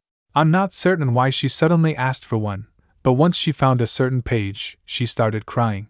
The servant trembled, unsure of what to say next. The emperor mutters, I didn't think she would react so quickly. The maid asked, pardon? While rising to his feet, the emperor said, never mind that, he said, stepping closer. There's something I need you to do. Later the next morning, Ingrid woke up and was surprised to find her room decorated with flowers. What is all this? She asked while shocked. Oh, you're up, the maid chirped. His Majesty ordered me to decorate your room with this flower because he noticed that you seemed fond of it. Ingrid wondered.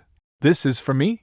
While having lunch, Ingrid's mind was still wondering. It didn't make any sense. Why would a flower that doesn't grow in the Empire now be here on the dining table? I hadn't even mentioned the flower to him. She then came to a conclusion. Oh, I see. He's mocking me. Everything was calculated from the start. He wants to show me what I have left after he took everything away from me. He wants to force me to face reality. His voice cut through her thoughts. Well, how do you like the new decorations in your room? She said to herself. Did you think an obvious tactic like this would work on me? She forced a smile and blushed. She said, I only took one quick glance. Yet to think you noticed. But I couldn't let him know that. I love it, she said, smiling sweetly. Thank you, Your Majesty. He was stunned. He said, That's the first time, Ingrid asked. Pardon?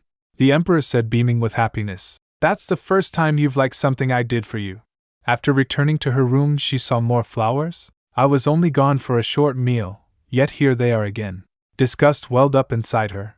Isn't this going a little too far? Though I suppose I shouldn't expect anything less from him. She concluded. I thought he was mocking me, but when I saw his smile, it seemed genuine, almost like a young child. She then suddenly snapped. What am I thinking right now? She shook her head, trying to clear her thoughts. She quickly turned and suddenly bumped into the maid. The flower pot that the maid was holding fell and broke down. Ingrid said, Oh dear. Are you all right? I'm so sorry, I must have been lost in thought, she said, bending down to pick up the pieces. My lady, you mustn't, the maid exclaimed, rushing to grab the shards. I'll take care of it. Ingrid winced as she felt a sharp sting. Ugh! Ouch! Blood seeped from a small cut on her hand. The maid trembled and said, My lady. Raising her hand, Ingrid said, Don't worry, it's nothing. It's only a tiny cut. But the maid began to panic. I am sorry. I'm so sorry, she said, rubbing her hands together in a frantic motion. Please forgive me. I'm so sorry, my lady. Confused by her behavior, Ingrid wondered, why is she acting like this? The next morning, Ingrid woke up from her bed and saw the decorated room empty. She wondered, what happened to the flowers? You're up, my lady, another maid said. Turning towards her, Ingrid said, Oh, you're here. Why are the flowers? Ingrid is surprised because the maid was changed.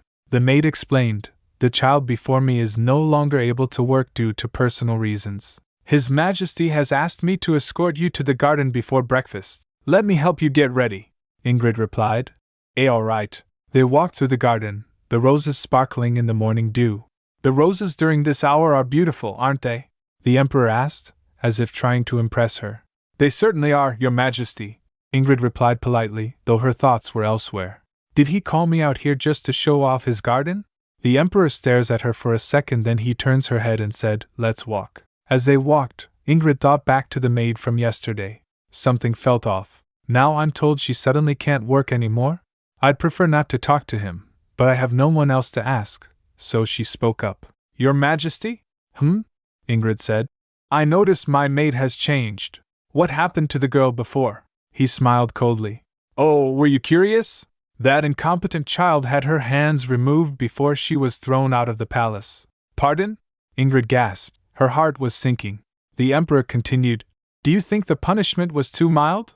I would have taken her head under normal circumstances, but I was so pleased with the gift I prepared for you that I decided to end it there. While shocked, Ingrid wondered, what is he saying right now?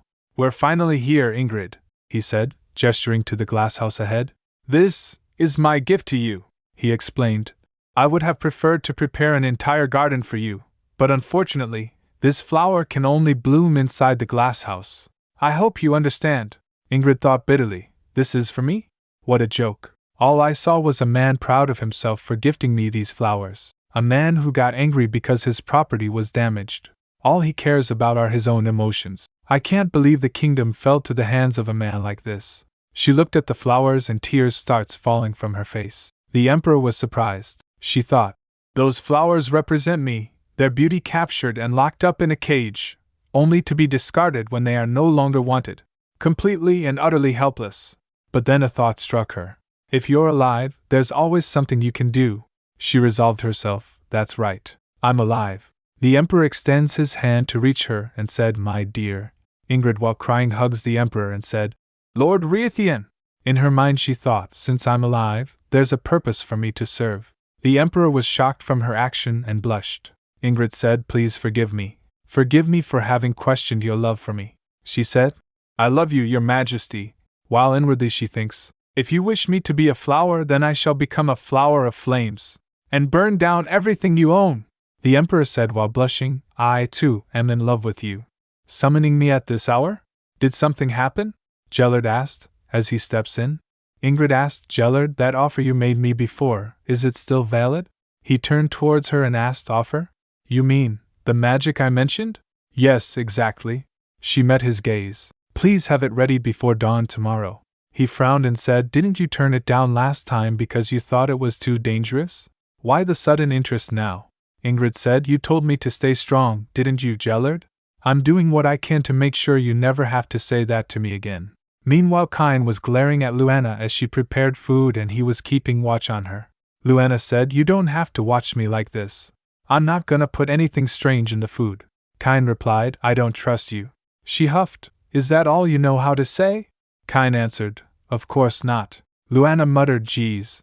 If you hate me so much, why don't you get someone else to watch me?" Kine replied, "I don't hate you." Hearing that, Luana paused for a moment.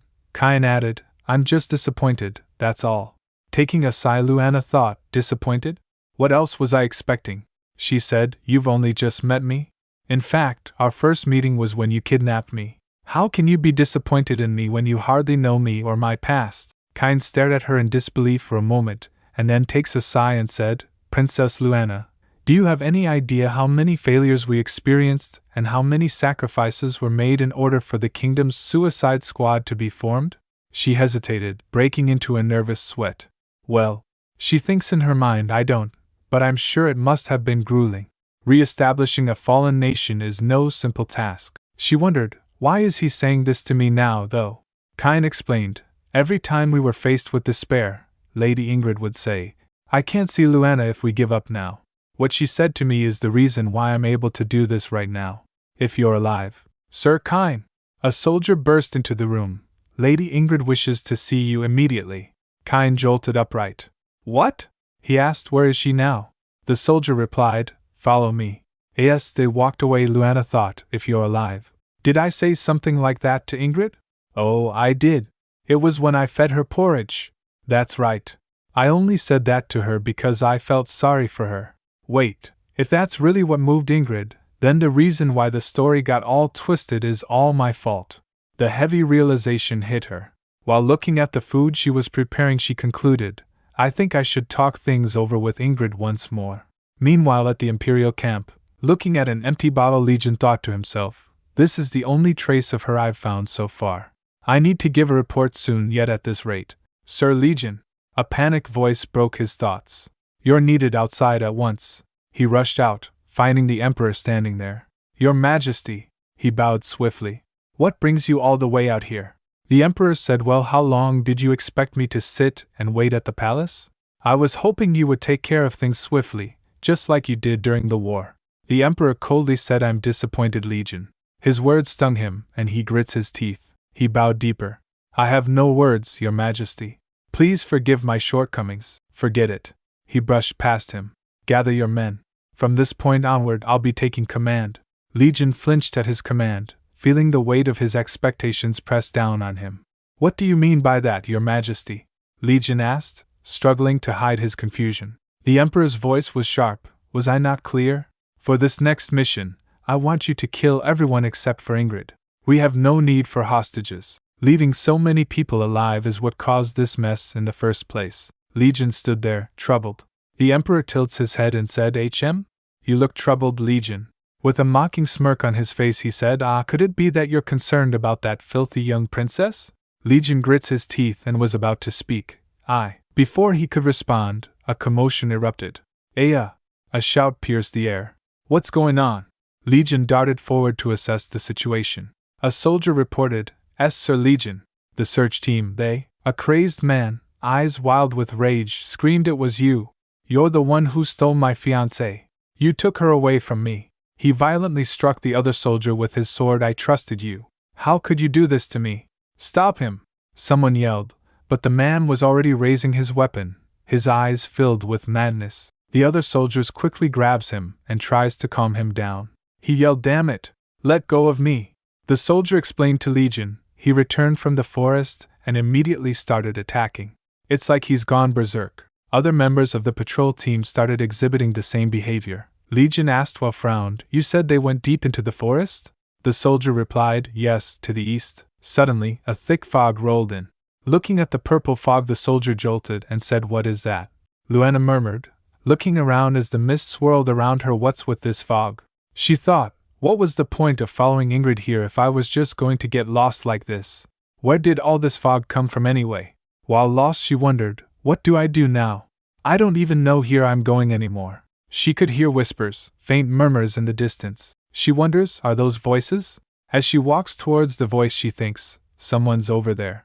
I tried to focus, but it was impossible to think straight. Then, out of the fog, a familiar voice rang out. There we go. This fog will strip away a person's ability to act rationally, and being left unable to act with reason, forcing you to act solely on desire. Luana was shocked. She wondered, Jellard? Why is he here? Their search team will end up destroying themselves with this magic, Jellard said, amusement in his tone. So, what do you think? Are you satisfied now, Ingrid? Huh! Luana's heart skipped a beat as she caught sight of Ingrid standing next to him. Why are those two together? Luana staggers and steps on a rock while backing away and fell. Both Ingrid and Jellard looks at Luana as she was shocked. The food she was carrying also fell to the ground. Luana quickly stands up and starts running after turning. Ingrid called her from behind. Luana! Stop! Don't go that way, it's dangerous. Jellard's smile widened. Jellard glances and then picks up a rice ball Luana was carrying and said, Well, this is sooner than I expected, but I suppose the faster their relationship comes to an end, the better. Looking at the purple fog, the Emperor said, What a welcome sight this fog is. Pardon? The soldier asked, unsure of what he meant. As the Emperor staggers, the soldier calls, Why, Your Majesty?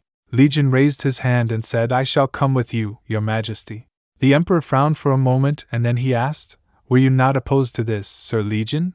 You misunderstand me, Legion replied, trying to sound confident. All that matters to me is the Empire and your command. He bowed as he said that. Is that so? The Emperor snickered. Very well. I'm glad to hear that. You would do well to not disappoint me this time. As Luana was running away, she wonders, What am I doing? Why am I running? The question echoed in her head as she dashed through the forest. I just couldn't stay there any longer. I didn't want to look at Ingrid. As she was panting, if I think about it, she's not even my real sister. She's just a character in a novel. But that thought didn't make the pain any less real. She suddenly remembers her words. All I wanted was for you to be safe. Luana wonders, so why do I feel so betrayed? Is this how Legion felt? Is he upset right now, thinking that I betrayed him again? As she was running and crying, she stumbled into someone crashing to the ground. She muttered, Ugh, that hurt. Huh! After Luana ran away, Ingrid followed her but couldn't find her. She was calling, Luana! Luana! Where are you? Hack urch. Her breath came in ragged gasps as he pressed forward. Which way did she go? She muttered, glancing around frantically. She thinks in her mind, I don't want her running into the Imperial search party, not with the state they're in. But this isn't getting me anywhere. I should go back to Jellard first and… Suddenly, someone grabbed her arm. Ouch! Luana winced as she looked up. Kine called, Princess Luana? Sir Kine? Luana's eyes widened in surprise. Kine roared, What are you doing out here? Don't you know how dangerous it is right now? Luana answered, I just wanted to look for Ingrid. You saw her? Kine grabbed her shoulders, panic filling his voice. When? What was she doing? Luana winced in pain. Asked Sir Kine. You're hurting me. Realizing his grip, Kine quickly released her. I'm sorry. I didn't mean to. Luana asked as she looked at his worried face. What's wrong? Kine told. Lady Ingrid disappeared after ordering everyone not to follow her here. No one has seen her since. I had no choice but to send 5 of the Suicide Squad members to bring her back, but only one of them returned. And according to them, the murderer is within that fog.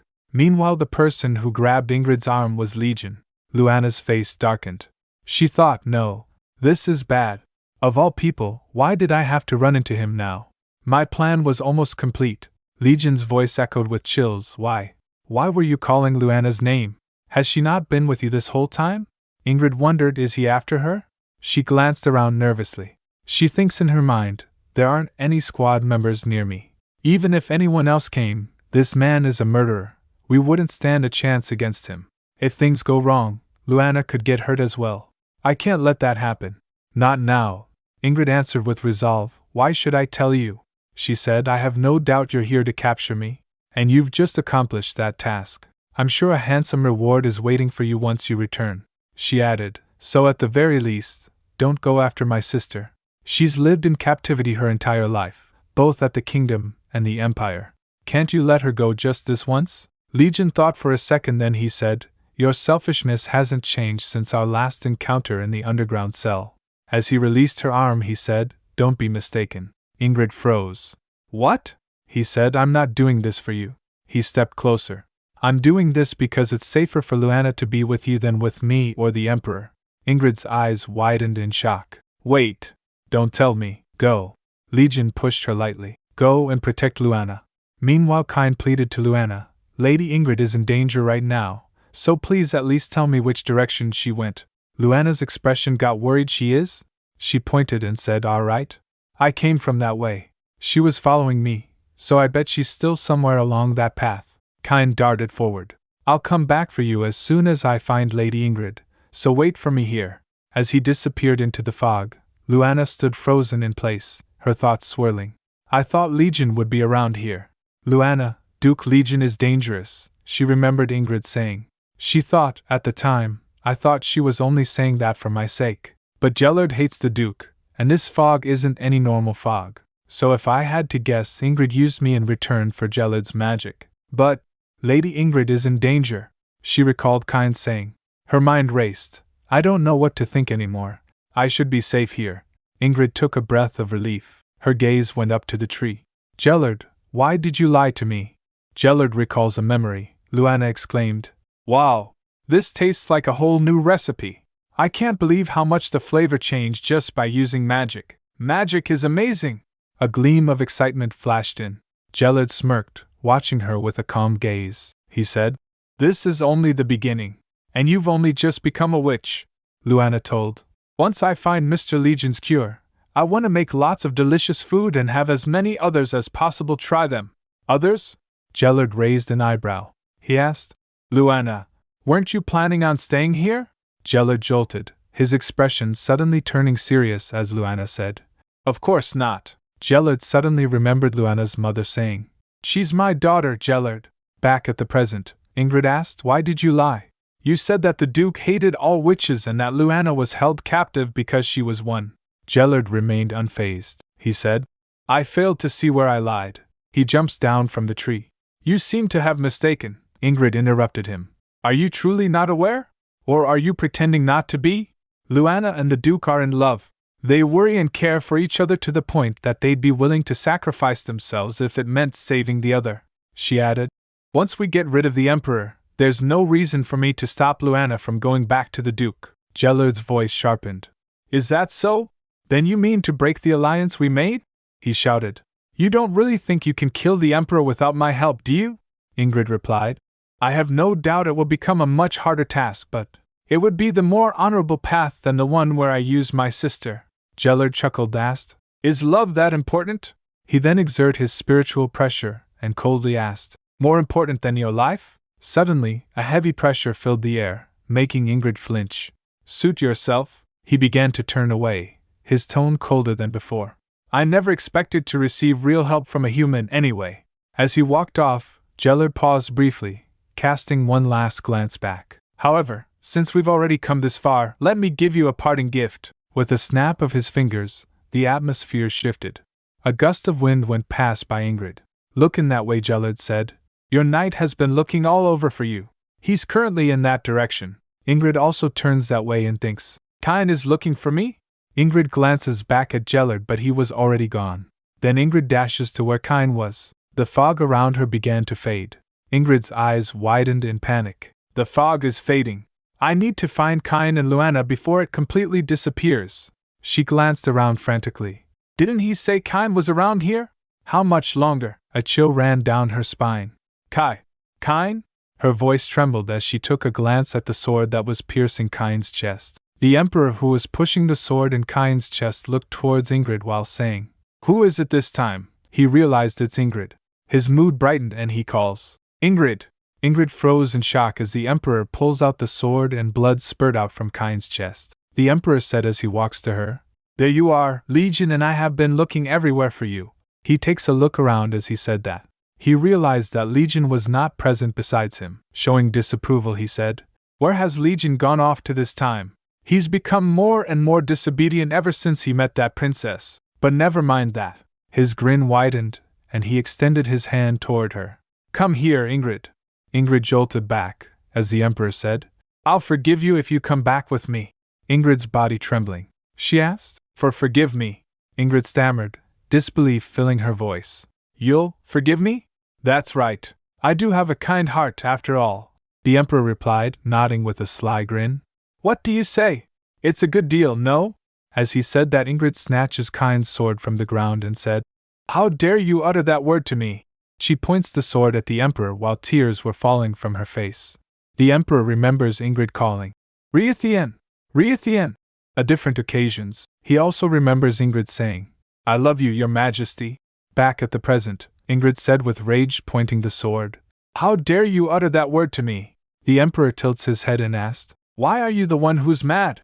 Looking at Kine, he said, Is it because of the man to whom that sword belonged? He said, I can always get you a new knight, as long as you return to the palace with me. Ingrid trembled, her body shaking with fury. How much? Her voice cracked as her emotions overwhelmed her. How much more must you take before you're satisfied? Her whole body was shaking. The Emperor raised an eyebrow. He frowned and asked, What have I taken? Tears dripped down her face as she grits her teeth. Everything. Emperor was shocked. He said, But have I not given you an abundance of other things? Ingrid was shivering with grief. The Emperor added, You have more wealth and love than anyone in this world could ever want. All those things are useless to me. Ingrid interrupted. Her voice was cold and filled with disdain. Nothing of what you gifted me did I ever want or need. The Emperor flinched, momentarily taken aback. But were you not happy at the glass house? He asked. It was there that you told me you loved me. Ingrid scoffed, her lips curling into a bitter smile. Pfft. You actually believe that? She looked at him with contempt. The Emperor was froze in shock. You! Ingrid shouted. How could I ever love my enemy? You are my nightmare and regret. A world with you in it is worse than hell to me. As he heard that, he steps forward. Ingrid said while lifting the sword up, Don't come near me. The Emperor ignored her plea, stepping forward. Didn't you hear me? Ingrid shouted again. If you come any closer, I'll. But before she could finish, the Emperor reached out and grabbed the blade she held in her hands. Blood dripped from his hand, staining the sword. He said, So all that I've given you were things you never wanted nor needed. He smiled, but his eyes were dark. He said softly, while the blood trickling from his hand, What a pity! Ingrid's breath hitched as the Emperor stepped closer. Looking at her, he tells in his mind, It's this look, a look of unconcealable fear and disgust. I knew that this was how you always looked at me. A flashback plays in his mind. You would whisper sweet words of love in my ear, yet you could never hide that terrified expression of yours. Still, I didn't mind. As long as I could keep you at the palace and in my heart, so that I could have you forever. My Ingrid. I didn't care if you loved me or not. His voice trembled as he continued. Or so I thought. The Emperor thrust the sword that Ingrid was holding in his own chest, and the blood spurted out. Ingrid was standing in disbelief as the blood drips down the sword. She asked, Why? Ingrid stared at him. The Emperor dropped the sword he was holding and asked, Well, is this not what you wanted? I will give you my life, as you have longed for. He lifts his hand while with the other he was grabbing the sword that pierced his chest. He brushes Ingrid's cheek with his hand and said, So please, don't go somewhere I cannot reach you anymore. As the thunder rumbled, heavy rain starts falling. The fog is almost entirely gone now. The fog that takes away a person's sanity and makes them follow their deepest desires, leading them to do something foolish. Ingrid sat down for a moment, processing everything that happened. She closes Kine's eyes with her hand. She sat down close to where both Kine and the Emperor's soulless bodies were lying. Suddenly, a rustle broke through the silence. Who's there? Ingrid flinched, swinging the sword to the direction from where the sound came. Eek! A small gasp escaped her lips as she looked while trembling. Luana said while trembling. Ingrid. Looking at her, Ingrid calls, Luana. Luana trembled as she looked at bodies. She said, I came to help because I thought you were in danger. But, Sir Kine and the Emperor, are they? Her voice faltered. Yes, came the cold response. They're dead. Luana's eyes widened as she heard that. As Ingrid steps forward to Luana, she said, And this isn't my blood either. It's the Emperor's from when I stabbed him. Luana flinched and asked, Ingrid, what's going on with you? You're not usually like this. Ingrid, unfazed, strode closer, her voice steady but distant. Not everything went as planned. In the end, Kine was sacrificed, but the results are still satisfying nonetheless. Luana's thoughts raced. As planned? What is she? She then remembers Ingrid's words. My plan could put you in danger, Luana asked. Is this what you were referring to back then? Was this your plan? Yes, Ingrid admitted without hesitation. Removing the Emperor so I could rebuild the kingdom, and I was able to receive Jellard's help, using you as leverage. Her gaze was cold. Luana jolted as she heard that. Luana asked, Were you really just using me? Luana's voice cracked with disbelief. Ingrid's cold expression didn't change. Did you not say it yourself, Luana? You're no more than a princess of an abandoned castle. As she heard that, Luana's eyes welled up with tears. Her heart sank. Legion thought, were they able to get out of here? As he glanced around, if I had known that was going to be our last moment together, I would have never sent her away like that. Those words are probably haunting her, making her feel guilty for not being able to return. She's always been the type to keep promises, after all, but maybe it also means she's still thinking about me. A bittersweet smile touched his lips. I can't believe I'm smiling at a time like this, especially when I know all too well what happens to a knight who betrays the king. Suddenly, his thoughts were interrupted with the sound of rustle. A soldier calls, Sir Legion, where have you been? His Majesty, Legion interrupted him, saying as the soldiers dashes towards him. I lost the enemy in the fog. Just ensure His Majesty returns safely. I'll give him the report myself. The soldier came close and said, No. A firm voice cut him off. Please give me the report instead. The soldier turned to see Captain Albert. Legion asked, Sir Albert? Why would you take the report in place of His Majesty? Albert's face darkened with sadness. He said, His Majesty has passed away. Based on the scene I witnessed, he was killed by a man named Kine. Legion felt a chill crawl up his spine as he saw Emperor's body. He twitched and pressed for more details. And that man's status? Albert replied grimly. Dead, he died not too far from the Emperor. We assume he was killed by the wounds he received during battle. Legion glanced at Albert and asked, And what about the princess? Has she been caught? Albert jolted hearing that. Albert hesitated, glancing away before answering. The search party did manage to capture one of the princesses, but the soldiers were talking to each other. One of them said, But her own sister betrayed her, didn't she? The other one said, Yup, I guess she was just a bait to lure Sir Legion all along. Doesn't that mean she's been cast out by the kingdom as well? Legion's presence was suddenly overwhelming. You two leave, he commanded, and the soldiers scrambled to obey. Once they were alone, Legion turned to her. His eyes were softening. He said, Luana. Before she could respond, he wrapped her in a tight embrace. He squeezed her and said, I didn't think I'd ever see you again. As Legion backs away a little, Luana calls, Legion, are you hurt? He asked, pulling back slightly to examine her. How did you get caught? Why didn't you follow that woman? She began. Well, actually, she recalls the scene from before. Luana said, If you're going to say something like that, you need to look a little more convincing. Ingrid staggered, momentarily caught off guard. Luana grabbed her hand and said, Come on, don't be like that. I know you well enough. I might even know you better than you know yourself. She gently squeezed her hand and said, I'll listen, so tell me the truth. Ingrid clenches as she doesn't want to tell. Then she began.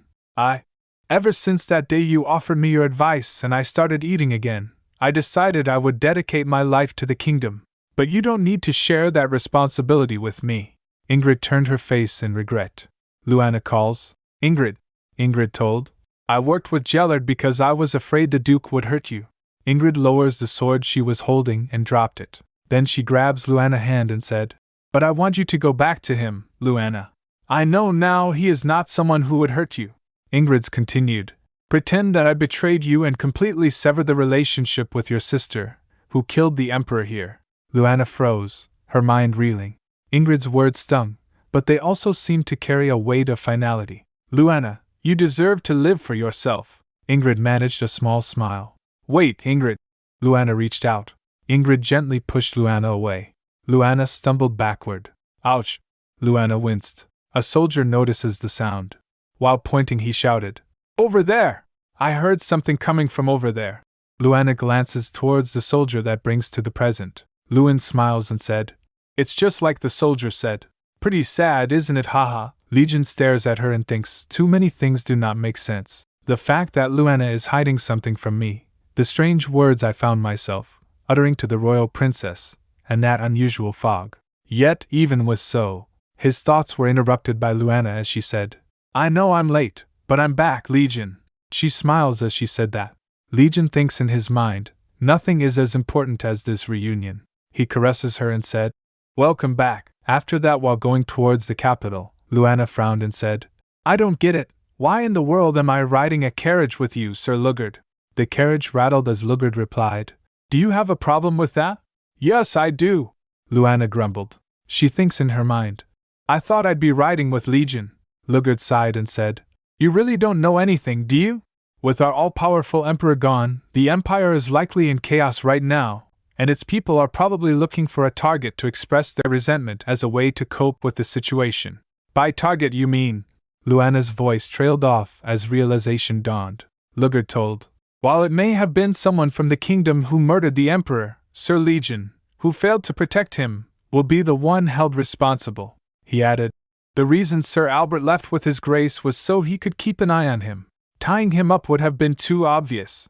Now do you understand the situation? Luana's heart sank. Legion will be held responsible for this? Why? None of this was Legion's fault, she said. If things don't go well, it could mean.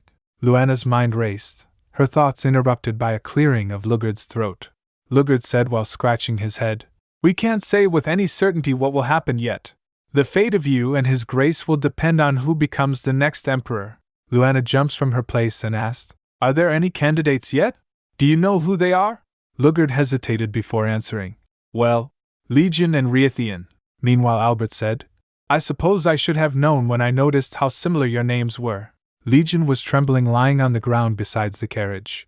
Albert chuckles and said, It turns out you're quite the precious man from birth. Legion asked while trembling, Albert, what is the meaning of this?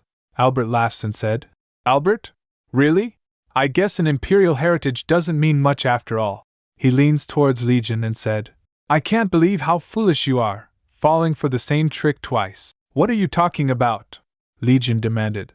Legion realized what happened. He remembers the Emperor's words. I believe I understand the situation now. A group of men pretending to be imperial knights took the youngest princess. His Majesty asked for her immediate attendance, he said. It all started back then. It took you this long to realize that? Albert mocked. Then with the sound of whoosh Albert turned into Jellard. He then said mockingly, I pity the fate of the Empire. Legion grits his teeth and asked, Why are you doing all this? Luana left that place out of her own will. Yes, that's exactly the problem. Jellard interrupted. If she cannot realize it herself, then bringing her back by force won't work. She'll only run away again. Hence, this is the most effective solution, even if Luana's feelings are hurt in the process. Then Jellard snaps his fingers. After that Legion groaned in pain, feeling a familiar magical energy in the air. It's that same magic again, Jellard said. When you open your eyes again, you will face a curse, even worse than the one before. Back at the capital, Legion said. No. Lugard hesitated then said. But Miss Luana made. Legion interrupts him saying. Did I not make myself clear? He threw the glass of drink and roared. Get everything associated with her out of my sight. Luana asked. He didn't even open it? Lugard answered. I'm afraid not. It seems he's too busy settling the incident and preparing for the enthronement. Luana shakes and said. Still, that doesn't mean he should stop eating. She was almost on the verge of crying. She walks towards Lugard and said, He hasn't eaten any of his meals ever since we came to the Imperial Palace. Lugard flinched hearing that. Luana continued, If he won't even eat a simple snack, then what is he eating exactly? At first Lugard hesitates, and then he takes a sigh. He then spoke. Well, you see, Miss Luana. Wade came and apologized saying, I'm sorry, Miss Luana, he said. I've been the one preparing His Grace's meals for a while now. I didn't know how to tell you. Hearing that, Luana thinks in her mind. He's eating food I didn't cook? But why? Did something happen? Could it be that his curse has been lifted? Luana heart raced as she thought that. Wade called. Miss Luana? Luana jolted and said, Huh! Oh, yes, Wade explained. To be completely honest, I was happy when His Grace called for me. I thought it would be a good opportunity to put to practice everything I've learned from you. But, standing beside Legion on the dining table, he observed that His Grace still eats with that disgusted look on his face whenever he eats anything I cook. Nothing has changed, he told. I really can't understand why he suddenly decided to avoid your cooking. But if there is something I can do to help, then please let me know. I'll help in any way I can. Luana felt touched and thanked him. Then she takes a sigh and said, But this problem won't get solved unless I get a chance to talk to him myself. Then Wade suggested, In that case, I know of an event His Grace must attend today. Walking towards the church, Luana thought, I completely forgot about it. Why didn't anyone say something? Today is Riethian's funeral. She opens the door, and there was a silence in the hall. Seeing Luana, a maid whispered, Miss Luana? Luana asked her while panting. Is Legion here? She answered. His Grace has already paid his respects and left the hall. She thought to herself, I missed him again? The maid hesitated while saying, I didn't remind you about today since I thought all this would be hard on you, she asked. But now that you're here, what would you like to do? Luana thinks in her mind. I didn't expect to see him again before Legion, but placing a flower won't hurt. She places a flower at the Emperor funeral. She looks at his body and thought, After all, even though he was an obsessed, authoritative psychopath, he was still the male lead of this story. I wonder if Ingrid is doing all right. She was so sweet, yet she ended up murdering someone. All of this happened because of me. Erg. She then notices a flower lying on the Emperor's chest. That's... Looking at the page, she said, I was right. That was an Ophelia flower.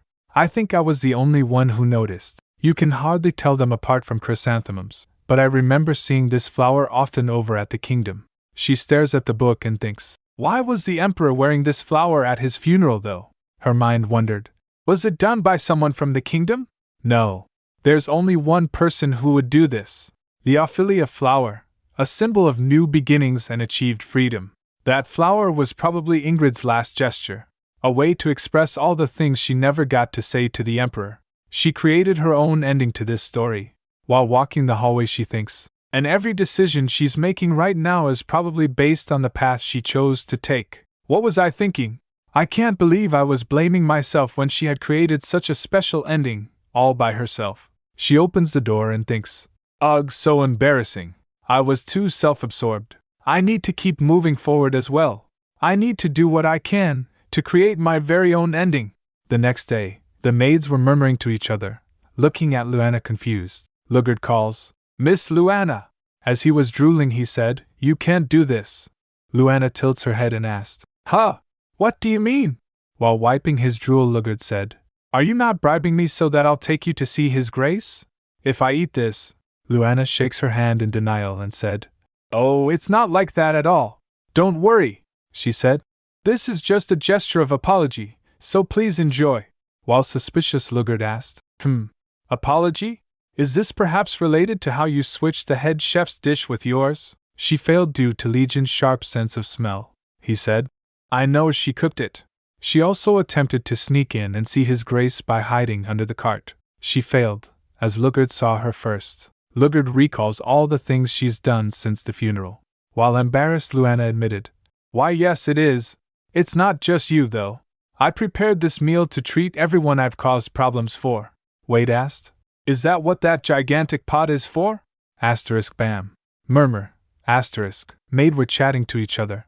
Miss Luana made that. I thought I smelled something delicious. Luana replied, Yes. I'm not up to any tricks this time, I swear. Lugard was still suspicious of her. Lugard said as he lifts a spoonful to eat, If that really is the case, then... He starts eating. How deliciously spicy. As he starts eating, Luana thinks in her mind, I really didn't want to go this far. After a while inside the kitchen, Wade and Rio were helping Luana cook. Rio said, The eggs are ready as well. Wade called, I'm done preparing the vegetables, Miss Luana. Luana replied as she pours down the water. Great. Rio, you can go ahead and take the vegetables for the next step. Wade, come here and help me get rid of this bloody water. Wade replied as he dashes. Yes, my lady. Garth, who just returned from a holiday, asks, What is going on over there? Wade shouted. Hey, get over here and help us out. As he steps close, Garth said, No, I want an explanation first, he said. I heard His Grace has been refusing to so much as taste the food Miss Luana has been cooking. So what exactly are you all doing? Both Wade and Rio flinched as they heard that. Both of them glared at Garth and said, How dare you say such a horrid thing in front of Miss Luana? Garth shudders hearing that. Luana said, It's because this isn't for His Grace. She twitched as she said that. Today's menu, a stew special, braised beef ribs, steamed eggs, and white rice. Come and eat, everyone! Luana presents food to the servants and said, Come and what everyone? One of them asked. Do we eat the meat with this sauce? She replied. Yep, you can pour it on the rice too. And if it gets to be too much meat for you, there are some steamed eggs you can eat instead. Scratching his head, Garth said. She's cooking for the servants too. This has to be a lot of work. Why is Miss Luana putting herself through this? Wade replied. I'm not sure. She hasn't said anything about it to Rio and me either. He smiles and said. But can't you tell just by looking at her? Garth then takes a glance and said. She definitely looks happier than she did before. As the days continues, Luana made food every day for the servants. Next day, today's menu, fried food special, fried seasoned chicken, cheese sticks, pickled turnips, cabbage salad. One of them said. So this is the famous fried chicken we all heard about. Sniffle, the maid said. This is so delicious, Miss Luana. Next day, today's menu, snacks special, spicy rice cakes, fried squid, rice balls, peach juice. While eating, Garth said, We've been getting to eat a lot more seafood ever since Rio joined the crew. The maid said while munching, I never knew squid could taste this good. Next day, today's menu, seafood special, backed by popular demand, fried tofu sushi, shrimp poke, grilled fish. The maid asked. My goodness, what is this made from? Luana replied. That's fried tofu. It's made with. While feeling a throbbing pain, Legion asked, What is going on? He takes a sigh and asked, Why does the entire palace reek of food? Garth replied, Food? I'm afraid I haven't noticed anything different. Legion stands up from his chair and said, No, I can definitely smell it around me. Very closely at that. As he said that, he snatches Garth's hand, and Garth was holding meat sticks. He dropped them on the table. This is. He freaked out after being found. He said, Eek. I apologize, Your Grace. Miss Luana has been providing the servants with all kinds of various food. Legion asked. Has she now? Garth replied. Yes. Everyone's been loving it because the food tastes absolutely ama. He paused as he saw Legion's cold face. He asked, worried, Why, Your Grace? Inside her room, Luana was covering her hand with a cloth. Ugh, my wrist. It's not easy preparing that much food, even with Wade and Rio's help. But it should start working by now. She turns and takes a glance. Legion was standing at the door. He calls, Luana. He asked, What are you up to, exactly? The bazaar was bustling. A passerby asked, Are you sure you don't want to eat? Other one replied, Yes, I'm sure. I already had lunch anyway. As he dashes forward, the first one said, Whatever you say. I'm going to get me some food then. He asked the shopkeeper, How much is this? Just 5 coins will do. Let's see, 1, 2. Humans are easily swayed by their senses. So much so that even if they had decided to turn something down before, the moment they see, hear, or feel it, give me a bite. This is what happens. Legion asked, What are you up to exactly? Luana thinks in her mind, I knew he was going to come. Legion never did like letting others eat the food I cook. Let's stick to the plan for now. She asked. What do you mean? I've just been making food for the others. He asked. Without my approval? She said. I'm a person before I'm a witch, you know. I enjoy cooking for people who like my food, over those who refuse to even taste it. She pouts as she said that. She was fuming. Legion said. You seem to be mistaken about something. Do you think I'm asking you to stop right now? I'm ordering you to. So stop immediately and… Luana cut him off saying, No.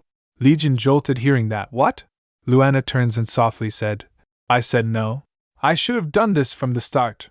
If you decide to throw me out, lock me up, or even execute me tomorrow because you find my response insolent. She starts washing Anian as she said that. Then go ahead. I don't care. After all, I was meant to be executed back in the execution chamber, wasn't I?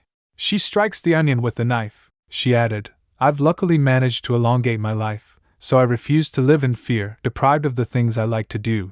She was cutting onion as she was talking. Showing irritation, Legion said. TCH. How absurd. I just can't understand why you would risk exile, imprisonment, or even execution just to cook. As she outs a pan on the fire, she asked. What's wrong with cooking? She said. Delicious food makes people happy. Whether they're the emperor, a stable keeper, a princess of a fallen kingdom, or a knight, food doesn't discriminate against people. I want to bring happiness to others. That's the reason I became a witch in the first place. She started cooking. She takes a glance while saying, which is why. Legion was walking away. She saw him, and quickly grabs his hand. She asked, Hey, where are you going? He replied, You have no intention of following my orders, and I have no intention of eating your food, so I'll just disappear from your sight instead. My existence is no more than. Luana cut him off by shouting, Ugh, are you being serious right now? I was trying to explain something before telling you that I'm in love with you. Legion flinches as he heard that Luana loves him. Luana regretted what she blurted out. Oh no. While panicking, she tries to explain. What I meant was, In regret, she closes her eyes and thinks, Gah, I don't know anymore. She shouted, I had to try, alright? She clenches his hand and said, I finally got the chance to cook for so many different people, and I really enjoyed doing it, but it's just not enough. I still feel empty inside. She continued, What I really want to see is the satisfaction on your face when you eat my food. Legion blushed after hearing that. He extends his hand to reach and said, Luana. Luana instead passed him a plate of food. Looking the other way, she said, I won't hear it until you eat this first. Legion stands in silence for a moment, then he said, I can't do that. Luana came on the verge of almost crying and thinks, he still won't eat my food? Even after everything I just said? She said, If that's how you feel, then I guess I have nothing else to say. As he walks close to her, he said, You misunderstand me. Did I ever say that I dislike your food? He said with a serious face, I would love for nothing more than to fill my mouth with your food, savor every bite, and devour it completely. Luana staggers and backs away. She asked, Then why have you been avoiding my food? Legion was still getting close to her. He said, What if eating your food doesn't just end there? What if it makes me hungry for you too, Luana? Luana got cornered. Her back was at the shelf. Legion leans towards her and she asked, Pardon? Legion said, The reason why I have been avoiding your food is because I don't think I'll be able to control myself once I taste it. Hearing that, Luana thinks in her mind, this isn't good. How could he have an appetite for a human? Has the curse changed? Or has it worsened? She pressed her eyes close and thinks, The only person I know capable of doing something like this is. Legion continued, So how, Luana? She opens her eyes. Legion asked while his face was red, How could you love someone like me? As he further leans close to her, Luana thinks, He's going to eat me. Legion dropped on her shoulder. Luana was confused. She said, Legion? He said, I swore I would protect you no matter what, yet somehow I've become what you need to be protected from. As he rises up from her shoulder, he said, I hope that was enough for you to understand. So leave this place. Luana was still confused. She asked, What? Legion said, I will give you enough money to last you a lifetime and as many servants as you need to settle down comfortably wherever you desire. As he turns, he said, The empire is vast. I'm sure you'll find someone else you wish to feed. Luana shouted, Did you even listen to anything I just said? I'm not leaving. Legion looked towards her with a sharp gaze and said, Don't be stubborn. You have no idea what I was about to do to you. Luana cut him off, asking, That strange appetite, you know it's because of a curse, right? Legion flinched as he heard that. Luana said, I think I know of a way to lift it. Just as how a prince who turned into a beast due to the absence of love returns to his human form once he falls in love, your curse should be lifted if a change occurs within yourself. The witch who cast this curse was enraged by a man who brutally ignored the effort and soul a child had put into making food. So why don't you try cooking yourself, so you can realize what it means to cook with love? As she said that, she points towards him. After she said that, there was a moment of silence in the kitchen.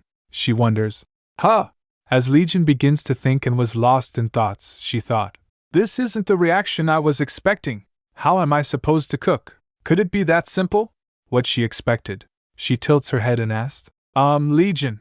Legion said, I understand your point, but how do you know so much about the origin of my curse? Luana jolted hearing that. Her mind races, crap. I forgot Legion still doesn't know that the one who cursed his family was my mother, Legion said. I never told you about it. While sweating, Luana said, oh, I was just. She was freaking out inwardly. What do I do if I tell him now? Wait, should I even tell him? Looks completely suspicious. Legion continued, then again, what does it matter? He shrugs it off, saying that. Huh! Luana's heart raced as Legion said, I trust you, and this is the only way, so I will do as you tell me to do. But under one condition. As you know, I'm currently suppressing that appetite with immense effort. As such, I will need assistance by my side who can stop me, just in case. The assistants that came to help were Lugard and Garth. Garth cheerfully said, Hey, Miss Luana! We heard His Grace needed assistance. So what exactly are you planning that required us to come to the kitchen fully armed? Both of them froze as they saw Legion putting on an apron. While confused, he called, Why, your Grace? Legion coldly said. Stay quiet and do your job, Garth replied. Yes, your Grace. Lugard's expressions were still blank as he was processing what's happening. Luana popped up from behind them and said, Now, since everyone is here, shall we get started? She dashes towards Legion as she said that. Garth was still not believing. No way. Luana instructed Legion. All right, grab the knife with your right hand and slice the onion in. With the whoosh sound, Legion cut the onion with the cutting board. Looking at that, Luana said, And maybe we shouldn't have started out with the knife. Here, I'll just have you knead some dough instead. She instructed him as he performs. Now, add just enough water to. I didn't realize I would be this bad. Tea, that's all right. You have me. 3 hours later, the whole kitchen was in chaos, with water spilled on the ground and fire rising. Legion said, I never knew cooking was so difficult, she replied. Of course it is. Cooking is like going to war.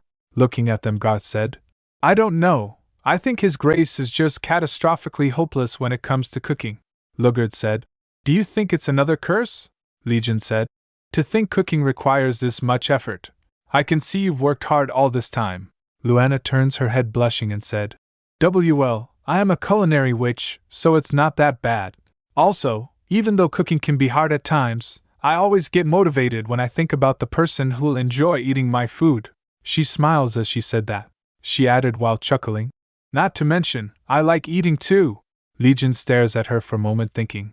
Cook, while thinking of the person you're doing it for. Confused, Luana asked. Legion? He said.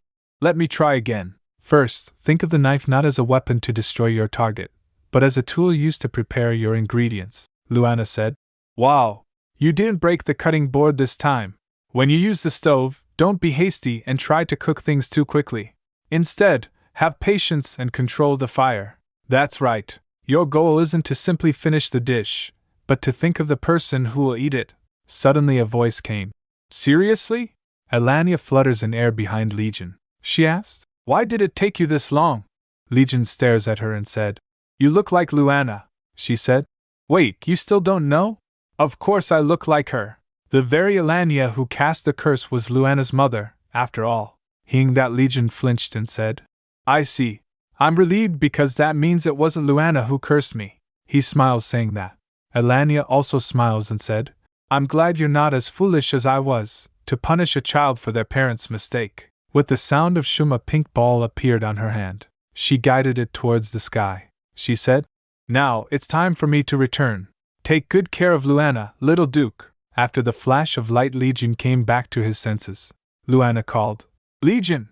You couldn't hear me? What were you thinking so hard about? Oh. Luana grins and said, Were you just so touched by this perfect dish you created? Not only did you not burn or destroy anything this time, but the food smells so good. Luana sniffs the food. Legion wondered. What I saw just now wasn't a hallucination, he said. Luana, would you mind trying it? She quickly asks. Oh, should I? She takes a bite and after tasting it she said, It tastes amazing. I'm impressed, Legion. Legion blushes hearing that. He muttered. So this is what it feels like? Luana asked. HM? What did you say? Legion wipes a stain from her face and said, Luana, I'd like to ask you a favor. Luana's heart was racing. She asked, What is it? After a while, Jellard came and said, I came here because I received your letter requesting immediate assistance in escaping the Empire. So what exactly am I witnessing right now? Legion and Luana was sitting at a table. Luana said. You're here, Legion said.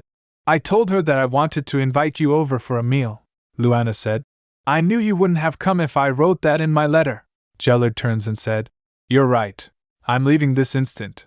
Legion then said, Would you sit with us if I told you that I met Elania? Jellard stopped in shock. Sitting at the table, he asked, So, your curse has been lifted? Pointing towards Luana with his hand, Legion said, Yes, although it wouldn't have been possible without Luana's help. Jellard frowned and said, Ha! Then what is this all about? Have you called me here to mock me? To show me that my efforts were meaningless? Legion replied, No. I requested to meet with you to seek your approval before I proposed to Luana. Jellard gets shocked. What?